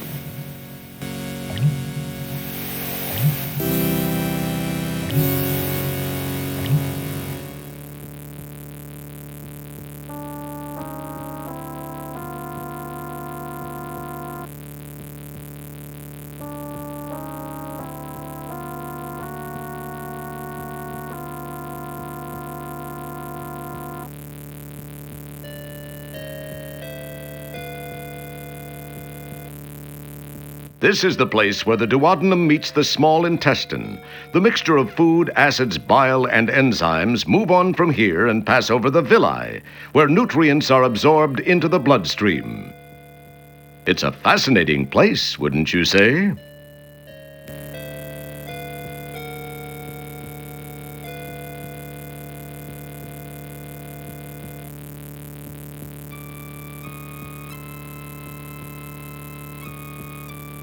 This is the very bottom of our old friend, the duodenum. You can see the beginning of the jejunum. The villi start here. They increase the surface area of the small intestine a great deal, giving more area to absorb nutrients. All in all, it just looks like a French tickler turned inside out to me. A what? Never mind, it's not important.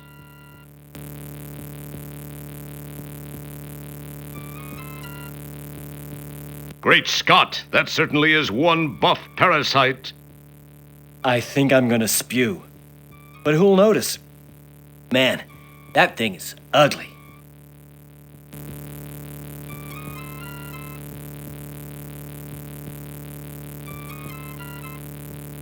Since you've entered the tapeworm not partially digested, you'll probably give him heartburn. I hope you're proud of yourself.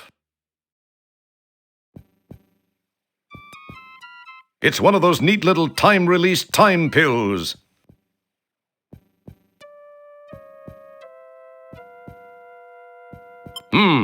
Impressive. The tapeworm suddenly becomes much more animated. Please remember to keep your arms and legs on the worm at all times.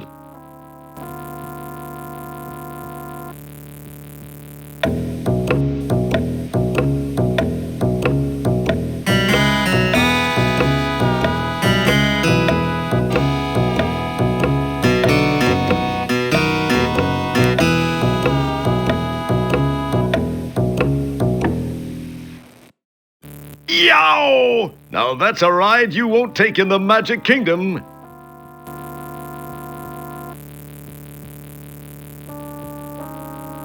That's your vermiform friend who, with a little help from organic and pharmaceutical resources, was kind enough to give you that ride along the approximately 6.5 meters or so of small intestine that lies between here and the duodenum.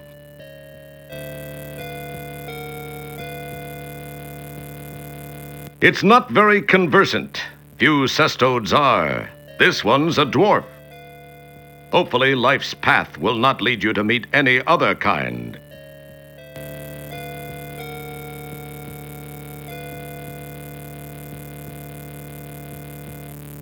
This is the appendix. It's a strange piece of the humanoid anatomy considered by some medical types to be fairly useless. It may not be useful, but it does seem to collect some strange stuff. This is the appendix. Talk about hard currency. The buckazoid has proven itself once again. This is even one of the old-style ones. Might be worth some money. Too bad you can't carry it. How does she get this stuff into her digestive system? That's a screw Stellar probably doesn't remember. It's a fingernail, complete with paint. These have a knack for making it down here. Suddenly, you wonder when Stellar grew such long nails. Perhaps you haven't been thinking of Stellar as a woman as much as a crewmate. You feel an interesting longing. One look at your surroundings kills that feeling fast. But maybe after this is all over. It looks like an old silver amalgam filling. Must have been bouncing around here for years. It's a relatively unscathed paperclip.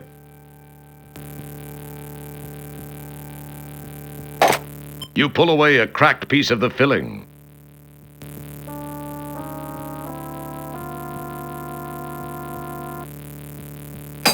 You carefully, very carefully, stow the paper clip in your pocket.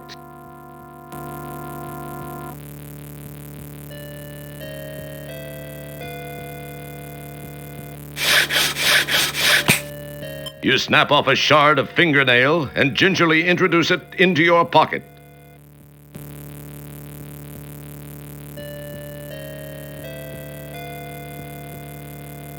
So you like the worm, huh? You like to ride the worm, huh? I let you ride the worm.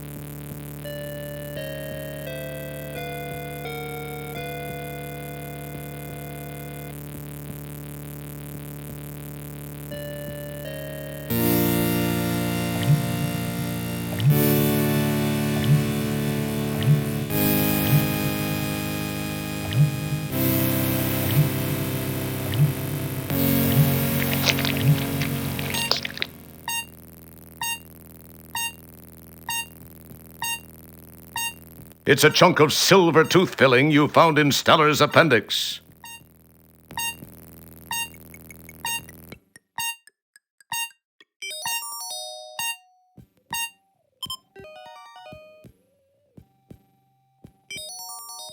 You neatly replace the EVA suit in its proper place.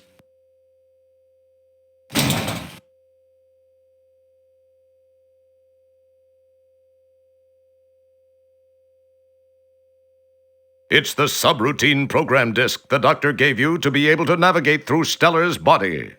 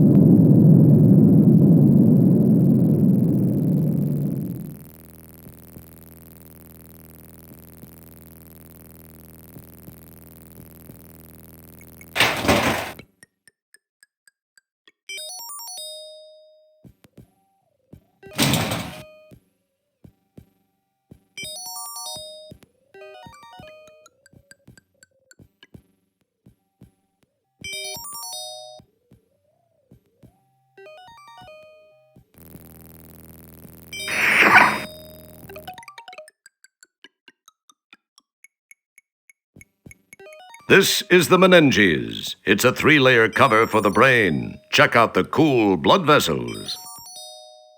This is the meninges. It's the old gray matter itself, our friend, the brain. At least some of us are familiar with it. I don't remember seeing you at the meetings. For some reason, you're drawing a complete blank on information regarding the brain. It's a broken fingernail tip you scavenged from Stellar's appendix.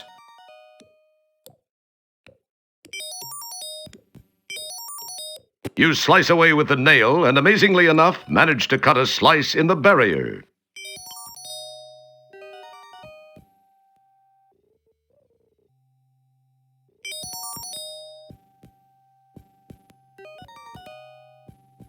Yikes. How am I supposed to jump across this one?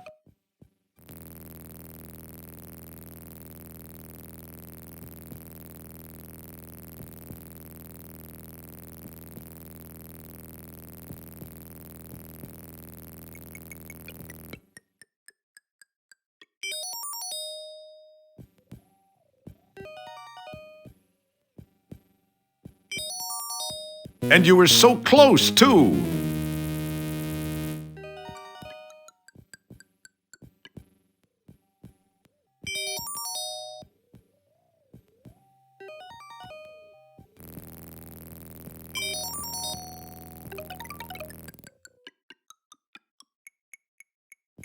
Man, that was close. This is the It's the old gray matter for some reason.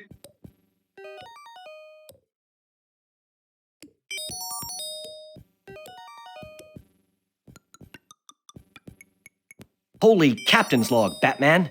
There are a few more of those nanites here. How am I going to handle this one? A mine shaft has been built by the nanites for access to the inner sanctuary of Stellar's brain. Nice mood lighting. Your utterances fall on uninterested oral organs.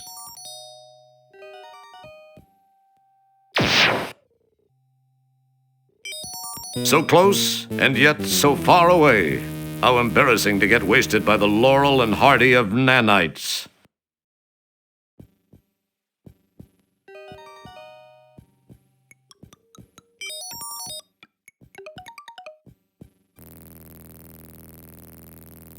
Those are the gallstones you collected as souvenirs from Stellar's common bile duct.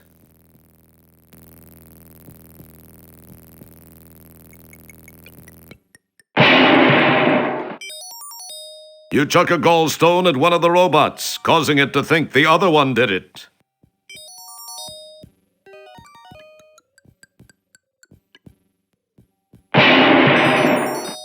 You chuck another gallstone, this time at the other robot, who also thinks the other one did it.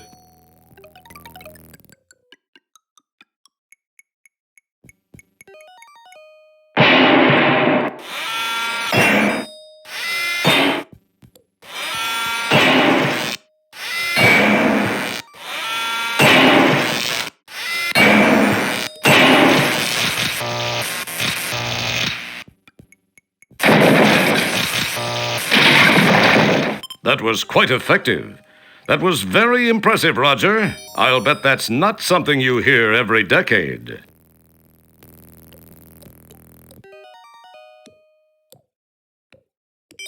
It's an elevator built by the nanites to help gain access to the interior of the brain. Yuck!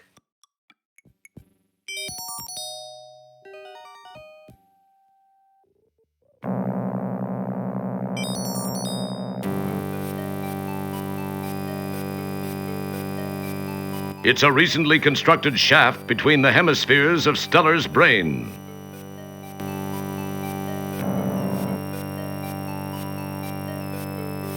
So this is the motor control center.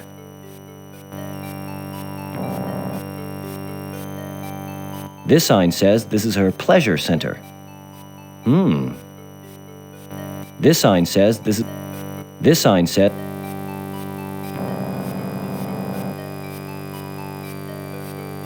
Interesting. The sign says this is Stellar's cough control center.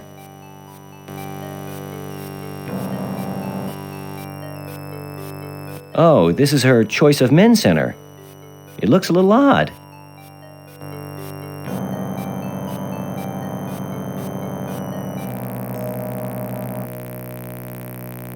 A huge pile of debris is standing in front of what appears to be some sort of passage. Light pours through the opening. A small opening between the brain wall and the debris pile allows a small amount of light to escape. It's too small for you to even fit your head in. Bet you've never heard that before.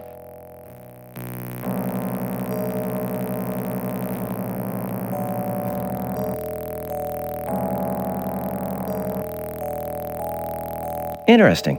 The sign says this is Stellar's cough control center. It's a paperclip from Stellar's appendix. You're definitely going to have to talk to Stellar about her eating habits. That is, if you make it out of here. Boy, wouldn't it be cool? It probably... Boy...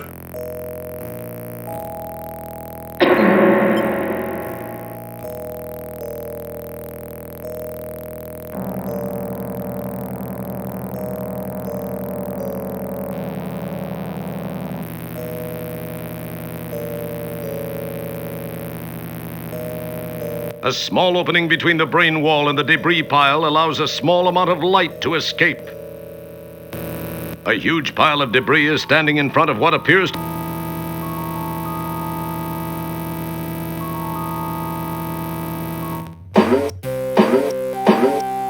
Ugh! Ah! Even in this suit, that hurts like a... Jeez. What's going on here? And what's with that big robot? Well, well, Mr. Wilco, I must confess to being impressed that you made it this far. You are either a very lucky man, or the classic case of how looks can be deceiving. From what I know of your history, I can't say that in this case looks are necessarily deceiving. On the other hand, I don't think luck accounts for it all either. There's definitely something different about you, Mr. Wilco. It's a pity, though. I'm afraid this is where the odds catch up with you, Roger. I do hope you don't mind me referring to you as Roger. I feel we can both be on a first-name basis now, since we will soon be sharing such intimate moments. My rebirth and your death. Not necessarily in that order. I'll attend to you in a moment. I have a few more little details to finish before I transfer my consciousness into this body. Enjoy it, Roger. It'll be among the very last of your memories. Oh, and by the way, escape attempts will prove to be futile. You will be incinerated if necessary. Jeez, what a bit...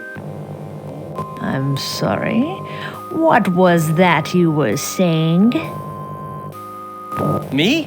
I was saying, what a bite. Yeah, I had a little trouble with some parasites a while ago down in the digestive tract. That's all it was.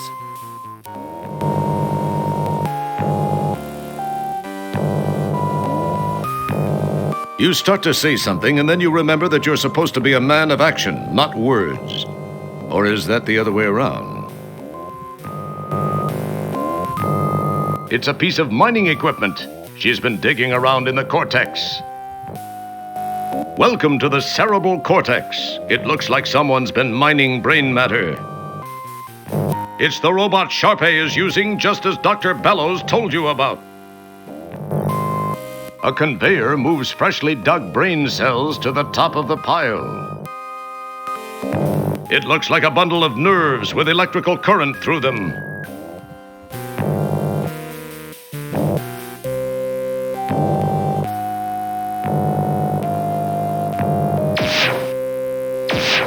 Yow.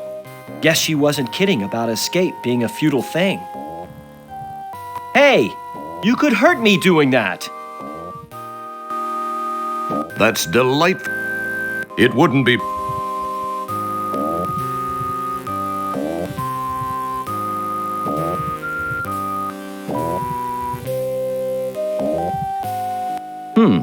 I've got this bundle of nerves. I wonder what I can use to make this into something.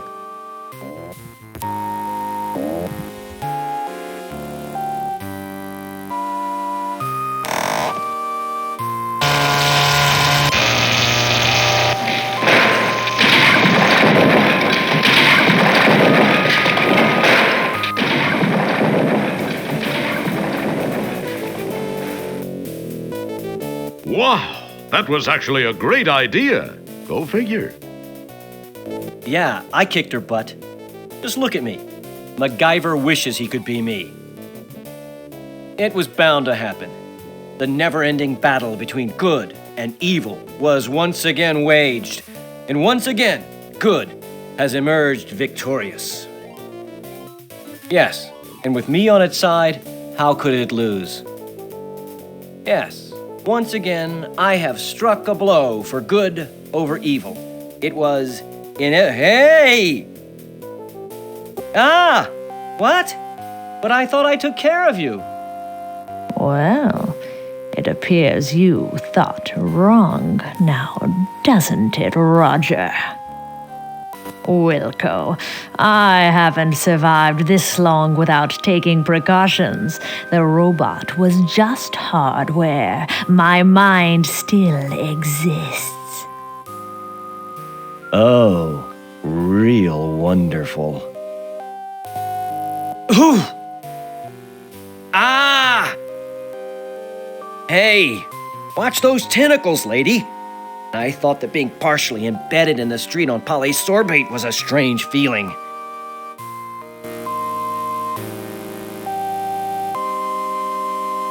My, she has a different look now.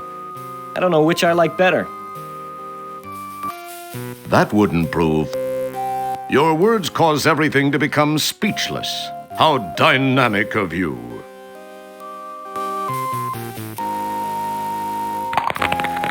Pretty embarrassing getting wasted by an old lady, tentacles or not. You'd better hope no one saw that. Let's look at it together and...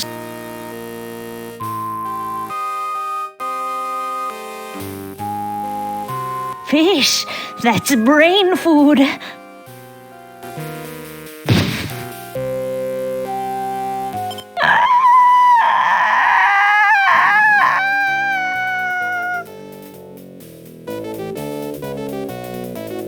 All right, she actually chowed down on that rancid fish. I thought I'd never get rid of that fish.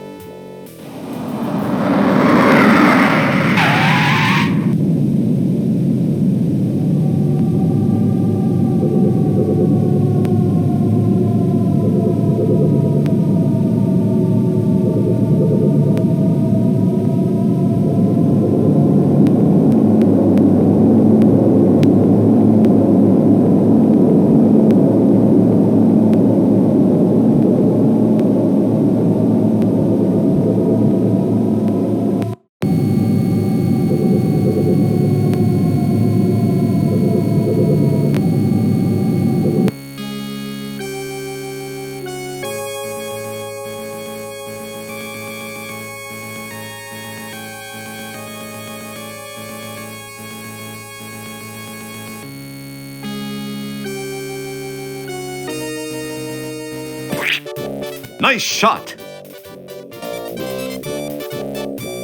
Oh, there you are, Wilco.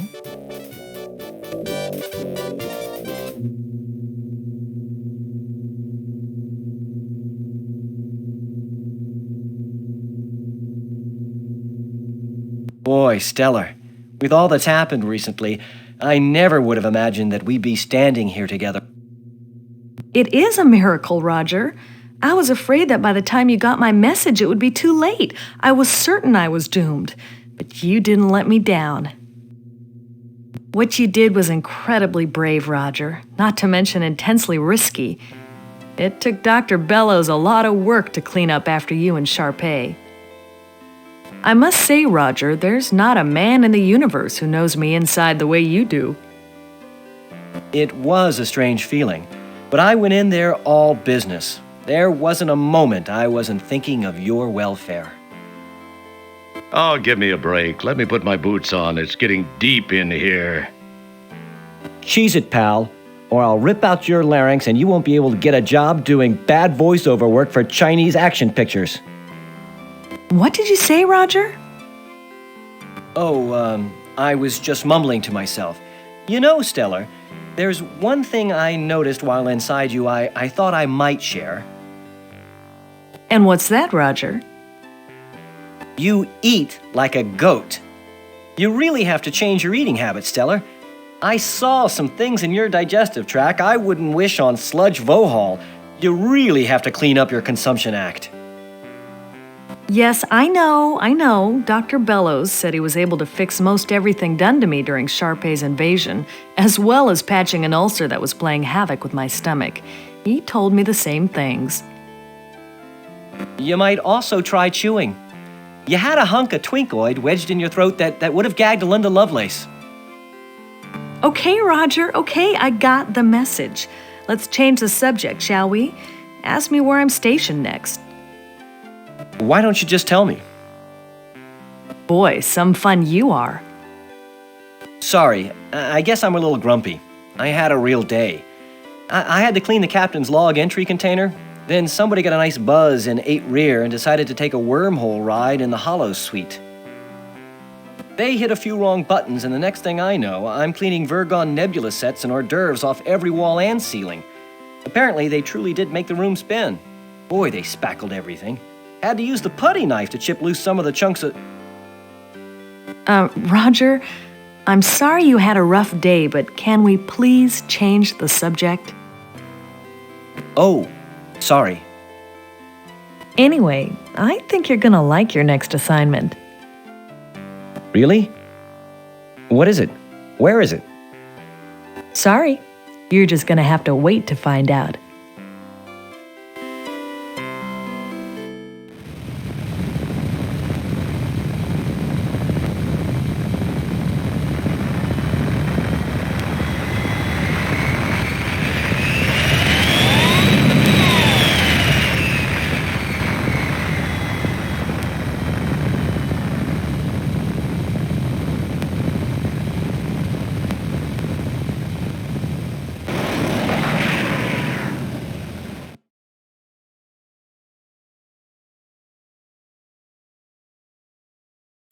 As Roger and Stellar warp off into the nebula set, many questions remain.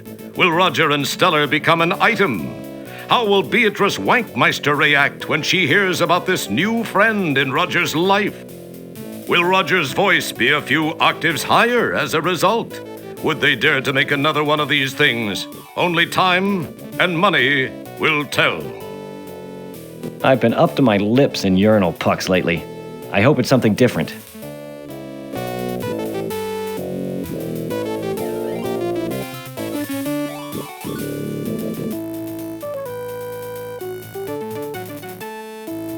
Who wrote this crap? Oh, yeah, Scott. Yeah, well, yeah, then good work.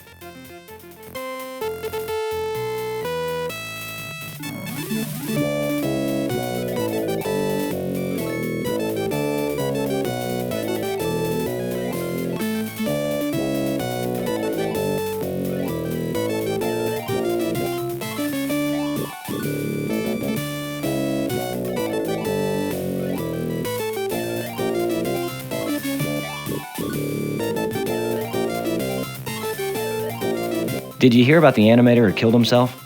Yeah, he couldn't draw his own breath.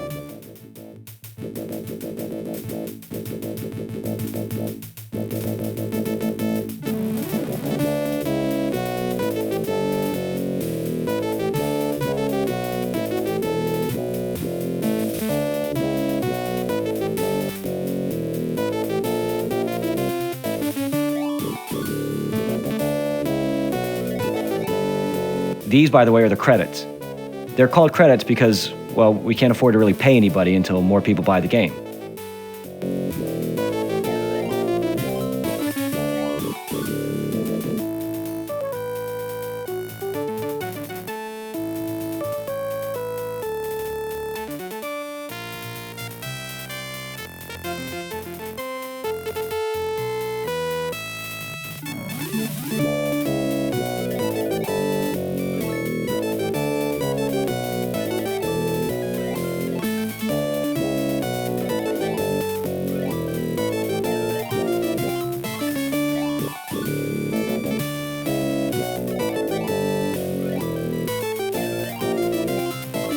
All these people worked on this dumb game?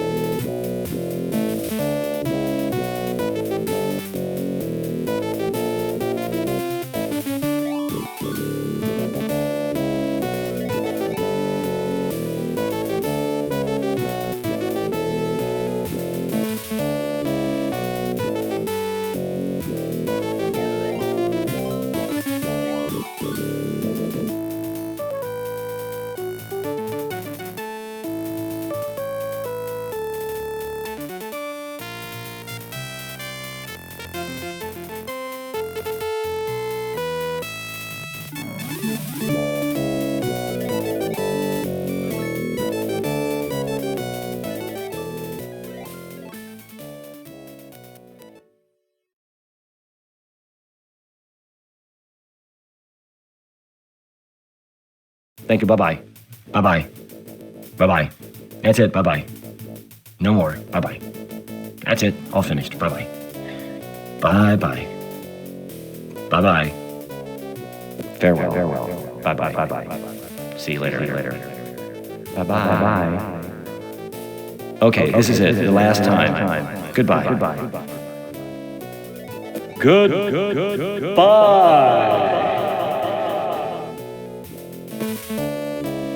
Thank you for playing Space Quest 6. This is Gary Owens, signing off.